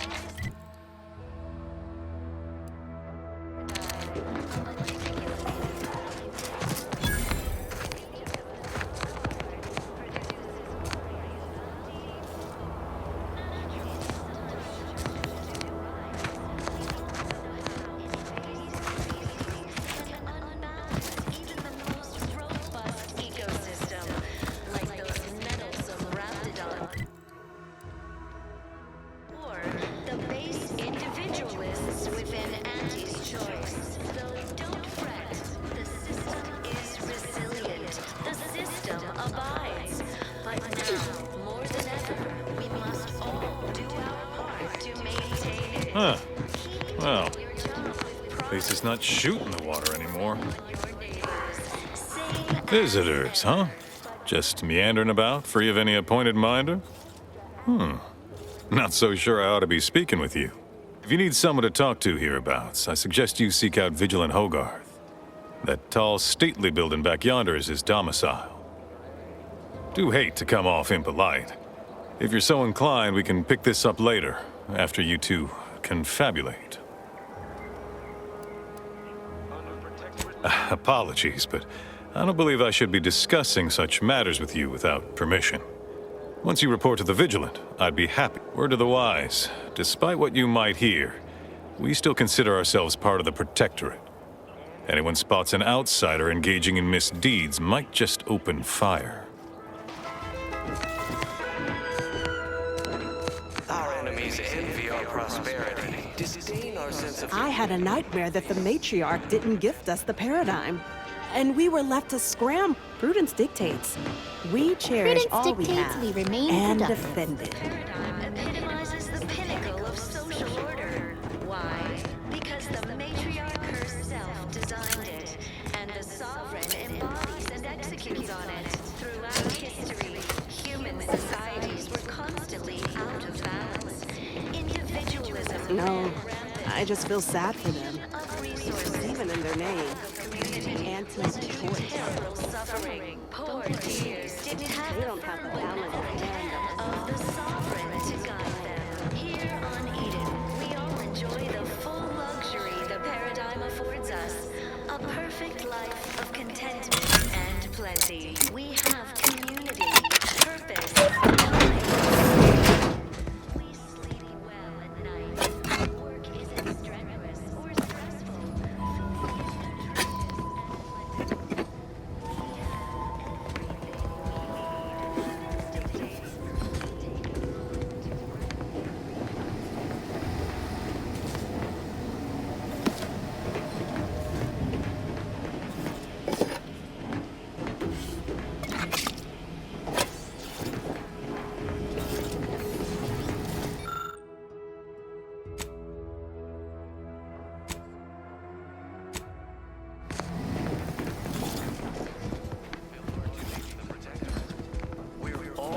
Together.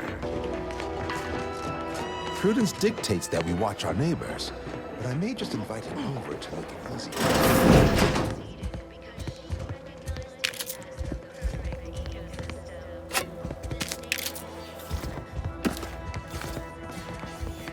I inhaled so much dust and debris during the attack. Still hurts to breathe. To govern it, the matriarch working with and through the sovereign devised the paradigm, a meticulously designed marvel where The wireless said that flooding Westport is routine maintenance to remove the dust that had been building up in our door frames. Sovereign really does things.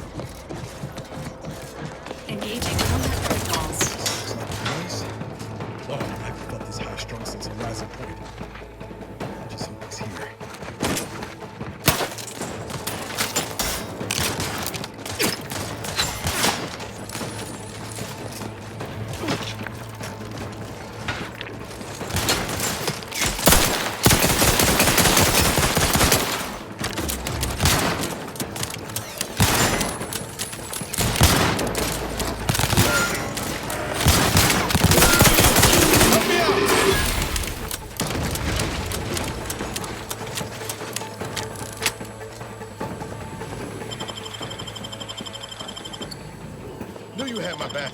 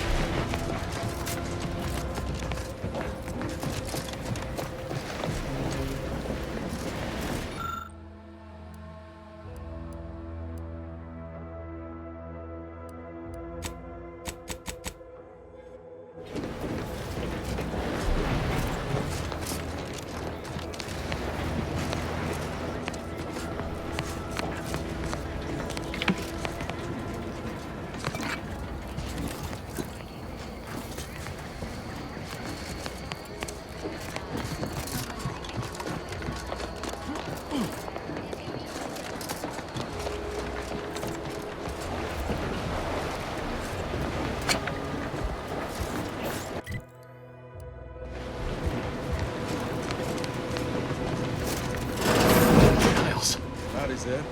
You look... Apologies. Emergency protocols unready.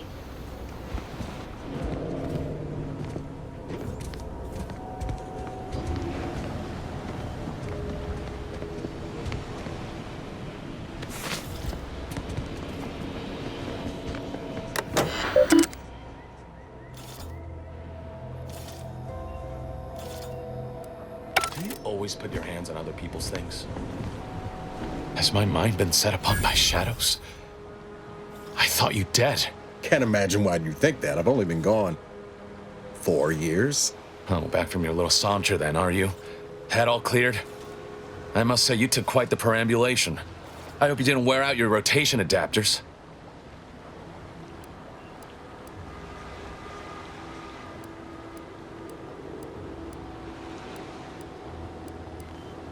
Zeb, this is the commander I told you about. One in charge of the Horizon Point mission. So you're the one responsible for the severity of Niall's injuries. You ordered him to remain behind on a fruitless recovery effort.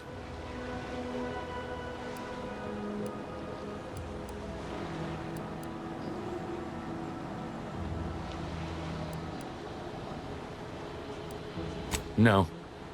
I only dealt with the bloody aftermath. So, you are keeping company these days. Just not mine.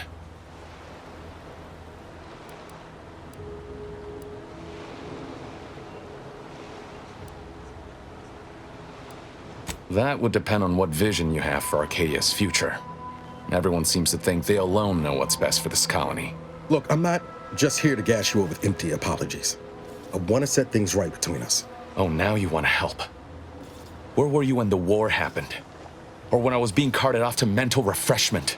Where were you when I actually needed you?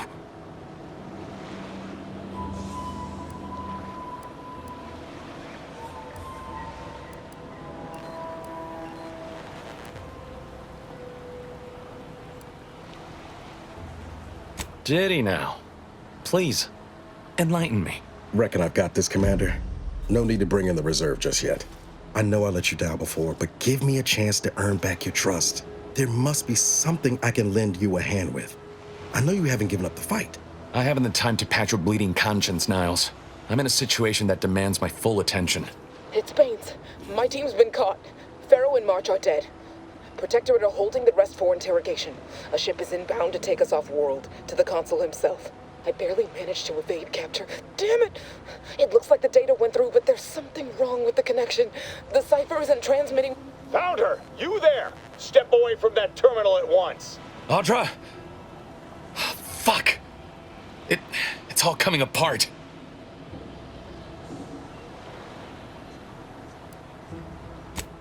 That was one of my operatives. I organized the mission to infiltrate the Vox to acquire valuable intelligence. But obviously, something's gone wrong. Without that cipher, the intelligence is worthless. But I'm more concerned about my people at the moment. If you're sincere in your desire to help, prove it. Rescue my friends before that ship departs with them on board. please.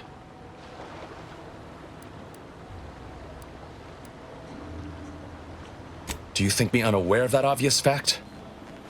But as I said, these are my friends. This was my plan. Regardless of the risks, I must try and see them return safely. Sounds like a mission for two of the Earth Directorate's best. Don't you think, Commander?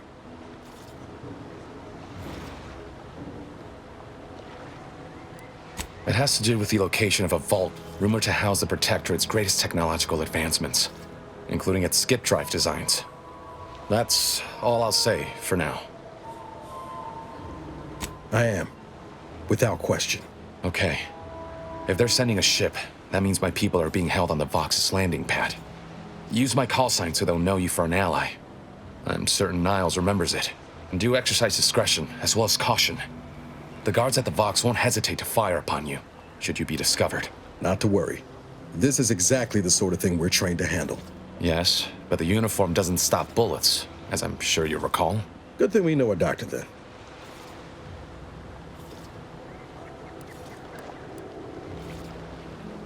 I'll answer what I can. Stop there. I know what you would ask, but I've done my best to put that unpleasant experience behind me. Please respect my wish to avoid reopening closed wounds. The Crabbles? They keep people away who might otherwise stumble into my operation here. I feel kindly toward them. Ah, of course. Hogarth and his unfortunate charges would be top of mind if you've explored the nearby settlement. I sympathize with the plight of those in Westport. They want nothing to do with me, of course, or anyone outside the Sovereign's grace, which has been to my benefit. I do believe that one day, the truth of the Protector's iniquity will be too obvious to ignore. But for now, not even a crowbar could pry open all those shut eyes. If you must know, it was my sister. A neighbor reported her for some misconduct, and she was taken to be refreshed. I never heard what her alleged crime was meant to be. The woman who returned was nigh unrecognizable. The injustice of it rattled me. And once I began to look into what had happened, the more discomfort I felt. Then I met Niles. He told me the truth about other colonies. Made Arcadia feel so small, claustrophobic, repressive. And my smoldering resentments became a full conflagration.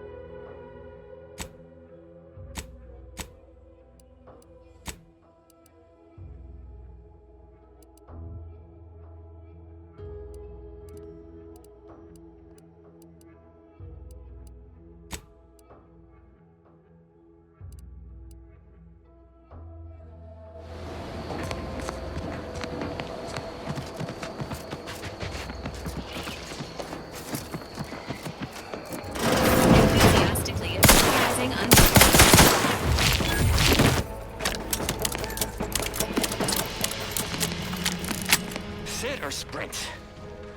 Typical predicament for an anti-bottom runger like me. Wish I never snuck in here to begin with. Seemed like a good idea at the time. It was a great idea. So much stuff to be taken around here. Another load of loot. Standing by with my spray race. Which didn't account for all these Crabbles. Real fly in the old ointment. I could just sit tight. Clean up all these supplies so the Crabbles get out. Or maybe open more vault. Seems like a good idea. It's a great idea.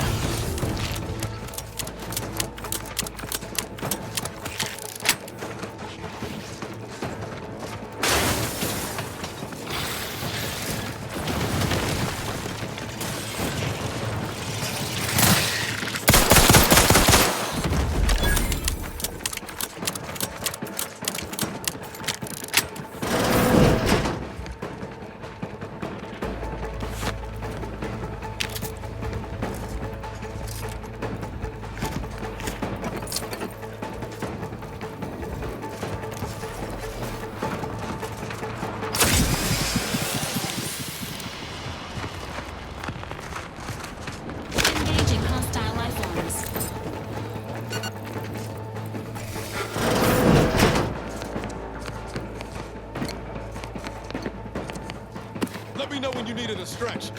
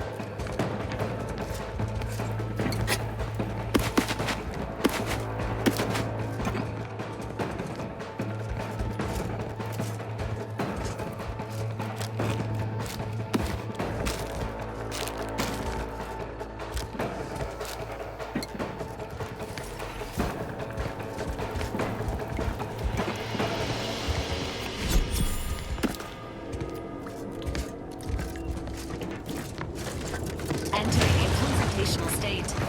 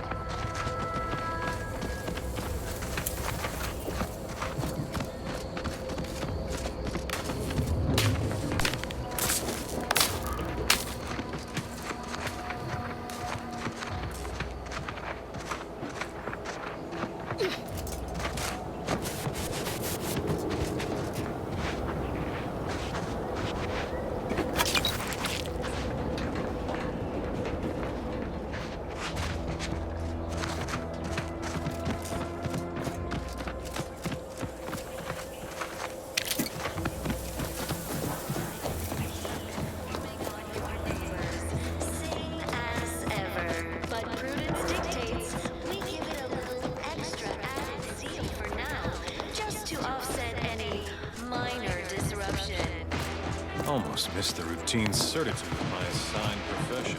Everything, literally everything I own is underwater.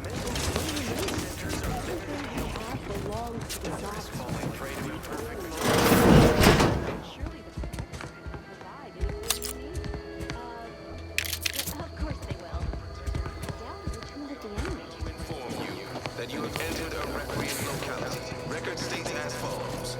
All inhabitants are declared treasonous, sabotage, and indoctrinatory falsity.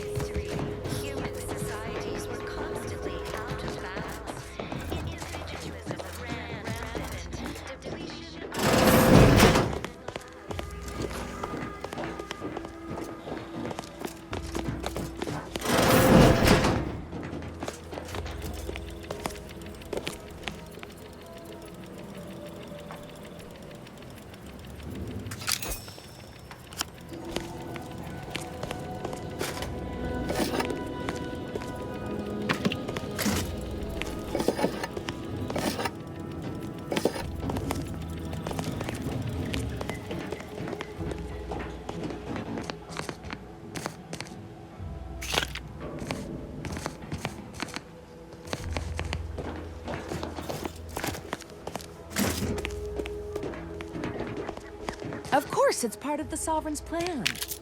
He floods our houses, which makes more habitat for fish, which offers us more to eat, which gives us the strength to build new houses. But then, how do I cook the fish? Stay true, outsider. I'm realigned with the paradigm. Well, it's infected. Redstone arrives soon, we'll have to start cutting.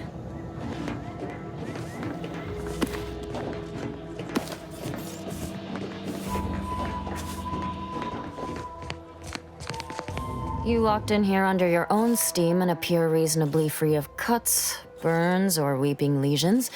So, I assume you're presently devoid of mortiferous injuries. Good. Because we've got more of that than we can handle. You haven't heard? When Antis invaded, they broke the seawall. Flooded nearly half the town below, where most of the domiciles were. A number of our subjects drowned. Others got concussed, or even crushed. A few were electrocuted or exposed to caustics. Took a while for our water purifier to catch up, so some drank tainted water, which is not good for you at all. I'm glad it's working again. All right. Well,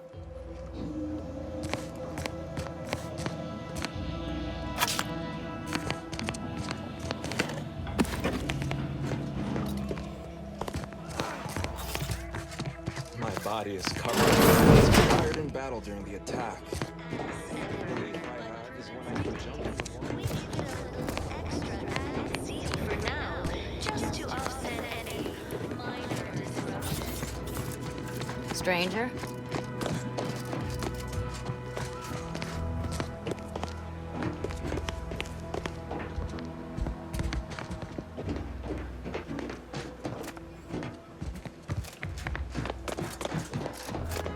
Greetings.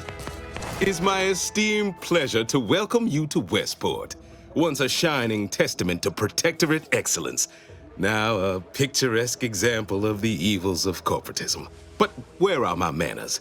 We do not have much, but please let me offer you some victuals. Tut. I insist. Serving Unit 1. Something for the visitor at once? Confirmative. Perhaps you're wondering why I'd open my arms thusly for a stranger.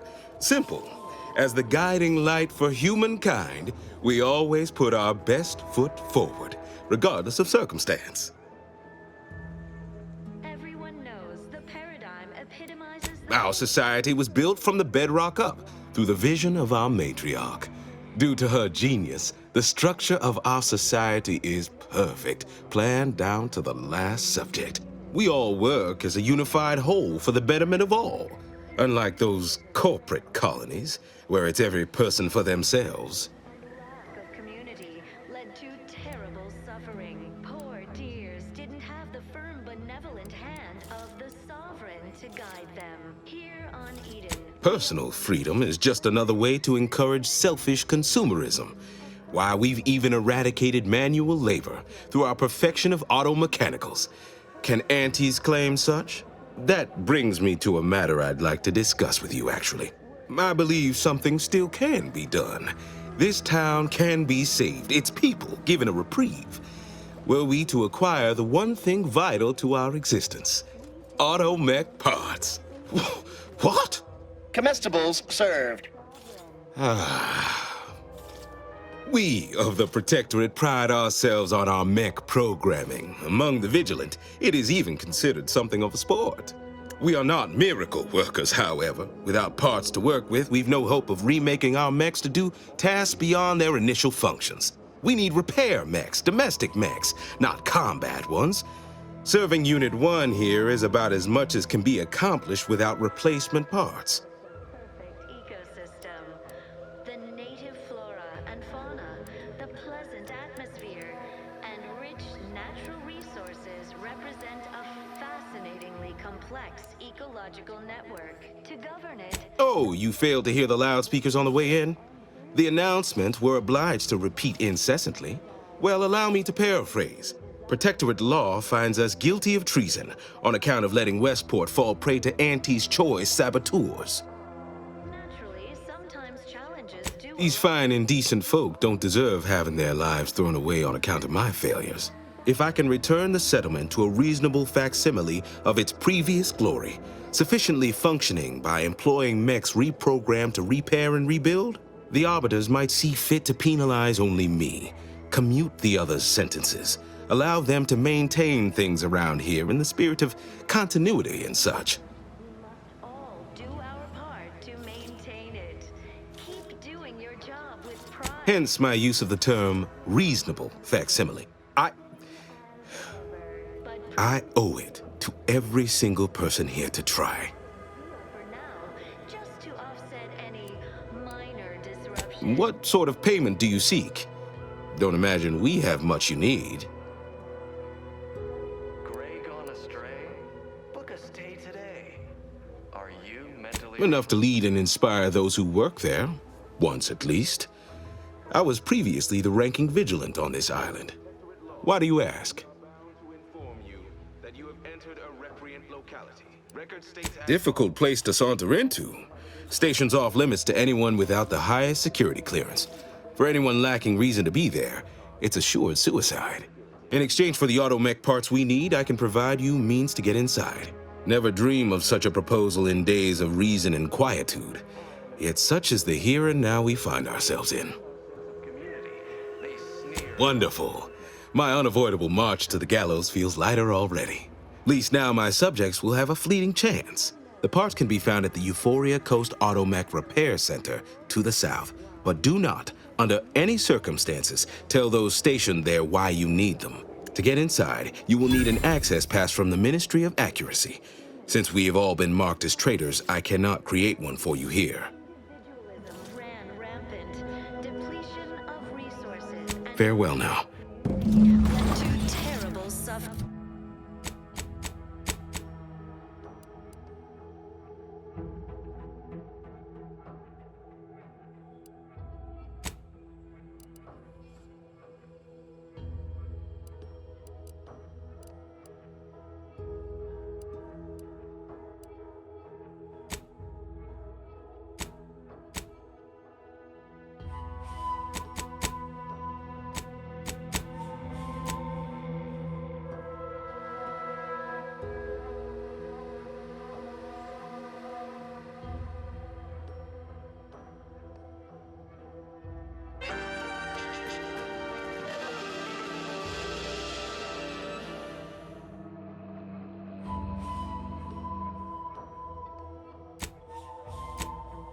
Vigilant. We must all...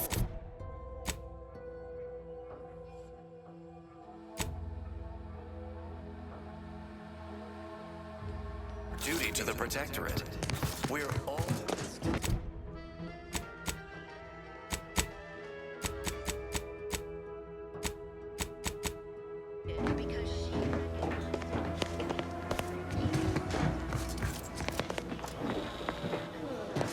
You've returned.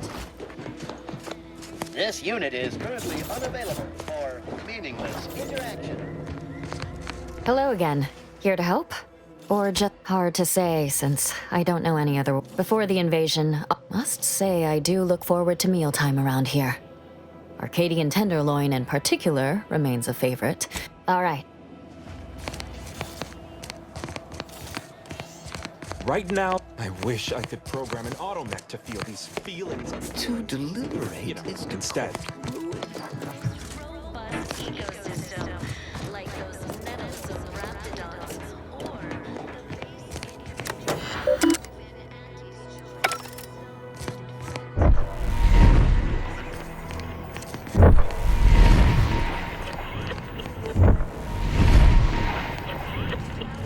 to maintain. I was sad for a moment because my house got submerged in the. Do you think our enemies envy our on your neighbors. Sing Glad as the wireless told me that I'm happy and everything's splendid. I was tempted to feel sad after the ocean flooded my house. just to offset any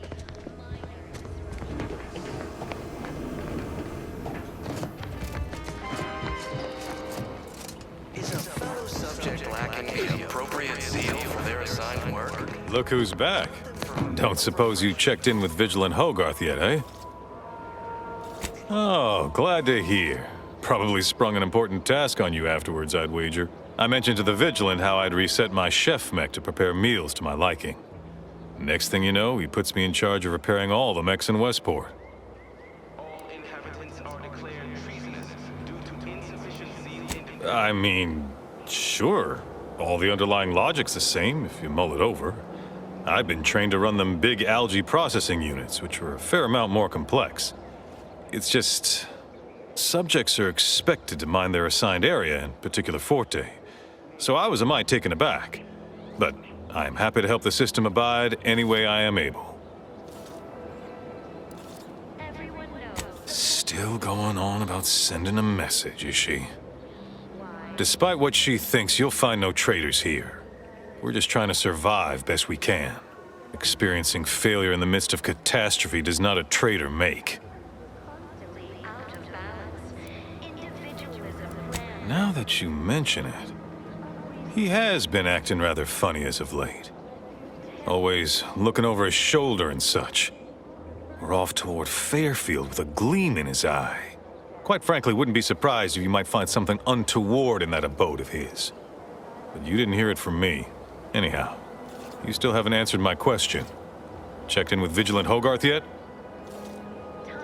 Oh, I mentioned to the Vigilant how I'd reset my chef mech to all the underlying subjects are expected to mind their assigned area in particular. I think he's bearing up Hogarth's not to indulge in idle talk, but things have been different around here of late. Well, mechs do all the combat and the right parts. Plenty apart. Much we lose power to charge our mechs. Curativist talk your ear off if you let him. Outside. Material for perfection. From the lowliest subject to the most exalted Vigilant, we must all fulfill our duties. Simply saying I'd rest easier if he'd been assigned to it. Originally. That generator goes, this town's finished.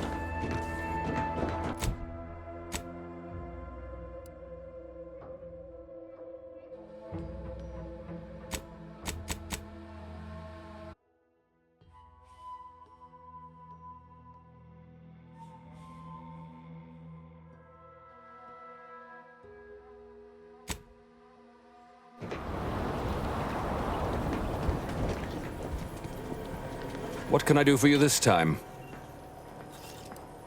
What else would disrupt the harmony of our perfect system? Auntie's choice, of course. A chance shot hit the wrong pipe early. Zoranium wreaks havoc on automechanicals. Every combat-ready mech in the repair hangar was... Further damage soon occurred. True, the facility was disrupted, but it was not. When disorder looms its ugly head, the Protectorate relies on its people to maintain and restore that order.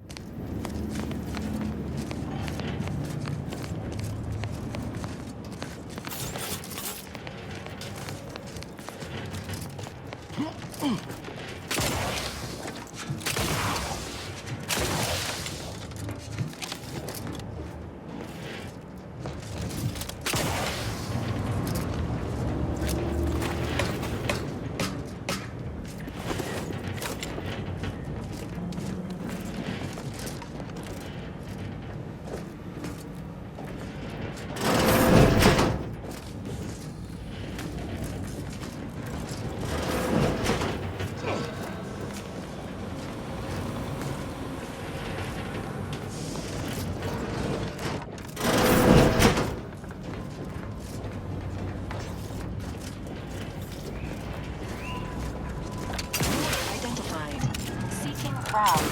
Seeking. Error. Passing impacted by rubble. Please go around.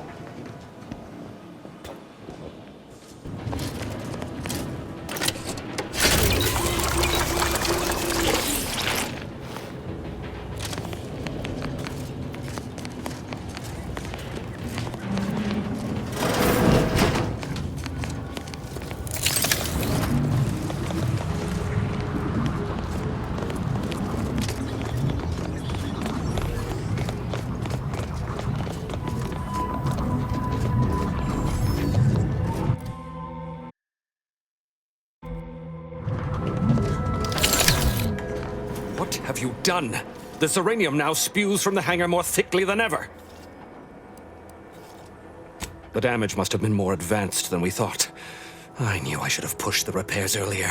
Sure, a few may have died, but the mission might still have been salvaged. This is my fault. The blame lies squarely on my shoulders.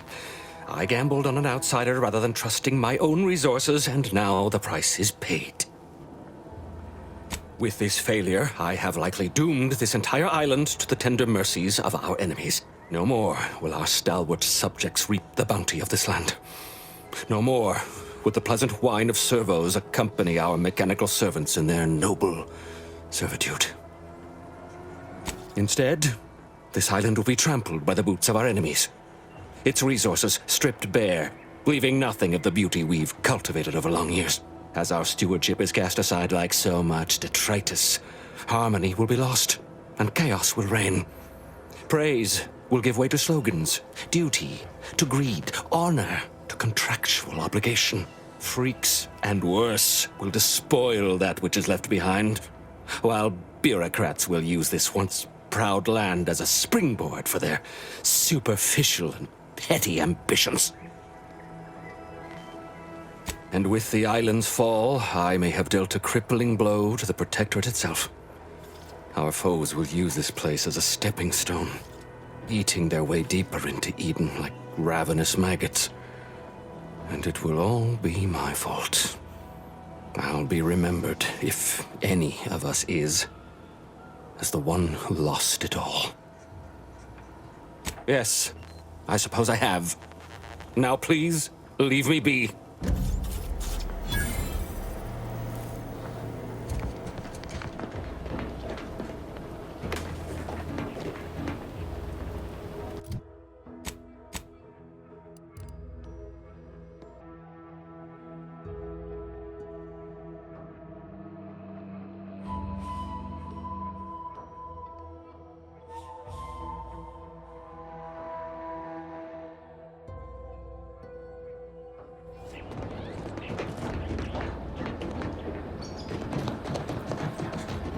You're free to pass, stranger.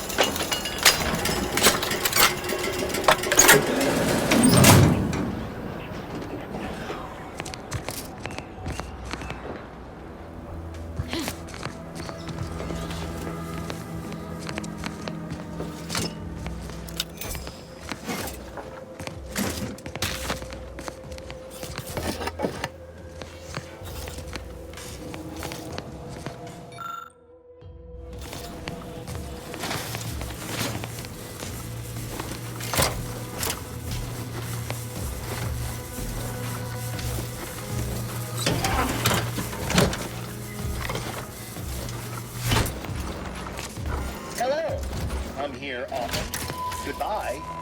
Nice weather we have been having, or not having. Goodbye.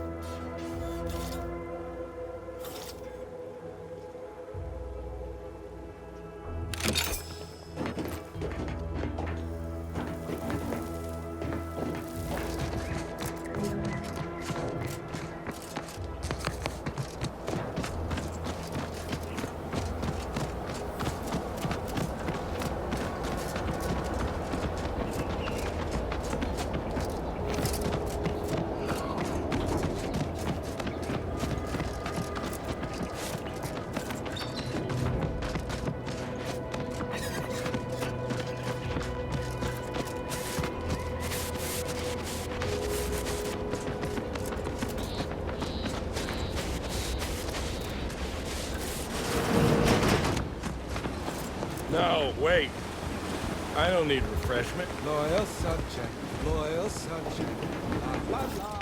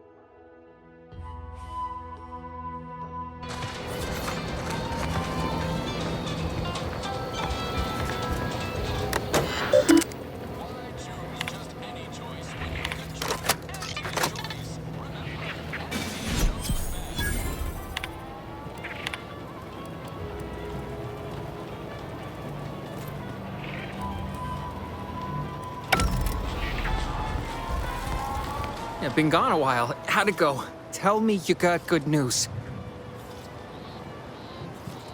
Why, that's terrible. But you said you have the schematics? I'll take those.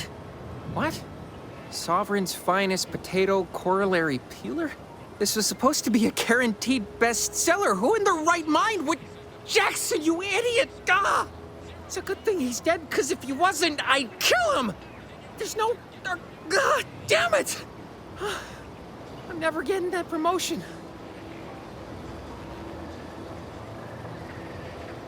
This was supposed to be my easy path to a promotion. Must be something I can do to salvage this. Tell me, did you come across any other advanced protectorate technology while you were there? Anything more, well, easily marketable?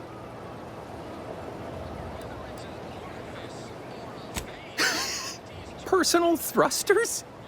No one would ever want such preposterous things. I'd be laughed out of recreant reclamation.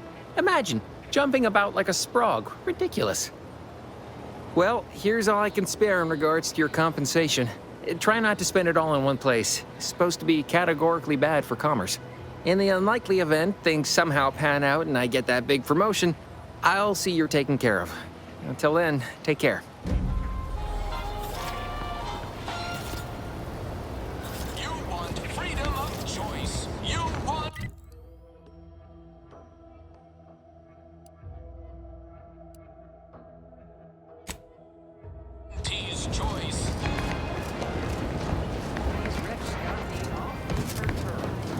Our target back already. Anything else I can help you with? Reckon so.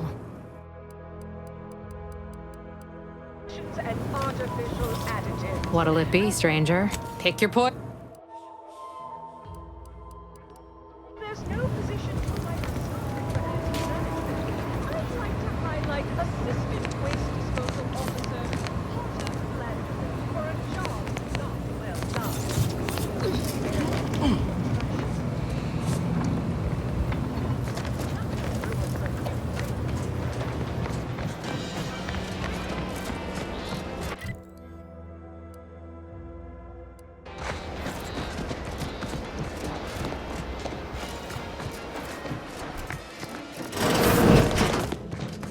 Much appreciate you undermining my work, Minister.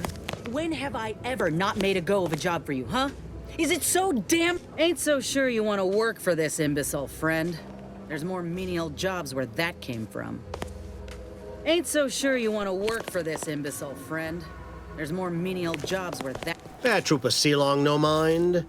The individuality encouraged by Auntie's choice sometimes inspires employees to speak out of turn. How has your progress been? Have you acquired what we discussed? Excellent! Pleased that someone in my employ can be relied upon.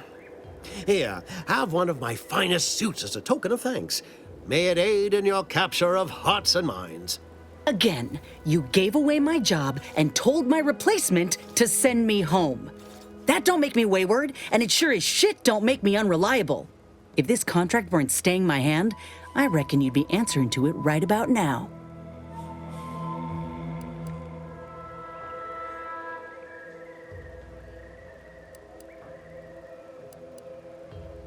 You mean grant preferential treatment to a subpar contractor? And I suppose the bits for such a procedure shall simply manifest from the ether? And if I die or leave, how do you reckon failure to retain an enhanced soldier would look to upper management, huh? Please pay this disgruntled employee no mind. What would she do without Auntie's hand to guide her if she were unemployed? I should think death a preferable alternative. That's it. I'd rather be a down-and-outer for the rest of my life than crushed under your counterfeit leather boa boot a second longer. I quit!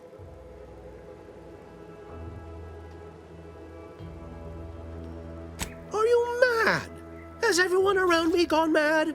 This is unheard of, and I might add, you'll not be welcome with an Auntie's choice once more. We'll not take a contract shirker back into our fold. So you say, but Auntie's choice ain't seen a trooper like me before. You'll regret counting me out. Till then, I hope you choke on your mock apple martinis. And you, I got a proposition for you. Come find me when you're done with this clown. She will most assuredly regret her decision. Most assuredly. But I suppose that is no longer my concern. Now, where were we? Oh, yes. The acquisition of this information is but the first part of my plan to bring our foes into the fold and to ensure my future.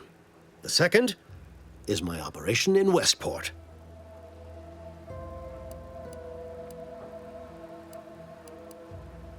Worry not. The culmination of my plan will bring me the tools to aid you in your endeavor to enter the Vox station. Westport is a shell of the bustling town it was prior to the invasion, though a handful of Protectorate Yesayers still cling to it. My plan requires their conversion.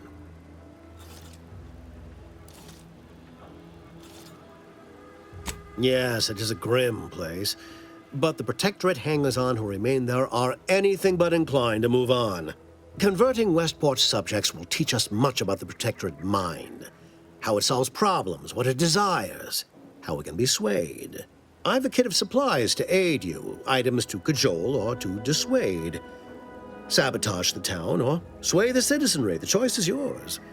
Should pose no trouble for a go-getter like you.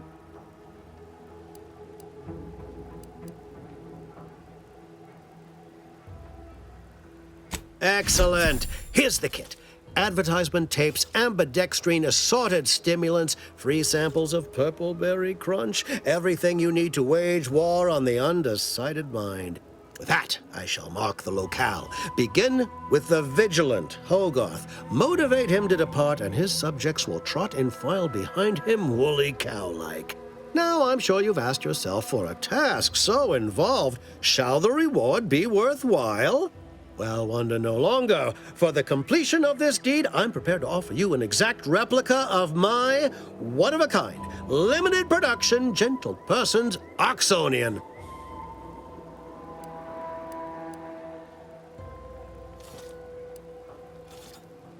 Of course, I'll be happy to pay you as well, but I was under the impression that good looks were priceless.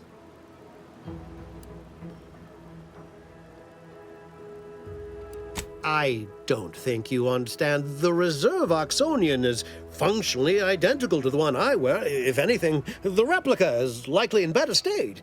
I've grown attached to this one and would prefer not to part with it. And really, is anything truly one of a kind? Not from the universal perspective. Very well.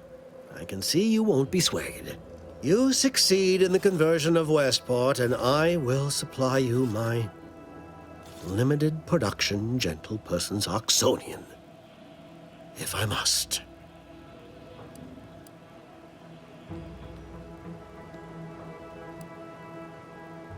Then consider yourself officially deputized in the war to further innovation and the free market. Be forewarned. I can only guess at the needs of the denizens of Westport. You must engage with them, gauge their situation. Only then can you motivate them adequately.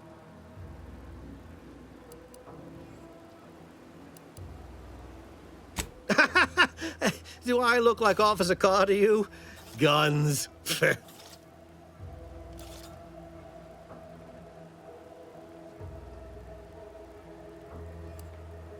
I suppose I should take this time to make peace with its departure. Oh, so many grand times shared with this hat.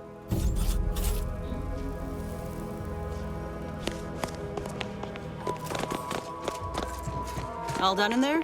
Was hoping we could chat. Hope that little dust-up back there didn't put you off. My contract had me caged, and I was glad to get a few licks in during the jailbreak. Got a proposition.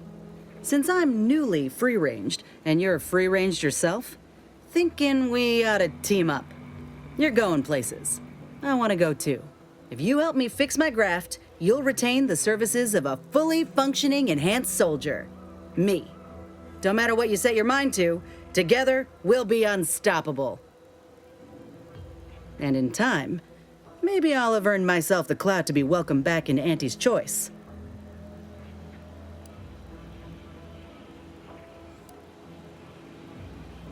I can be on my own for a time, but I'd rather it not be permanent. Besides, where else can I turn from nothing to something?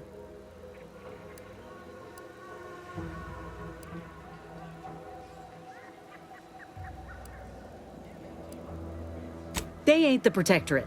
If they couldn't see my worth, it was due to circumstance, because of my graft, or because I ain't trying hard enough. I get it. You're skeptical. If you got more questions, go on and ask them. You'll not find me hiding anything in the fine print. Had a feeling you knew a good offer when you seen it. Once I'm in top form, you'll be pleasantly surprised to see what I'm capable of. Just gotta find out how to get there first. Doc Tinsley worked with grafts for some time before she came to Fairfield. Damn fine scientist. Reckon we should visit her lab at the edge of town to see if she's got ideas for us. This much of a crowd's not likely to keep a low profile. Someone ought to head back to mind the ship.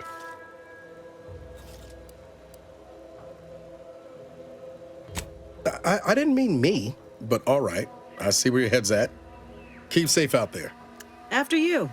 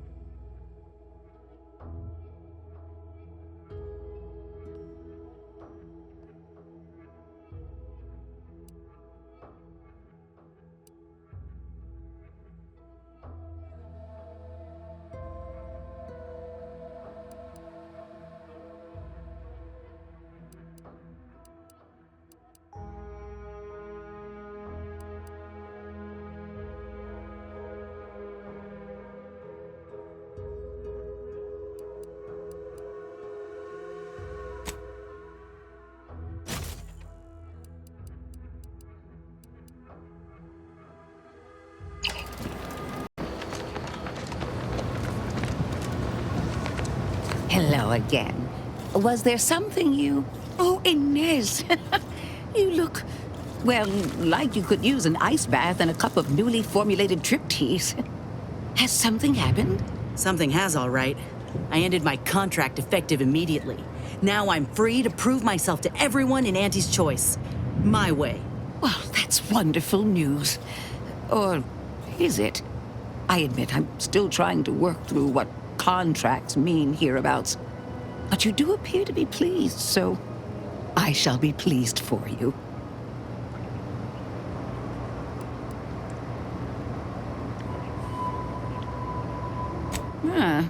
That is not common knowledge in this town. But since Inez appears to trust you, I suppose I can do the same. Before I began my new illustrious career working with our tame, scaly friends here, I was a researcher in the Enhanced Soldier Division. Oh, I was on the verge of breakthrough when they shut us down. Oh, when I think of the lives I could have reached. But in my current role, I do try to help where I can. Where my own first aid training can't reach, Doc's got me covered. The graft knocked me on my ass for weeks when I first got it. But she nursed me back to health. Would if I could have done more.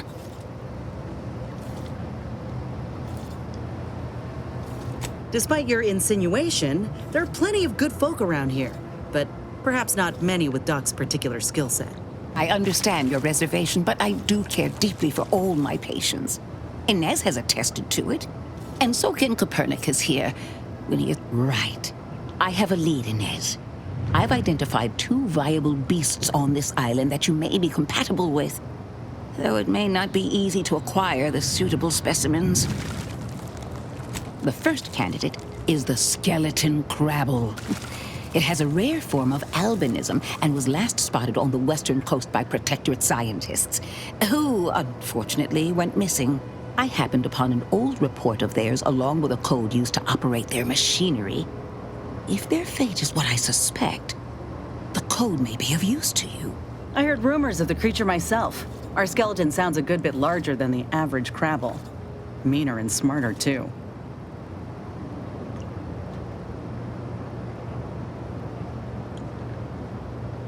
The second candidate is a Raptidon matriarch, the only one of her kind on the island as I understand it. She was last spotted in the crags near the Vox Relay. Deep in protectorate territory. This matriarch sure ain't making it easy for us. She'll be more aggressive and more cunning than her smaller kin. When you breach the matriarch's lair, you must rouse her from hibernation. I found pheromones to be quite effective. Inez, I'm certain you know a formula that may suffice. That I do. Excellent. It'll be a rather unpleasant wake-up call for the matriarch, so she'll be upon you in moments. I suggest your armaments be at the ready. Then the grafting part is yours. Yes, though I would recommend a careful surgical removal of the specimens, please. Now, when you acquire one or both of these parts, return here straight away, and we can begin surgery. Law guide you both out there.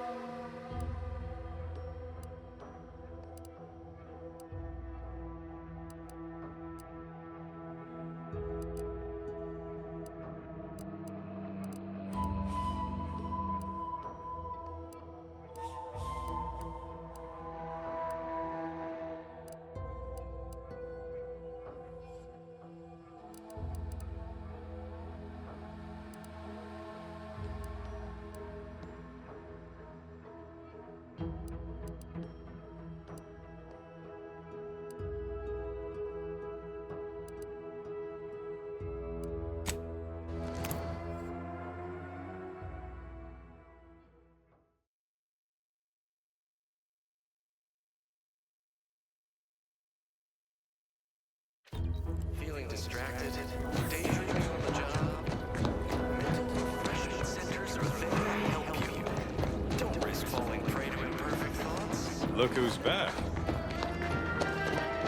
No.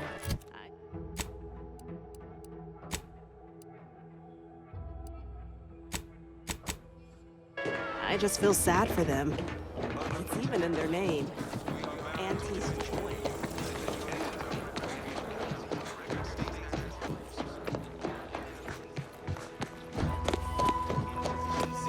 Welcome back. Sabotage. Or manipulative, indoctrinatory falsity. Ah, the itinerant stranger returns.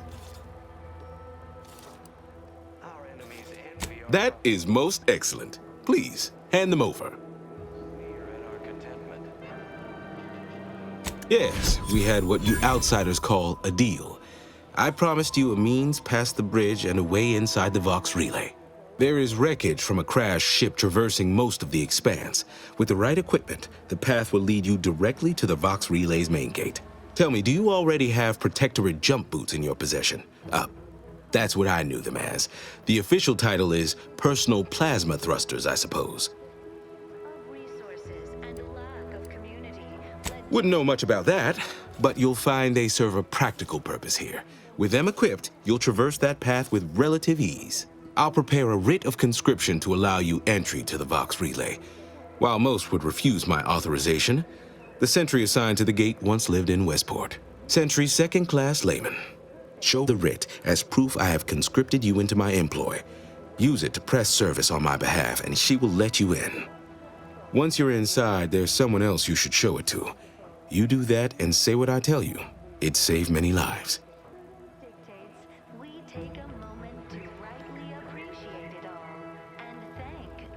The Vox relay is, to my mind, a time bomb. Brigadier Montelli's lost his way. Now all manner of chaos is raging there. I've heard tell he's even resorted to extra-legal executions. Madness, I tell you. A brigadier doesn't act as judge, jury, and executioner. That's an arbiter's job. And even then, they're enforcing existing protectorate law. The matriarch chose Eden because she recognized it as the... Why, isn't it obvious? As vigilant, I was his commander, and without my guidance, he was lost. All manner of chaos seems to be the order of the day at the station. Executions done in the service of order are an unfortunate necessity. Done at the whim of an individual, well, that's just one more depravity Antes has wrought upon us.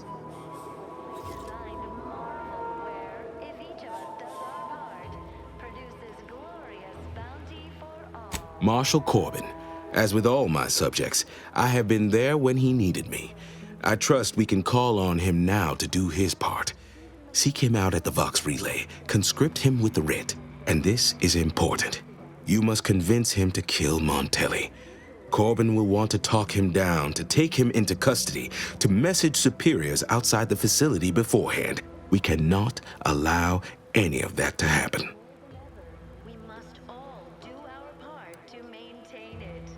You already know the man, and the two of you are in good standing, all the better. If Corbin becomes the highest-ranking officer alive, no one will be able to contradict his accounting of events. The Protectorate execute connivers and schemers.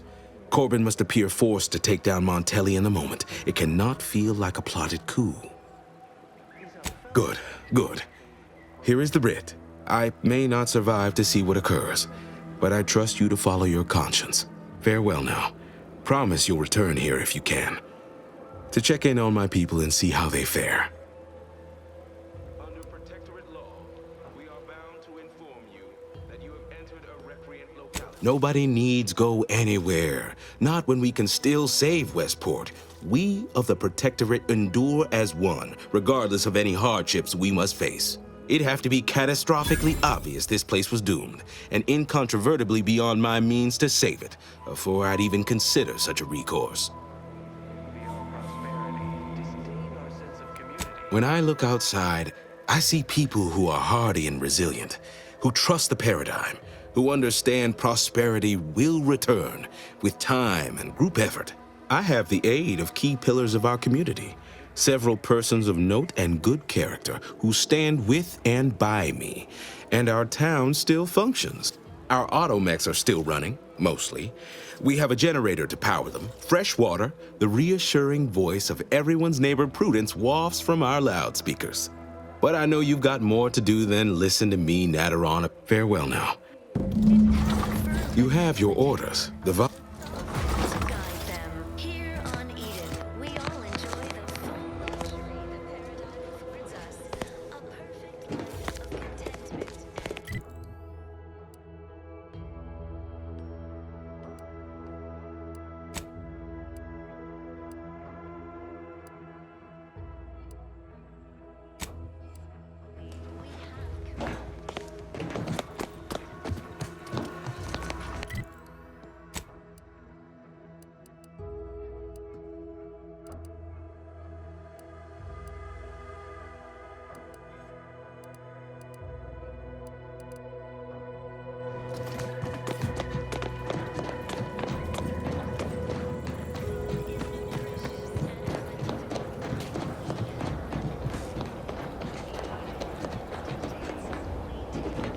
To rightly appreciate it all and thank the sovereign.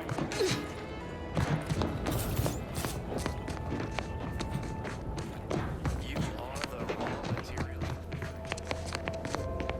Subject to the most exalted vigilant, we must all fulfill our duty to the Protectorate. We're all in this together.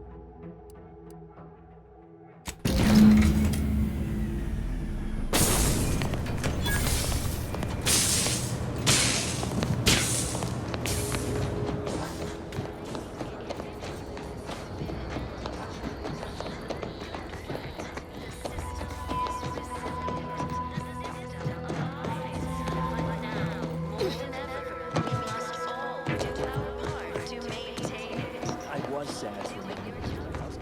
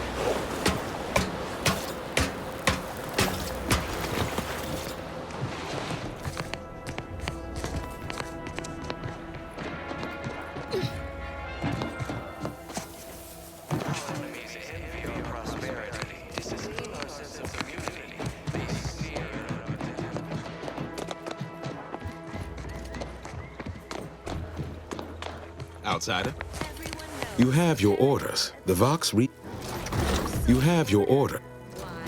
Because the matriarch heard.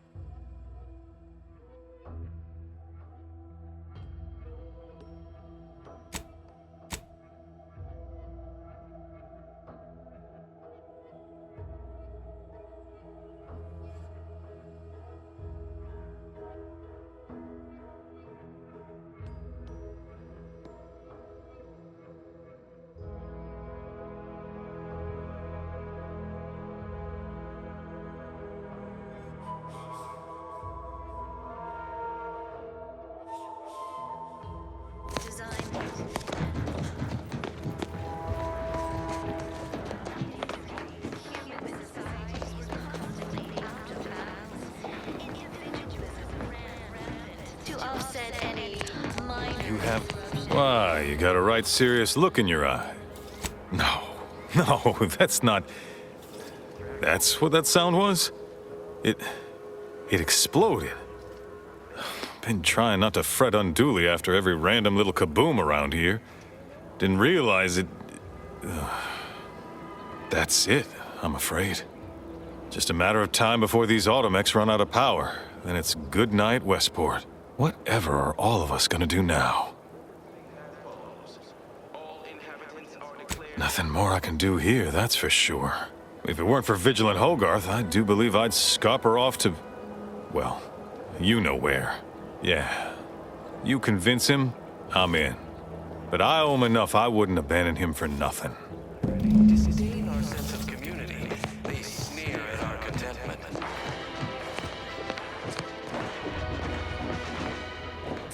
Stranger? Hello again. Here to help? Or just being friendly? Oh, no thank you. Not looking for anything that does more harm than good. I have enough ailments to manage already. From what I've heard about Auntie's medicaments, might poison a patient or cause them to grow an extra head or something. Never know what they're testing out on you. My extra parts aren't side effects. That's your implication. And anyhow, I should think some minor side effects would be preferable to dying. Honestly? Well, I'm a reasonable judge of character, and you seem upright. On behalf of my patients and I, thank you. We're all grateful. Guess outsiders aren't all just base individualists like they say on the wireless. Barring this being some tricky sales strategy, that is. This is a good start, but I fear it won't last long. Wouldn't happen to know a reliable means to procure more, would you?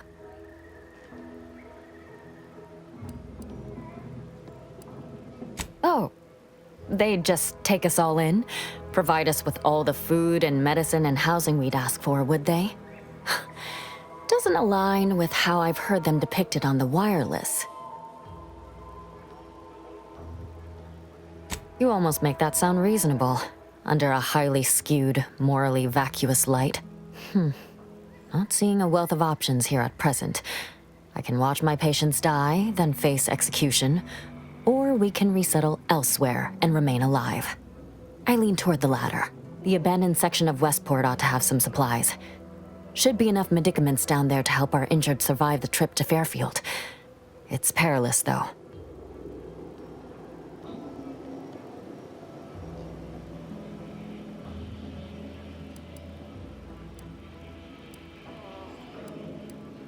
Well now, that should do nicely.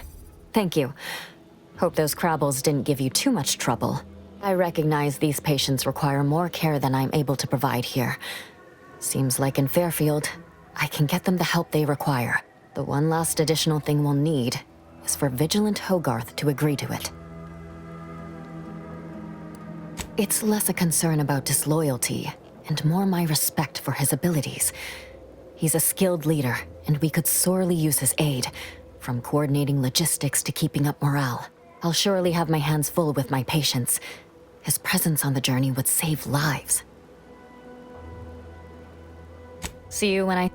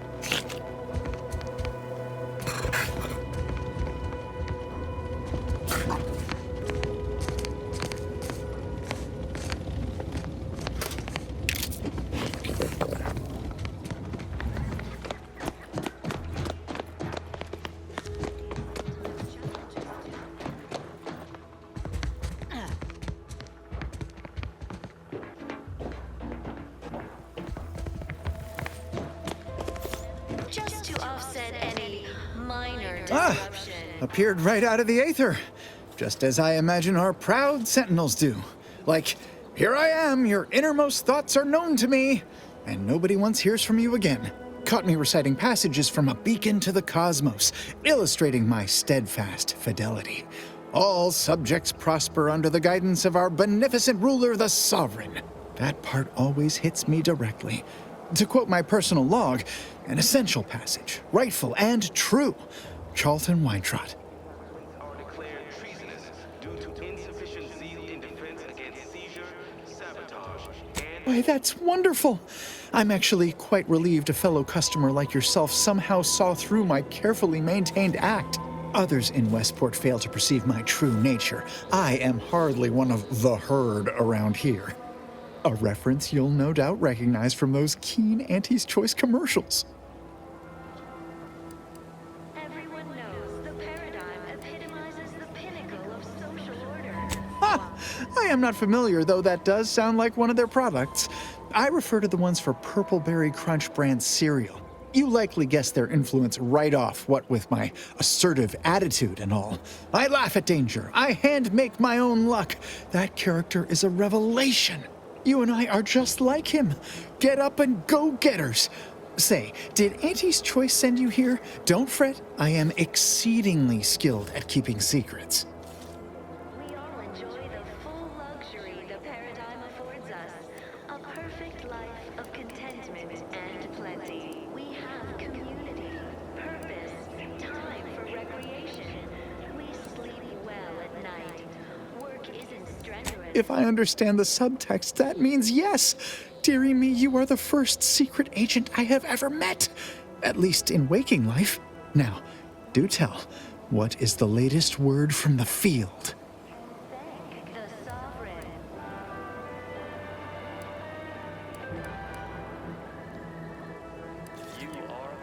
Really? What was he like? Bold? Assertive? With a wildly obstreperous theatrical air? An audacious proposal. Yet this place, despite its recent humidity, remains comfortable and familiar. As the perfect ecosystem. The native flora and fauna, the pleasant atmosphere, and rich natural resources represent a... I just imagine it. A new life full of breakneck decision-making and fending for oneself. But no, while I have acquired a distinct craving for certain Auntie's Choice products, I remain a good, loyal protectorate subject at heart, if not in stomach. Hate to dash everyone's hopes. Suppose I am still part of the herd. Invasive species can unbalance even the most robust... Huh? You do that? Really? No, I do not believe your dissemblage. A true go-getter would never resort to such tactics. I see right through it, plain as day. With a full case, I might gorge upon such sweet goodness morning, noon, and night. All right, hand it over. Oh, but what would vigilant Hogarth say? What would everyone say? I can scarcely imagine it. Abandoning my community only to satisfy my gastronomical urges and risk-taking attitude. No, I couldn't leave unless Hogarth ordered everyone to go. Have they? Well then, vigilant Hogarth should be a breeze for you to persuade. Though I can't recall anyone ever changing his mind about anything. Always a first time, maybe. That you have entered a recreant locality. Record states as follows. All inhabitants are declared treasonous due to insufficient zeal in defense against seizure, sabotage, and/or manipulative indoctrinatory falsity.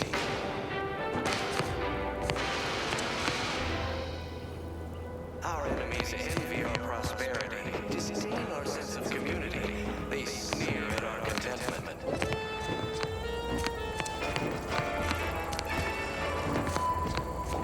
Everyone knows the paradigm epitomizes the social order. Why? Because the matriarch...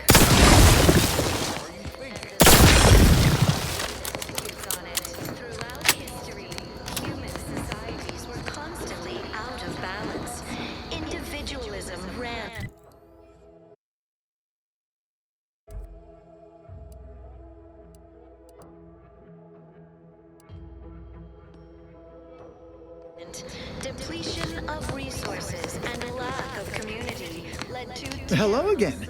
Have you spoken to Vigilant Hogarth yet? Of course. hand of the sovereign to guide them. Here on Eden, we all enjoy the full luxury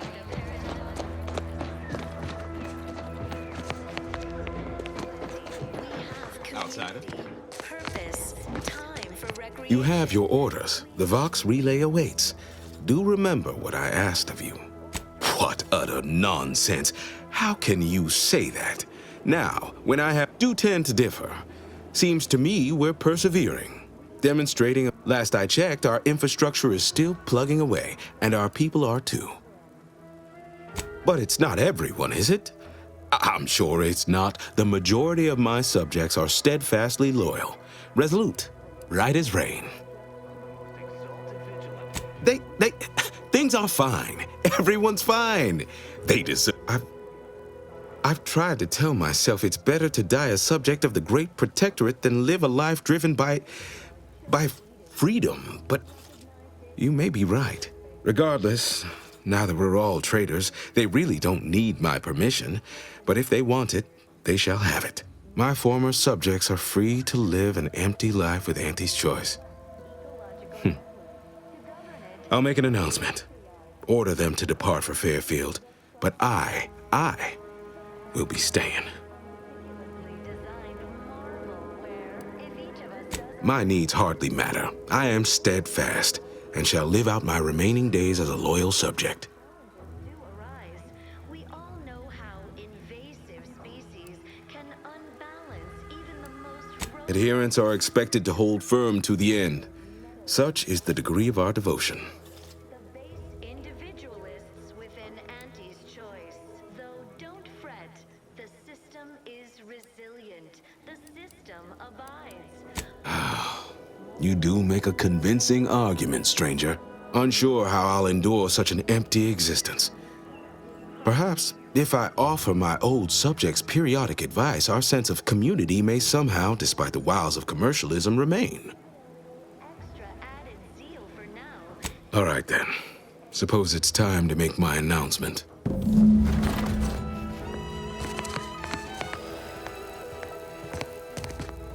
Is a fellow subject lacking the appropriate seal for their assignment? Attention, everyone. Attention. I, Vigilant Ogden Hogarth, hereby do order all subjects under my command to abandon the settlement of Westport at the earliest possible juncture. You are to depart for the township of Fairfield, safely and together. Once there, you are to appeal to local authorities for citizenship with Auntie's choice. Thereupon, you are thus and forevermore relieved of your duties as subjects of the Protectorate. This is a direct order from your Vigilant and is not to be questioned and cannot be countermanded. Now see to your preparations. I will join you shortly. Need a moment to let this all settle in. I will be on my way by and by.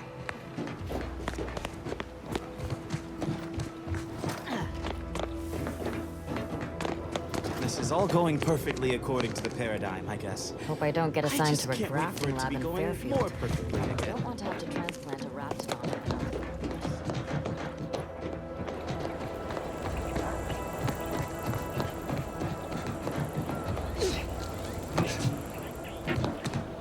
I look forward to a new life of audacious self-determination and unregulated consumption of sugary sweets. What do you think it'll be like at Fairfield? I admit to an unreasonable... You've lifted my spirits right out of their doldrums. Our new guests have just arrived. Here, a considerable reward for your considerable efforts. Had anyone asked, I would have bet a year's pay against your capturing the hearts and minds of the denizens of Westport, and it seems I would have been out a great deal of bits. I've two minds about the convertees. Anyone with eyes can see they need guidance, but a pernicious system is not easily abandoned. Have you any thoughts?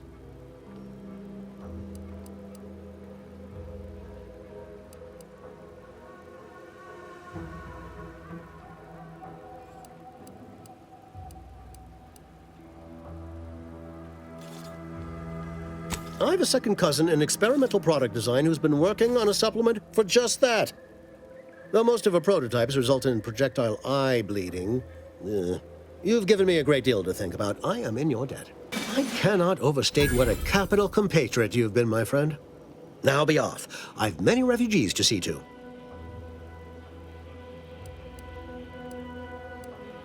I believe Vigilant Hogarth mentioned he presented you with a writ of conscription that should ease your entrance. I believe that should be more than sufficient. Now, should you ever find yourself visiting the ACS Undisputed Claim, do come see me. I've no doubt that when we next meet, I'll have risen 6 ranks, at least. Farewell!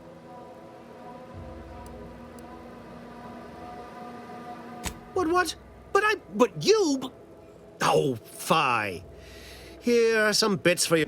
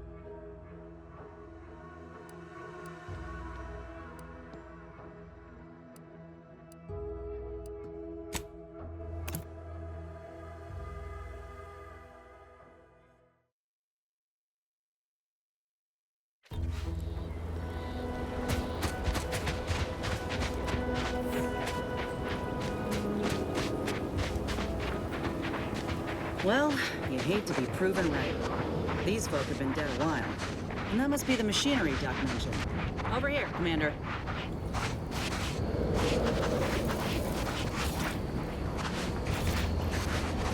Huh.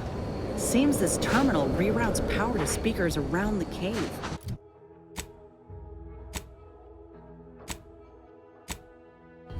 They were using sound to lure the Crabbles out. Let's see here.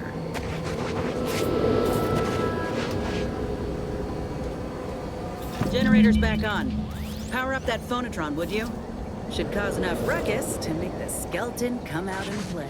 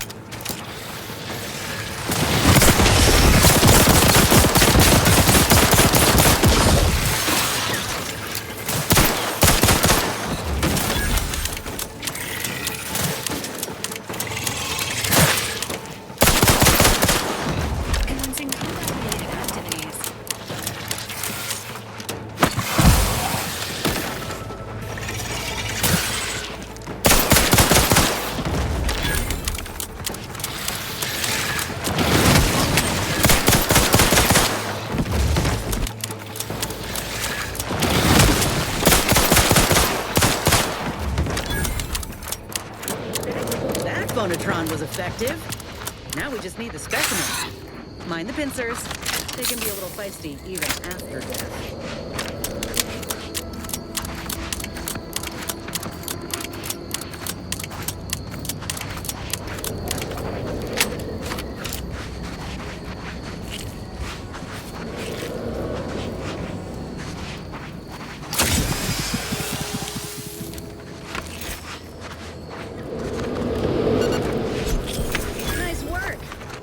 Bringing it over here so I can take a gander?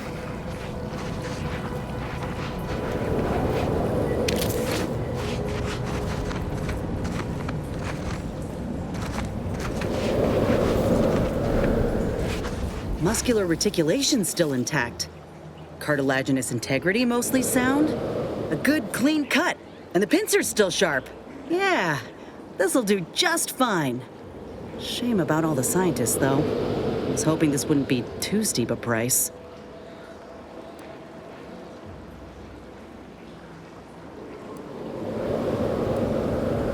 Well, I sure ain't gonna fry up the claw and serve it with tarmac and cheese. This little hand has been poisoning me for a spell, remember? I'm hoping it'll be a salve, as Doc suspects it might be. But seeing it now, I reckon there are some other ways I might use it to my advantage. If you still got some hunting you, that Raptidon matriarch's on the loose. Her den's not far from the Vox Relay up north. Elsewise, we head back to Fairfield and speak to Doc Tinsley. North it is. After you.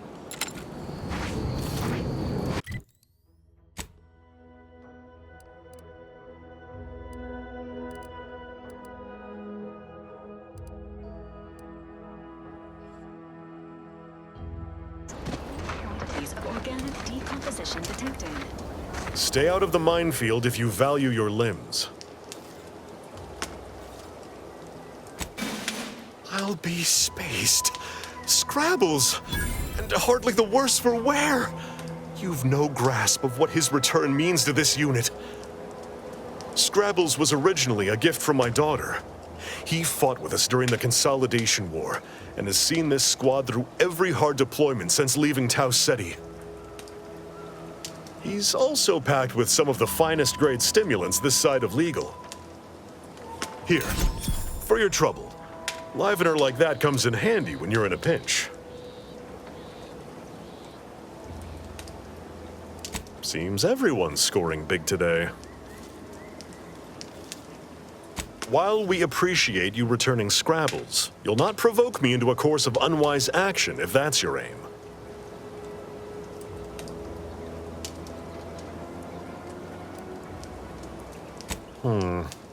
Milver Street's always rambling about signs. Suppose this might fall under one such category. For the sake of discussion, let's say that I agree to this enterprise. Such non-compliance is unlikely to go over well with my direct report. How do you propose I handle Carr?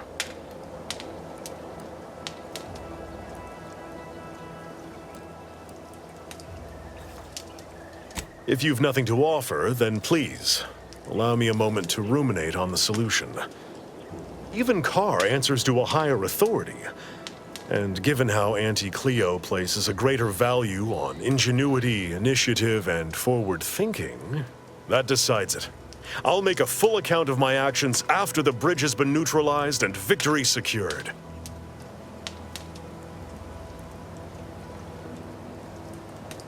Don't take too long.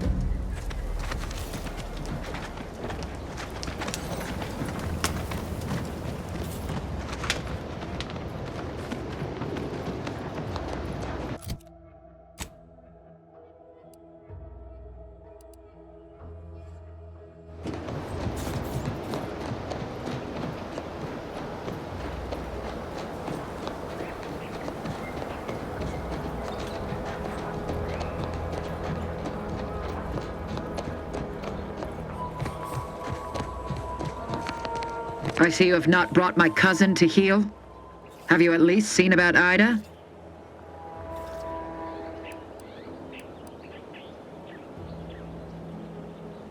Let me see that. Yes. Yes! This does appear to be hers. Unfortunately, there are reports of the Harvester having been repaired in the wake of her sabotage. Though her triumph may not have endured, it was a good effort nonetheless. Should Montelli deign to interrogate me for my associations, I'll be certain to inform him of her patriotism.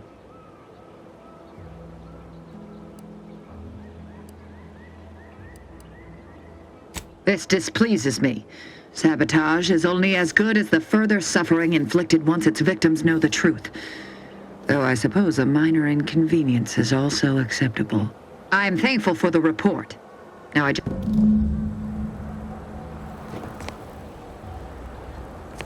I've been mulling on the information about Ida. Such blessed tidings and good.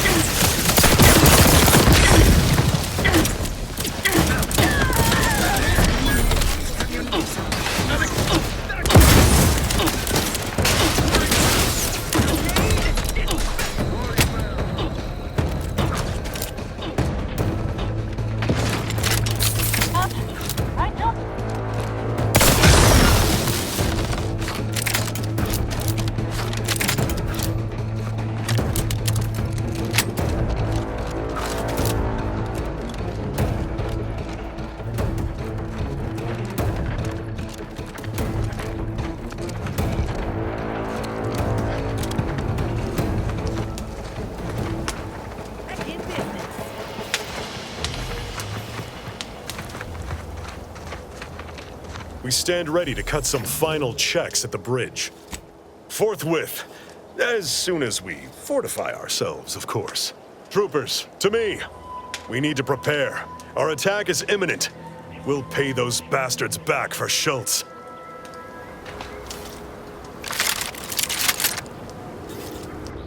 This is what we've been waiting for, troopers. What all those days and nights of trial readied us for. We're delivering death, free of charge.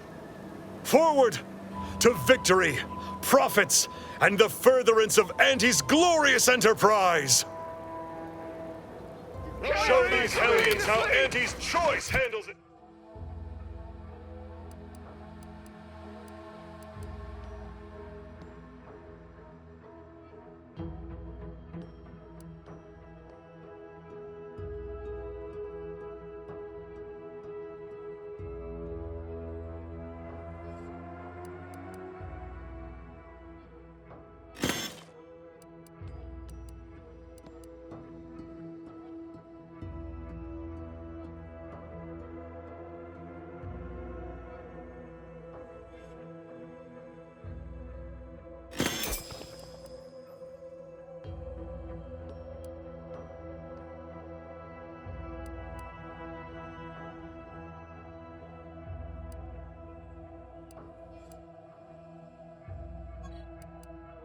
Handles its business. With you, Commander!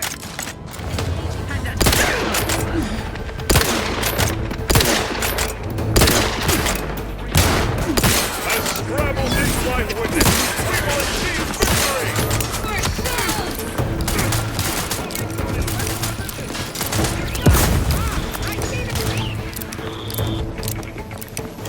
Time to fill our dance card, troopers! Going to investigate.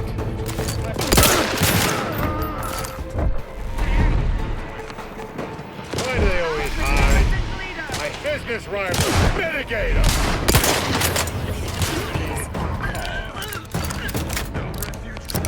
Getting proactive. There they are.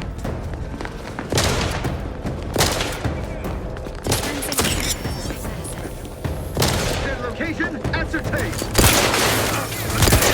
Big idea.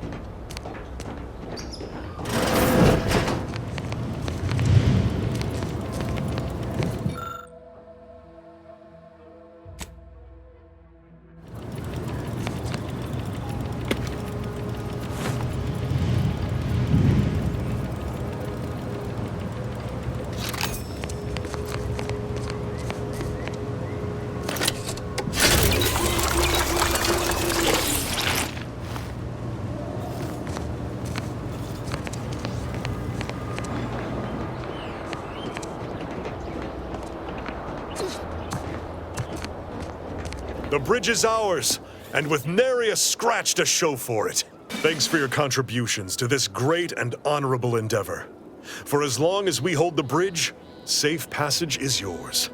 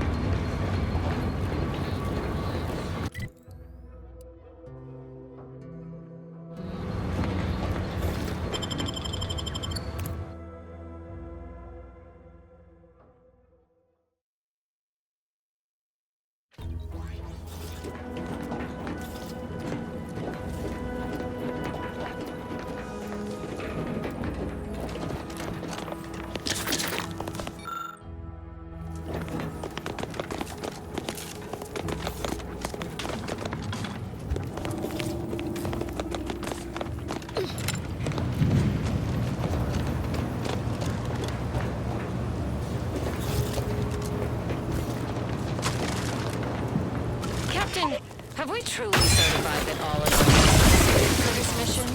It would be were any of us to declare reservations.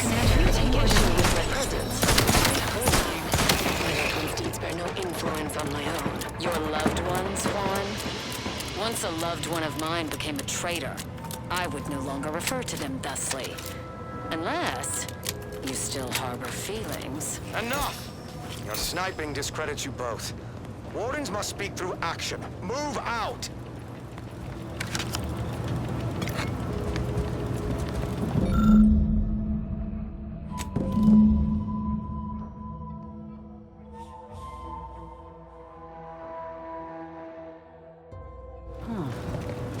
Seen these before.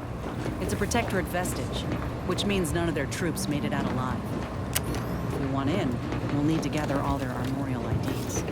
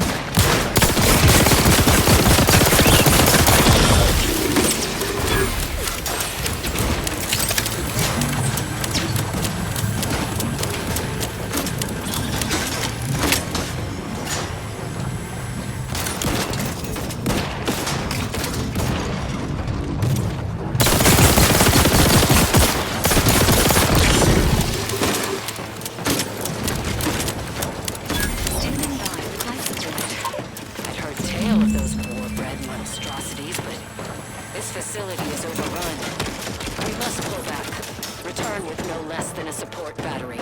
Wardens do not retreat, nor take any ignoble action. I shall excuse your cowardice by way of shock. Whether we are destined to succeed or die, we shall do what is required of us. We will not falter. Marchand, in the event we don't survive.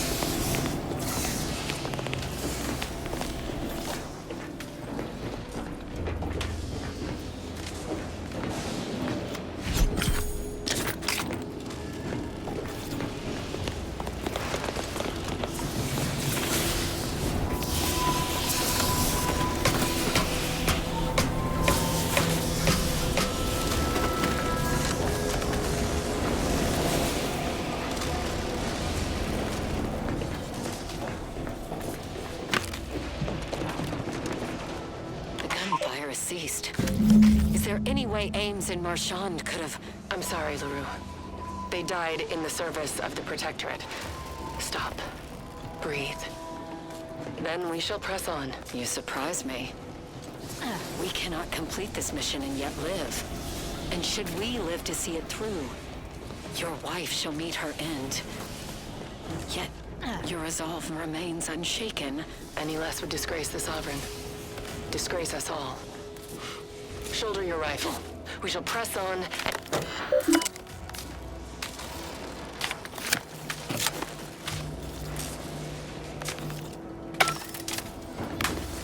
Looks like we have a few hungry friends joining us. Keep your finger on the trigger.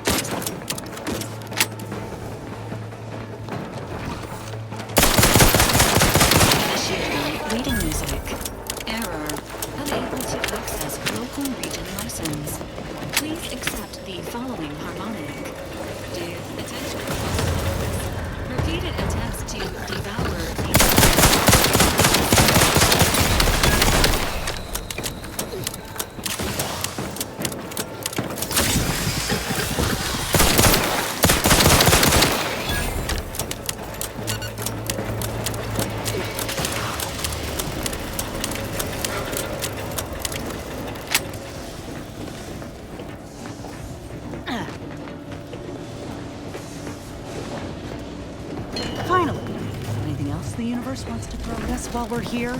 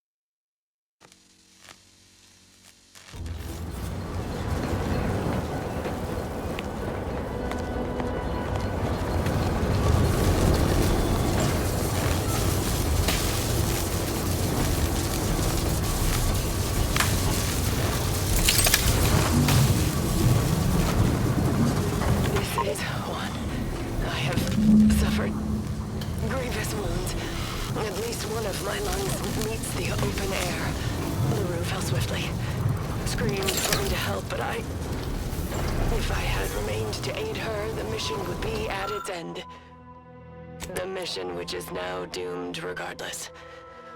I arrived here to find the controls non-functional. Since my weapon delivers magnetically contained electric charges, I inserted it into a conduit hoping it would spring to life. Power controls deteriorated. I wish I could have been relief. That in my heart of hearts, I wished my love to live.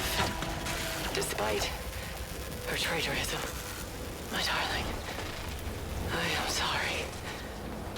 But were you here, I would use the last of my strength to slay you. Our feelings are not even a candle to the incandescent love of the Sovereign.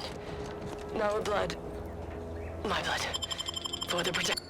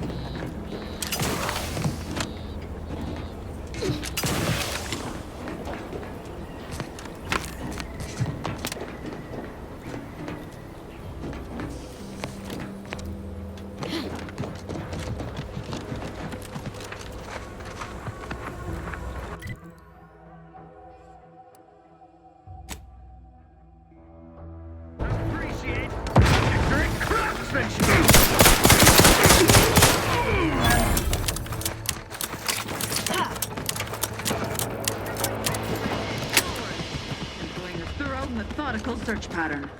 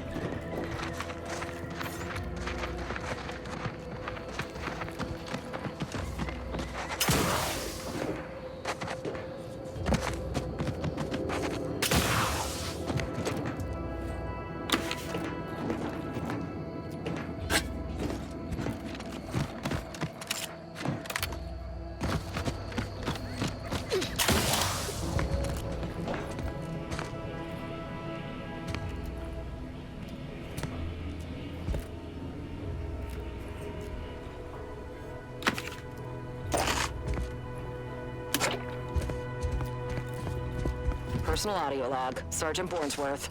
We've been deployed to deal with a new living weapon fielded by Auntie's forces. The previous squad was unprepared for this threat and was consequently torn asunder. Command's intel could never be so lacking as to allow this to occur. So why? They were lulling Auntie's choice into a false sense of security before launching counteroffensive teams. This will undoubtedly save far more lives than it cost. Another stroke of genius from Command. Praise the matriarch. Sergeant Bornsworth, signing off.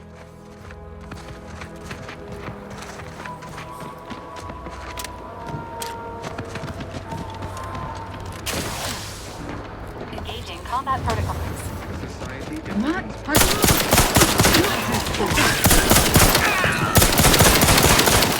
But it ain't that simple.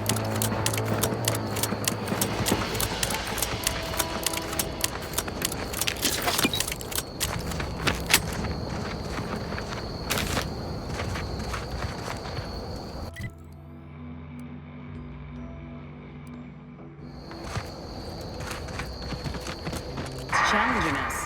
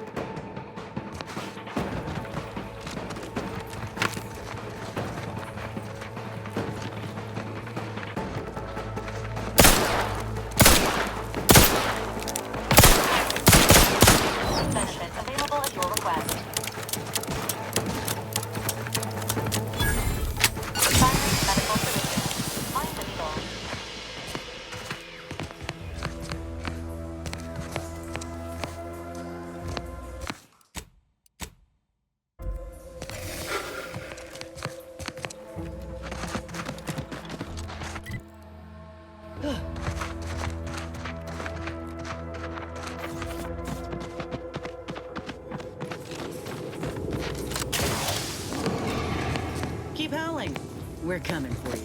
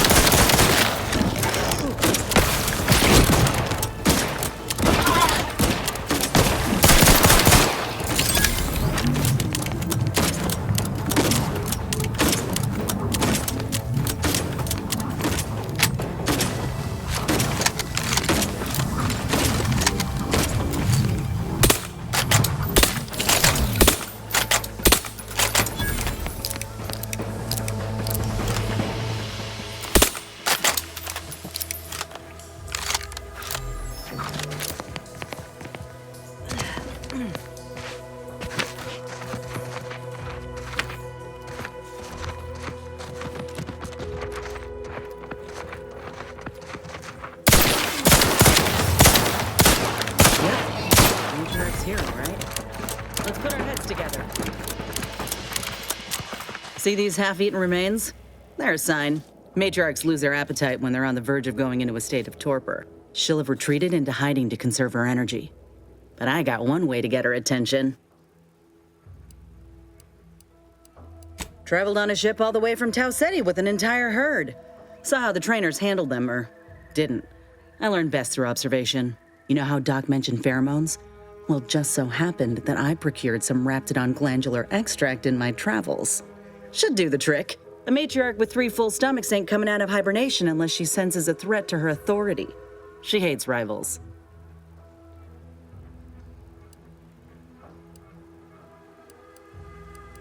Old girl's apparently a very... Any other questions, or are you ready to meet this matriarch? I was inquiring more about your current manner of fortitude, but I'll take it. All right, let's do this.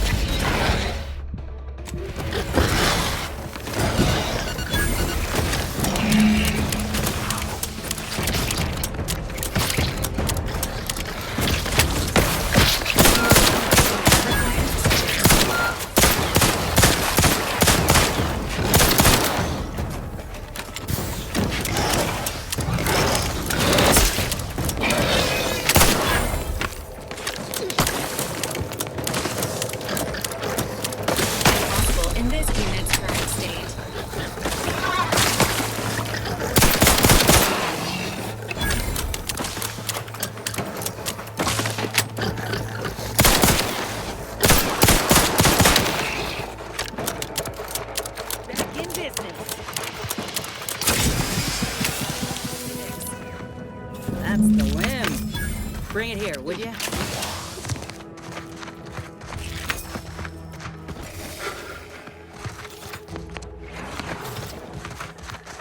Law, look at this part. That's twice the muscle mass of a Raptidon hunter. Undamaged nerve endings? Even the coloration's to my liking. Can't ever discount the aesthetics. You're no slouch, you know that?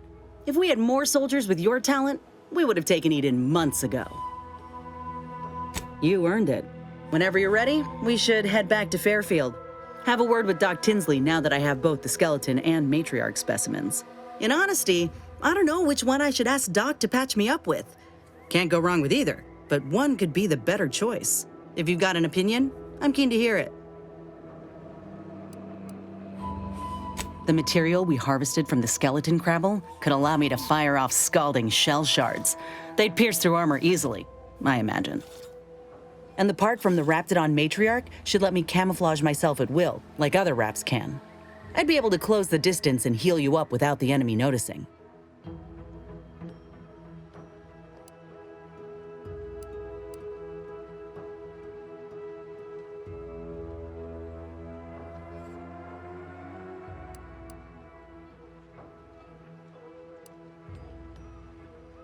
All right, but Doc Tinsley will need an answer once we meet with her.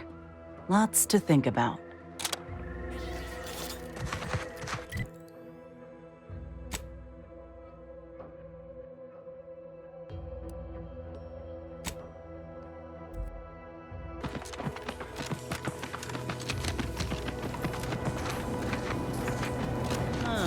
This drainage pipe must be coming right from the Vox relay. They're lucky the Raps ain't chewed their way through yet.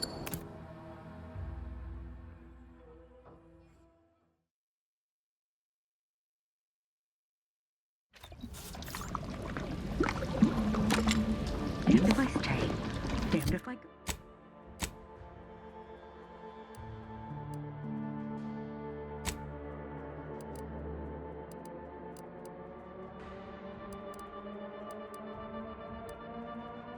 If I go, can I remain unsullied under the command of a rambling, nonsensical persecutor?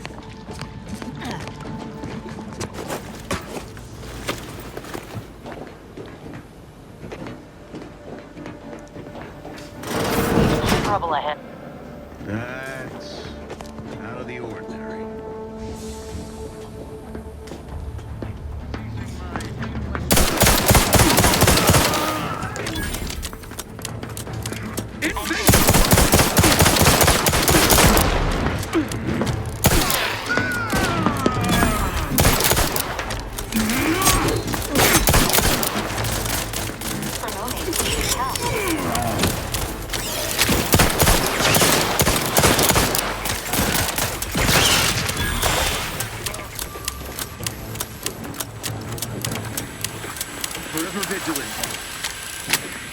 I advise you decamp.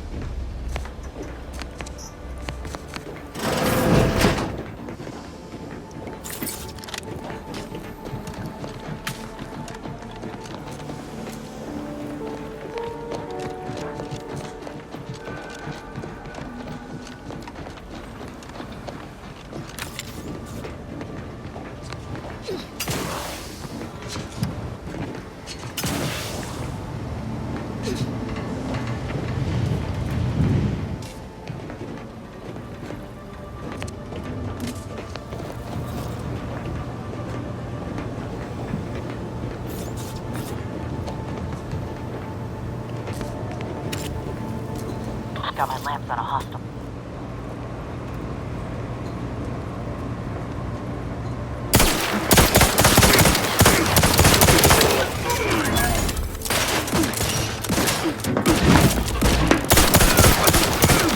Charging bolt!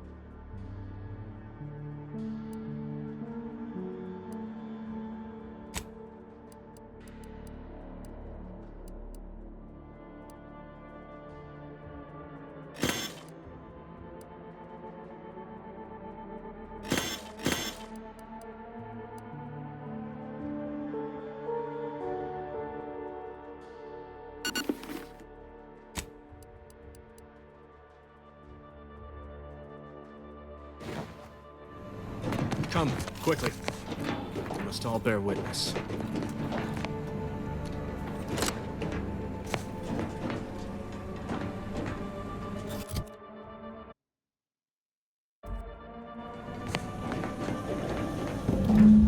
Technicians Agna and Gastrell, you stand accused of manufacturing a fatal flaw in one of our valued dragoons.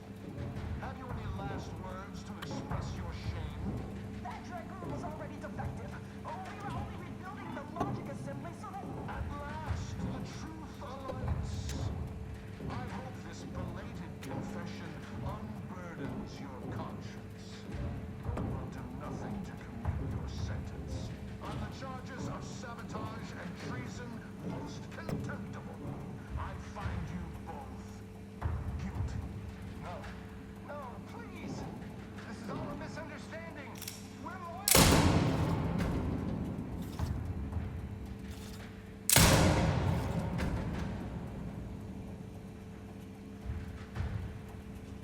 More loyal subjects executed. And valued technicians, no less. I cannot see how reducing our own manpower guides us down a path to victory. Wait. I recognize you. From Horizon Point. Yes, just outside the skip labs before the incident. We helped one another, didn't we? You with my record and I with the bridge. Please tell me you were not responsible for all the evil that transpired afterward.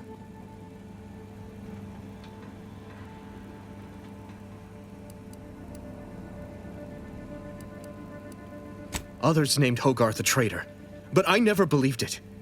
If anything, Montelli is inflicting more injury to the Protectorate right now than the whole of what Hogarth is accused of. In any case, the writ all but obliges me to aid you. Perhaps now we can put an end to all of this lunacy. If I can just speak with Montelli, maybe I can persuade him to stand down. Go to his terminal. Search for any information on it that may be deployed against him. Also, while you're there, notify High Command that I'm taking control of the station.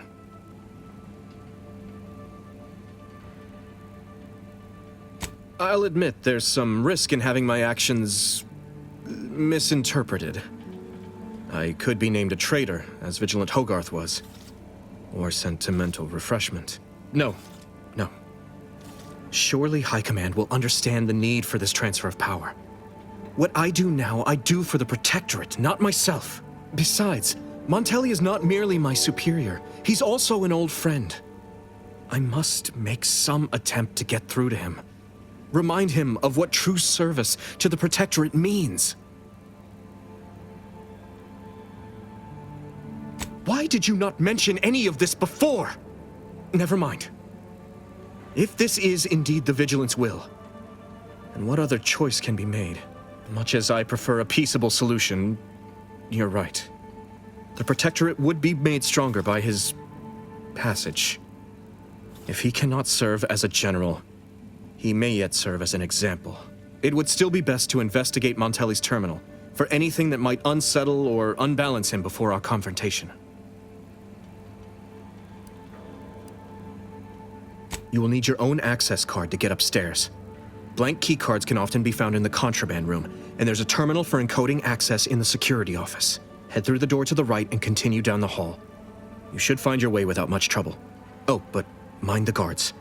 They'll still attack you on sight. I will join you as soon as you go to confront Montelli. In the meantime, I'll gather what weapons and allies I can.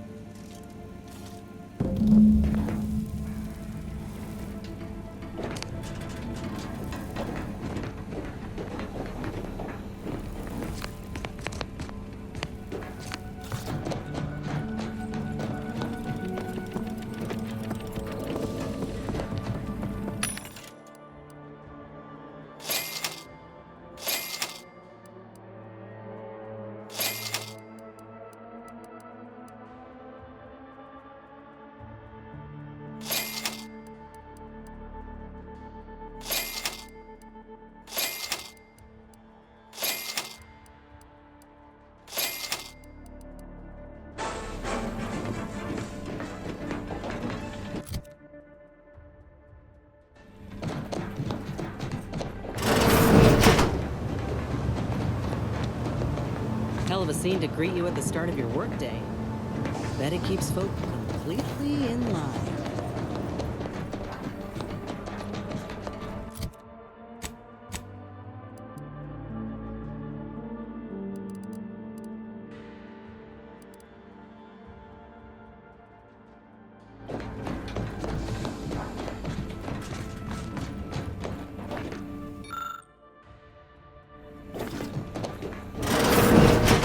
Did you hear Montelli lock the thrusters?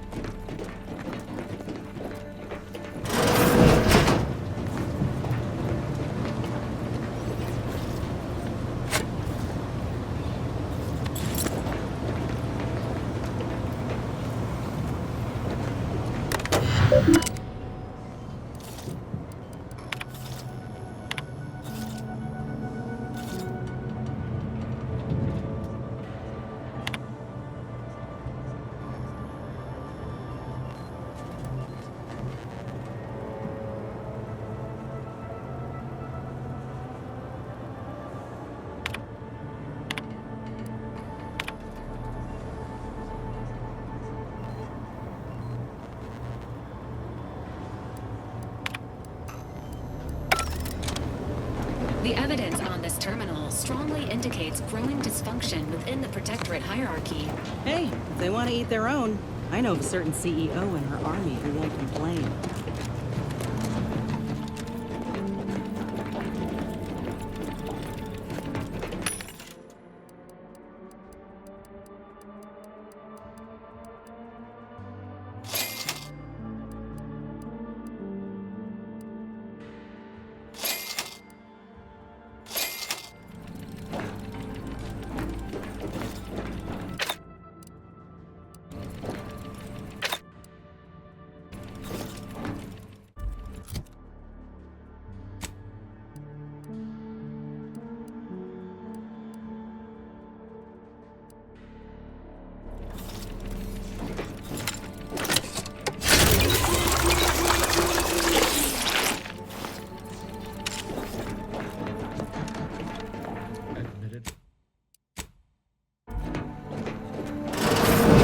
What now? Ah, an intruder. Of course. I was warned the paradigm would test me, and here you have arrived. And Corbin. By your presence, am I to understand that you've turned renegade as well? Of all the serpents writhing beneath my boot, you were the last I expected to strike at me. The only renegade here is you, Umberto. You forced my hand through your paranoia and cruelty. I'm killing traitors, seditionists. I am purging our prized garden of chokeweed and all manner of slithering things. My methods may seem callous, but a swift response to treason is necessary to prevent this crisis from worsening.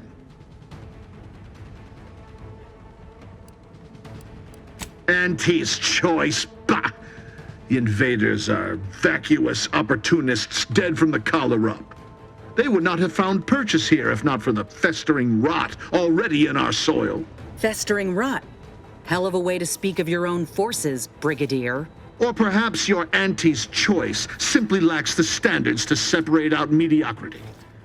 Nevertheless, I am not afraid to speak what's true. Our great protectorate has lost its way. Years of comfort and plenty without stricter enforcement have softened us, made us weak, undisciplined. If only the sovereign heeded his consul's wisdom, he could restore the protectorate's honor, instead of shaming his forebears by leaving such a grave task to others like myself.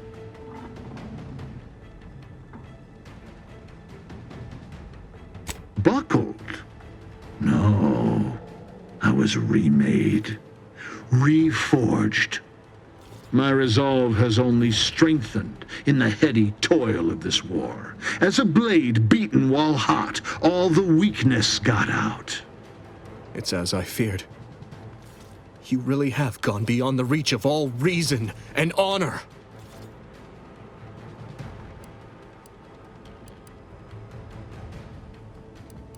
It was a lingering hope, nothing more.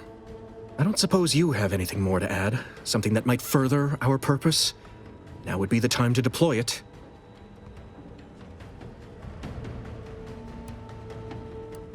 And we found a shrine dedicated to her in his locker. Best replica of her wig I ever saw. Ain't that right, Commander? I very much doubt that's true. What are you trying to... How dare you walk into my station and think to impugn me? There are no words to capture my complete and unadulterated loathing for that corporatist creature, Auntie. I weary of this pointless palaver. You erred when you aligned yourself with the enemy, Corbin. Shame you will not live long enough to amend this mistake. Guards, purge this loathsome treasonist and his odious ally from my sight. Leave none alive. Unfriendly in combat range.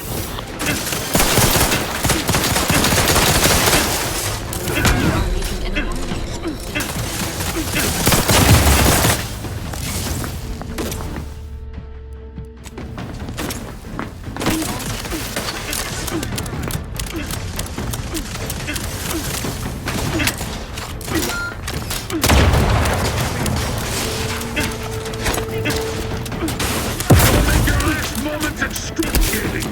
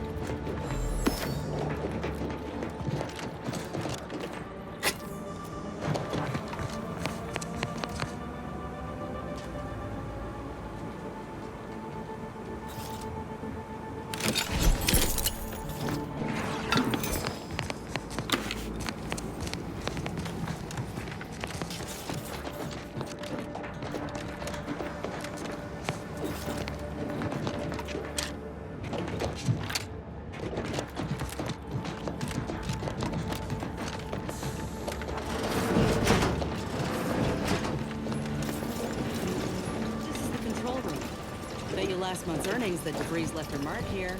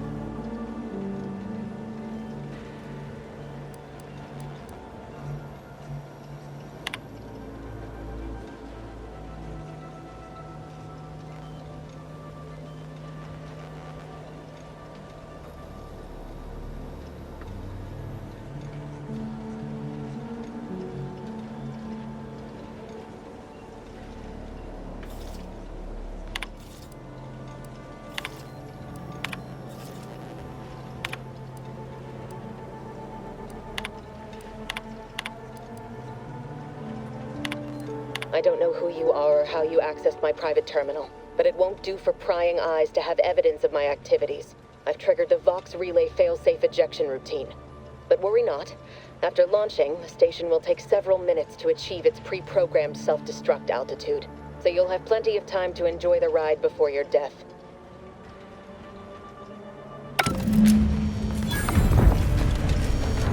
We gotta do something.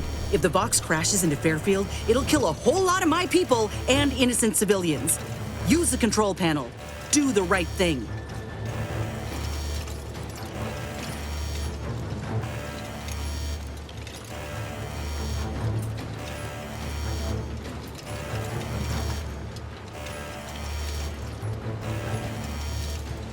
It's a relief to hear you say so. Go on then, Commander. We're short on time as it is.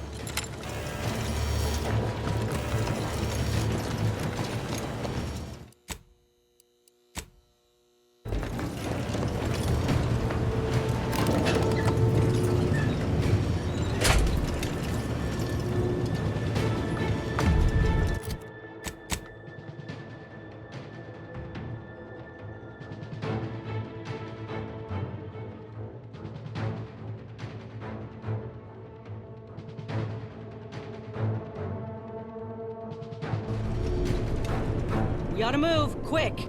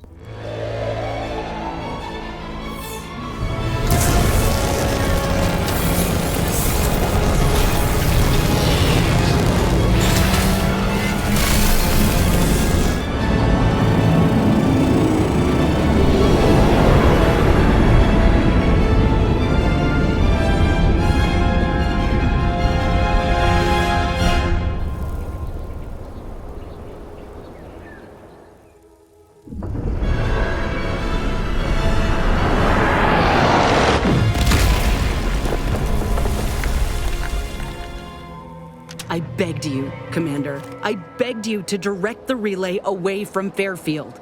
Now, everyone's dead. Don't you even feel bad about what you've done? Do you feel anything at all?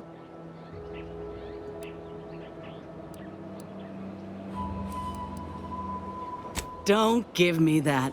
You were warned. You had to know. And I ain't sure. I don't need a law, damn. Knew it was a mistake.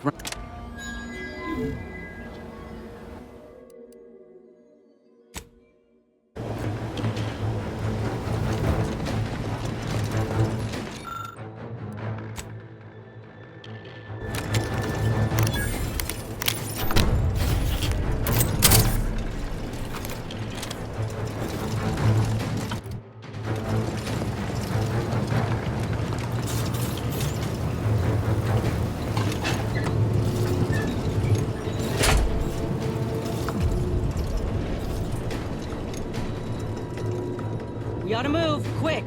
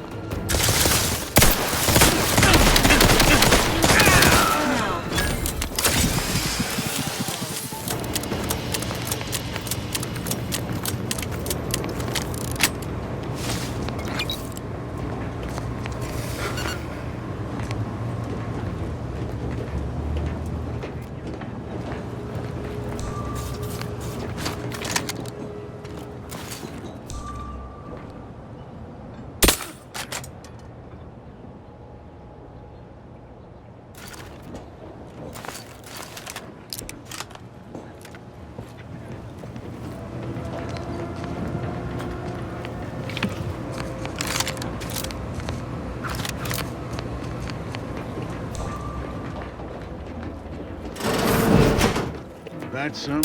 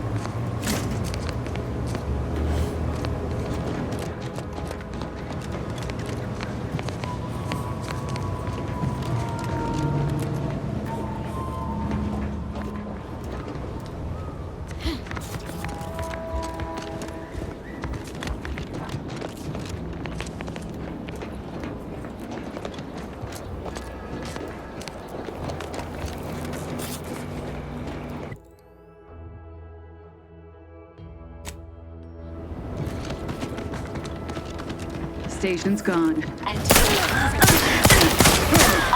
in combat range. Taking cover.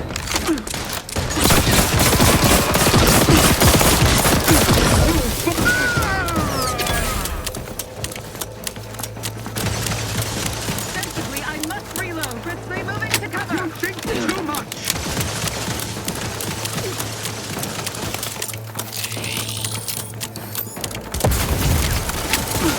Forever vigilant. There you are. Taking cover. At your request.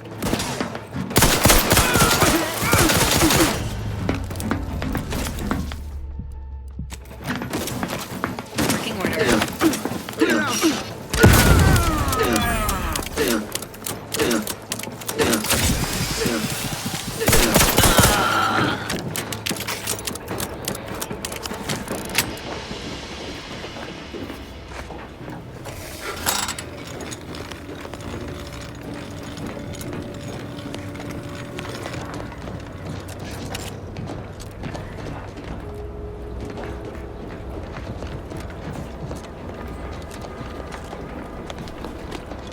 Back again.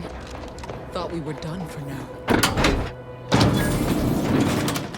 Break as many fingers as pleases you.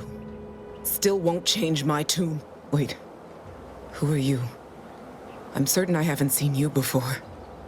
I remember all my oppressors. Thought I was hearing things earlier. But I know no one by that name.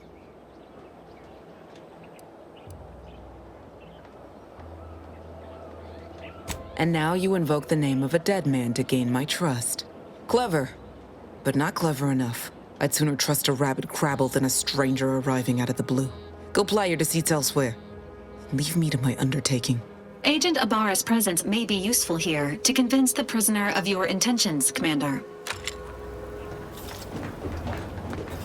Leave me be.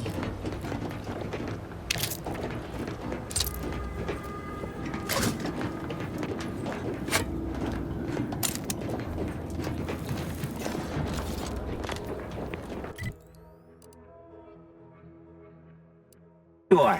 I was expecting you 4 minutes and 27 seconds ago, but never mind that. I have a missive for you. Highest priority. Recipient's eyes only.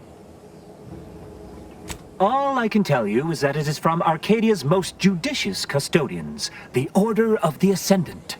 I am not privy to any information beyond that. Oh, they did also say it was important. I was tasked 6 months ago to deliver it to whomever ship was at this landing pad at this exact time. Well, 4 minutes ago, like I said. All other questions may be answered by viewing the missive, I expect. Farewell, and as they say, may all your endeavors come to fruition. Best of luck to you.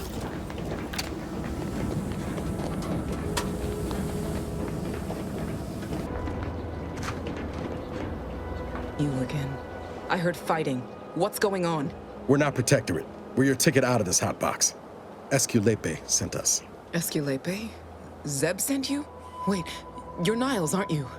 Count on Zeb to go as far as raising the dead to help. But it's too late. I gather you haven't noticed the bodies in the pen here. Oh. The others don't look like they suffered easy deaths. What happened? Void-damned Protectorate brutality, that's what. The Consul sent a sentinel to conduct a preliminary interrogation. But it was more like exploratory surgery. She tortured us for information. The others didn't survive her enthusiasm for the work. I'm only here because the Consul wants someone brought back to him, alive. Lucky me. The cipher, right. I managed to memorize it before I was nabbed. 02519W. Should help Zeb decode the intelligence we sent him a whole lot faster. Please don't think me ungrateful for your efforts, but I'm not going anywhere. If you're too hurt to walk, I'm sure the commander and I could... No, it's not that. I need the Sentinel to take me onto that transport. I want her to think she's won. And then, just as we leave orbit, I'm going to blow her pretty ship to pieces. That might just be the most ruthless bait and switch I ever heard. Your friends ought to be proud. Thanks. Funny what ideas come into your head after losing a molar.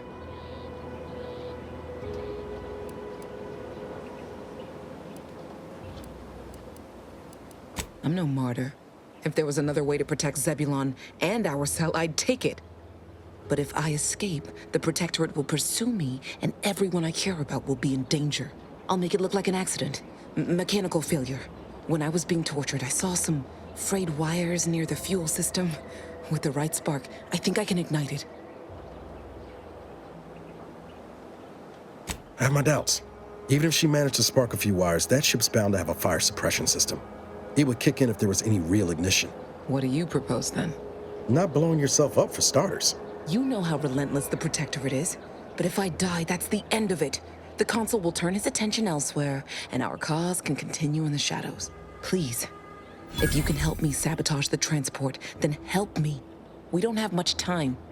Might be I could sabotage the transport from the outside. Make it look like negligent maintenance. What do you think, Commander?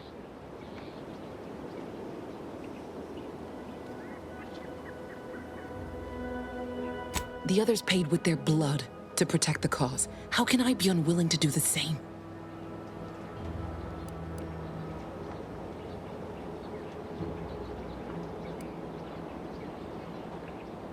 All right. I'm going to trust you on this, if only because I don't feel my head screwed on quite right at the moment. I just hope you're not wrong. No point in remaining here then, is there? Especially since you've already gone to the trouble of unlocking the gate. Tell Zeb I'll rendezvous with him later, somewhere safe. One last request. Don't damage the transport. A lone escapee is already insult, but a sentinel killed, her transport destroyed? The Protectorate won't ignore such outright injury. Anyway, thank you again. Look after yourselves. I know what Audra said, but what if she's wrong? I can't help thinking we shouldn't leave without bloodying the Protectorate's nose first.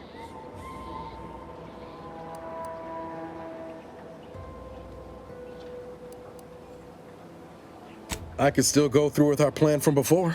Sabotage the transport, make it look like an accident. Wouldn't be hard. I'm torn. On the one hand, Audra might be right. But when else are we gonna have a chance to take out one of the Consul's lackeys and a Protectorate vessel in one go?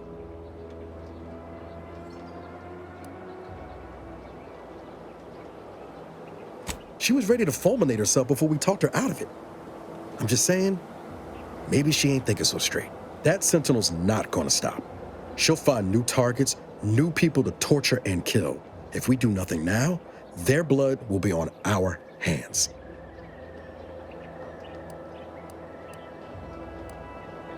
Thank you, Commander. Stay put. Shouldn't take me too long. Done. Won't go into the particulars, but you can trust that ship will blow the moment it hits orbit. Let's get back to Zeb. He still needs a cipher, and he'll want to hear about what happened with Audra.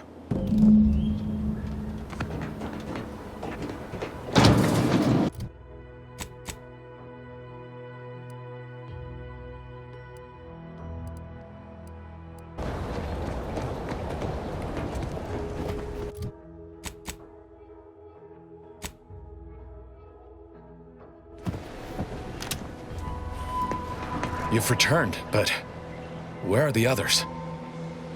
Hold a moment. What's that in the sky? A Protectorate transport?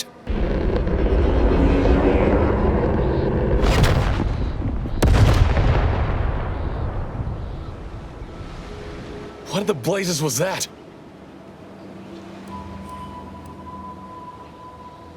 What of my team? That wasn't the vessel sent for them, was it? Tell me they were not on board. A Sentinel worked them over bad. Only Audra was still alive when we got there, and she was ready to blow herself up to take out that ship. Luckily, we found another way. Damn the Protectorate.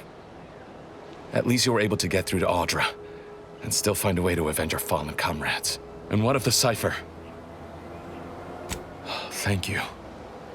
I was beginning to fear I'd have to decipher this intelligence the hard way. Perhaps I was mistaken about your commitment to making amends, Niles. Thank you for being true. Can't fault you for having doubts. But I have changed. I am changing. I hope you'll both forgive me my earlier disposition. I'm not normally so surly.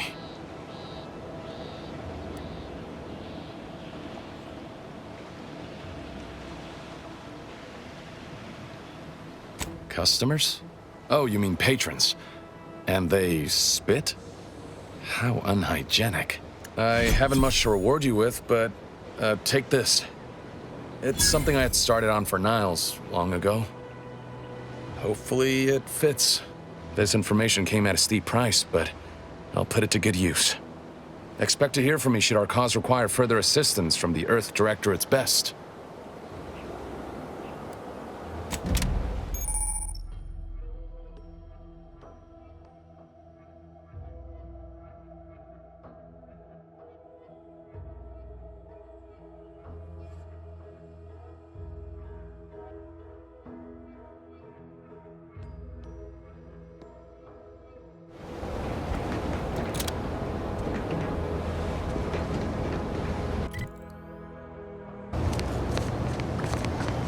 Back again?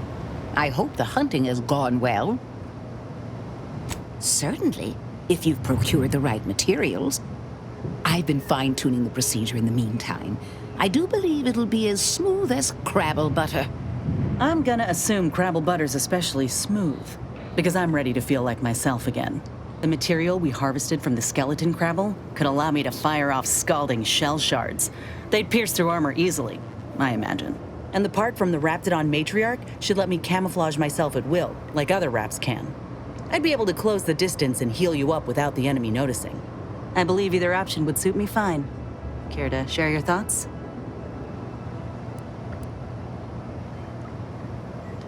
Then I will. And you know what?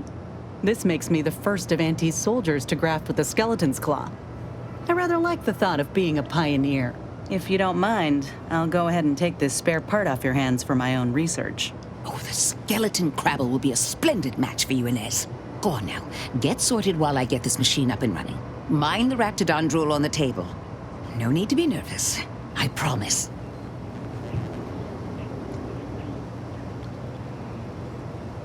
Thank you for the bedside manner, Commander.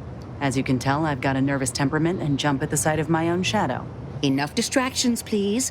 I need the utmost focus for my work.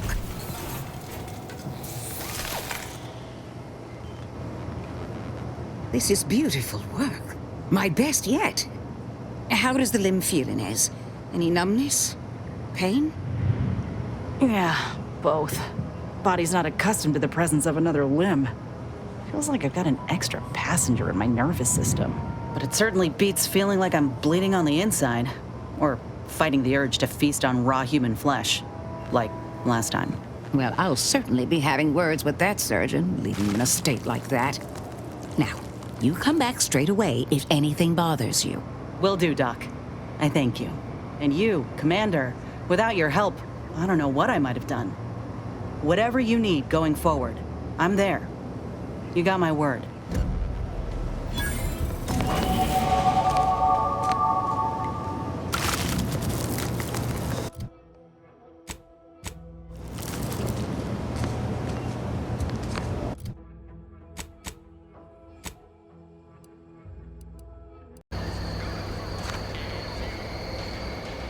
I feel strange. In a good way. Auntie's documentation doesn't describe the side effects of grafting with a Crabble, but so far, not hearing complaints from me. I'd say this officially puts me back in full fighting form. If you ever thought I might slow you down, you can give those fears a kiss goodnight. Good. I can't rightly take a look without contorting myself in front of a mirror, so it's a comfort to have someone with a keen eye taking notice. I got a good feeling about this partnership of ours. Just want to reiterate that I'll make good on my end of the deal. I plan on proving my worth to you and to Auntie, no matter what it takes. I expect we're going to have quite the adventure together. I appreciate you hearing me out. We should move on. Sure hope anyway. Need something, Commander?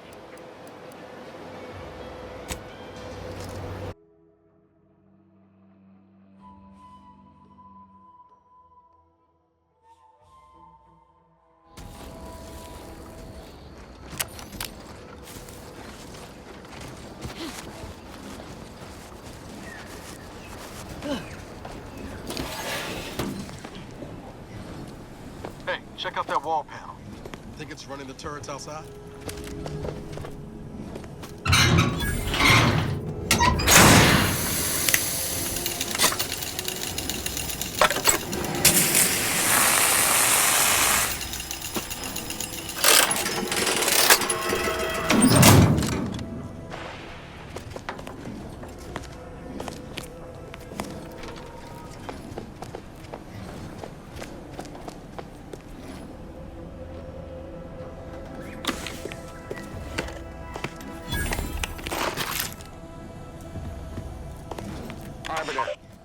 Arbiter Nebs, words are a song to my ears.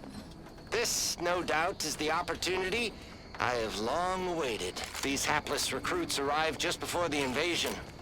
No sooner had they set down their bags than their instructors were called to the war front. I read the fear, the uncertainty in their faces.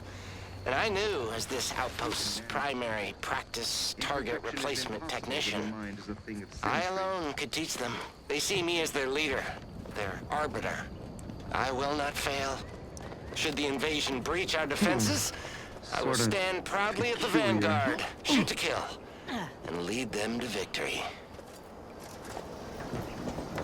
Search completed in a logical and timely manner.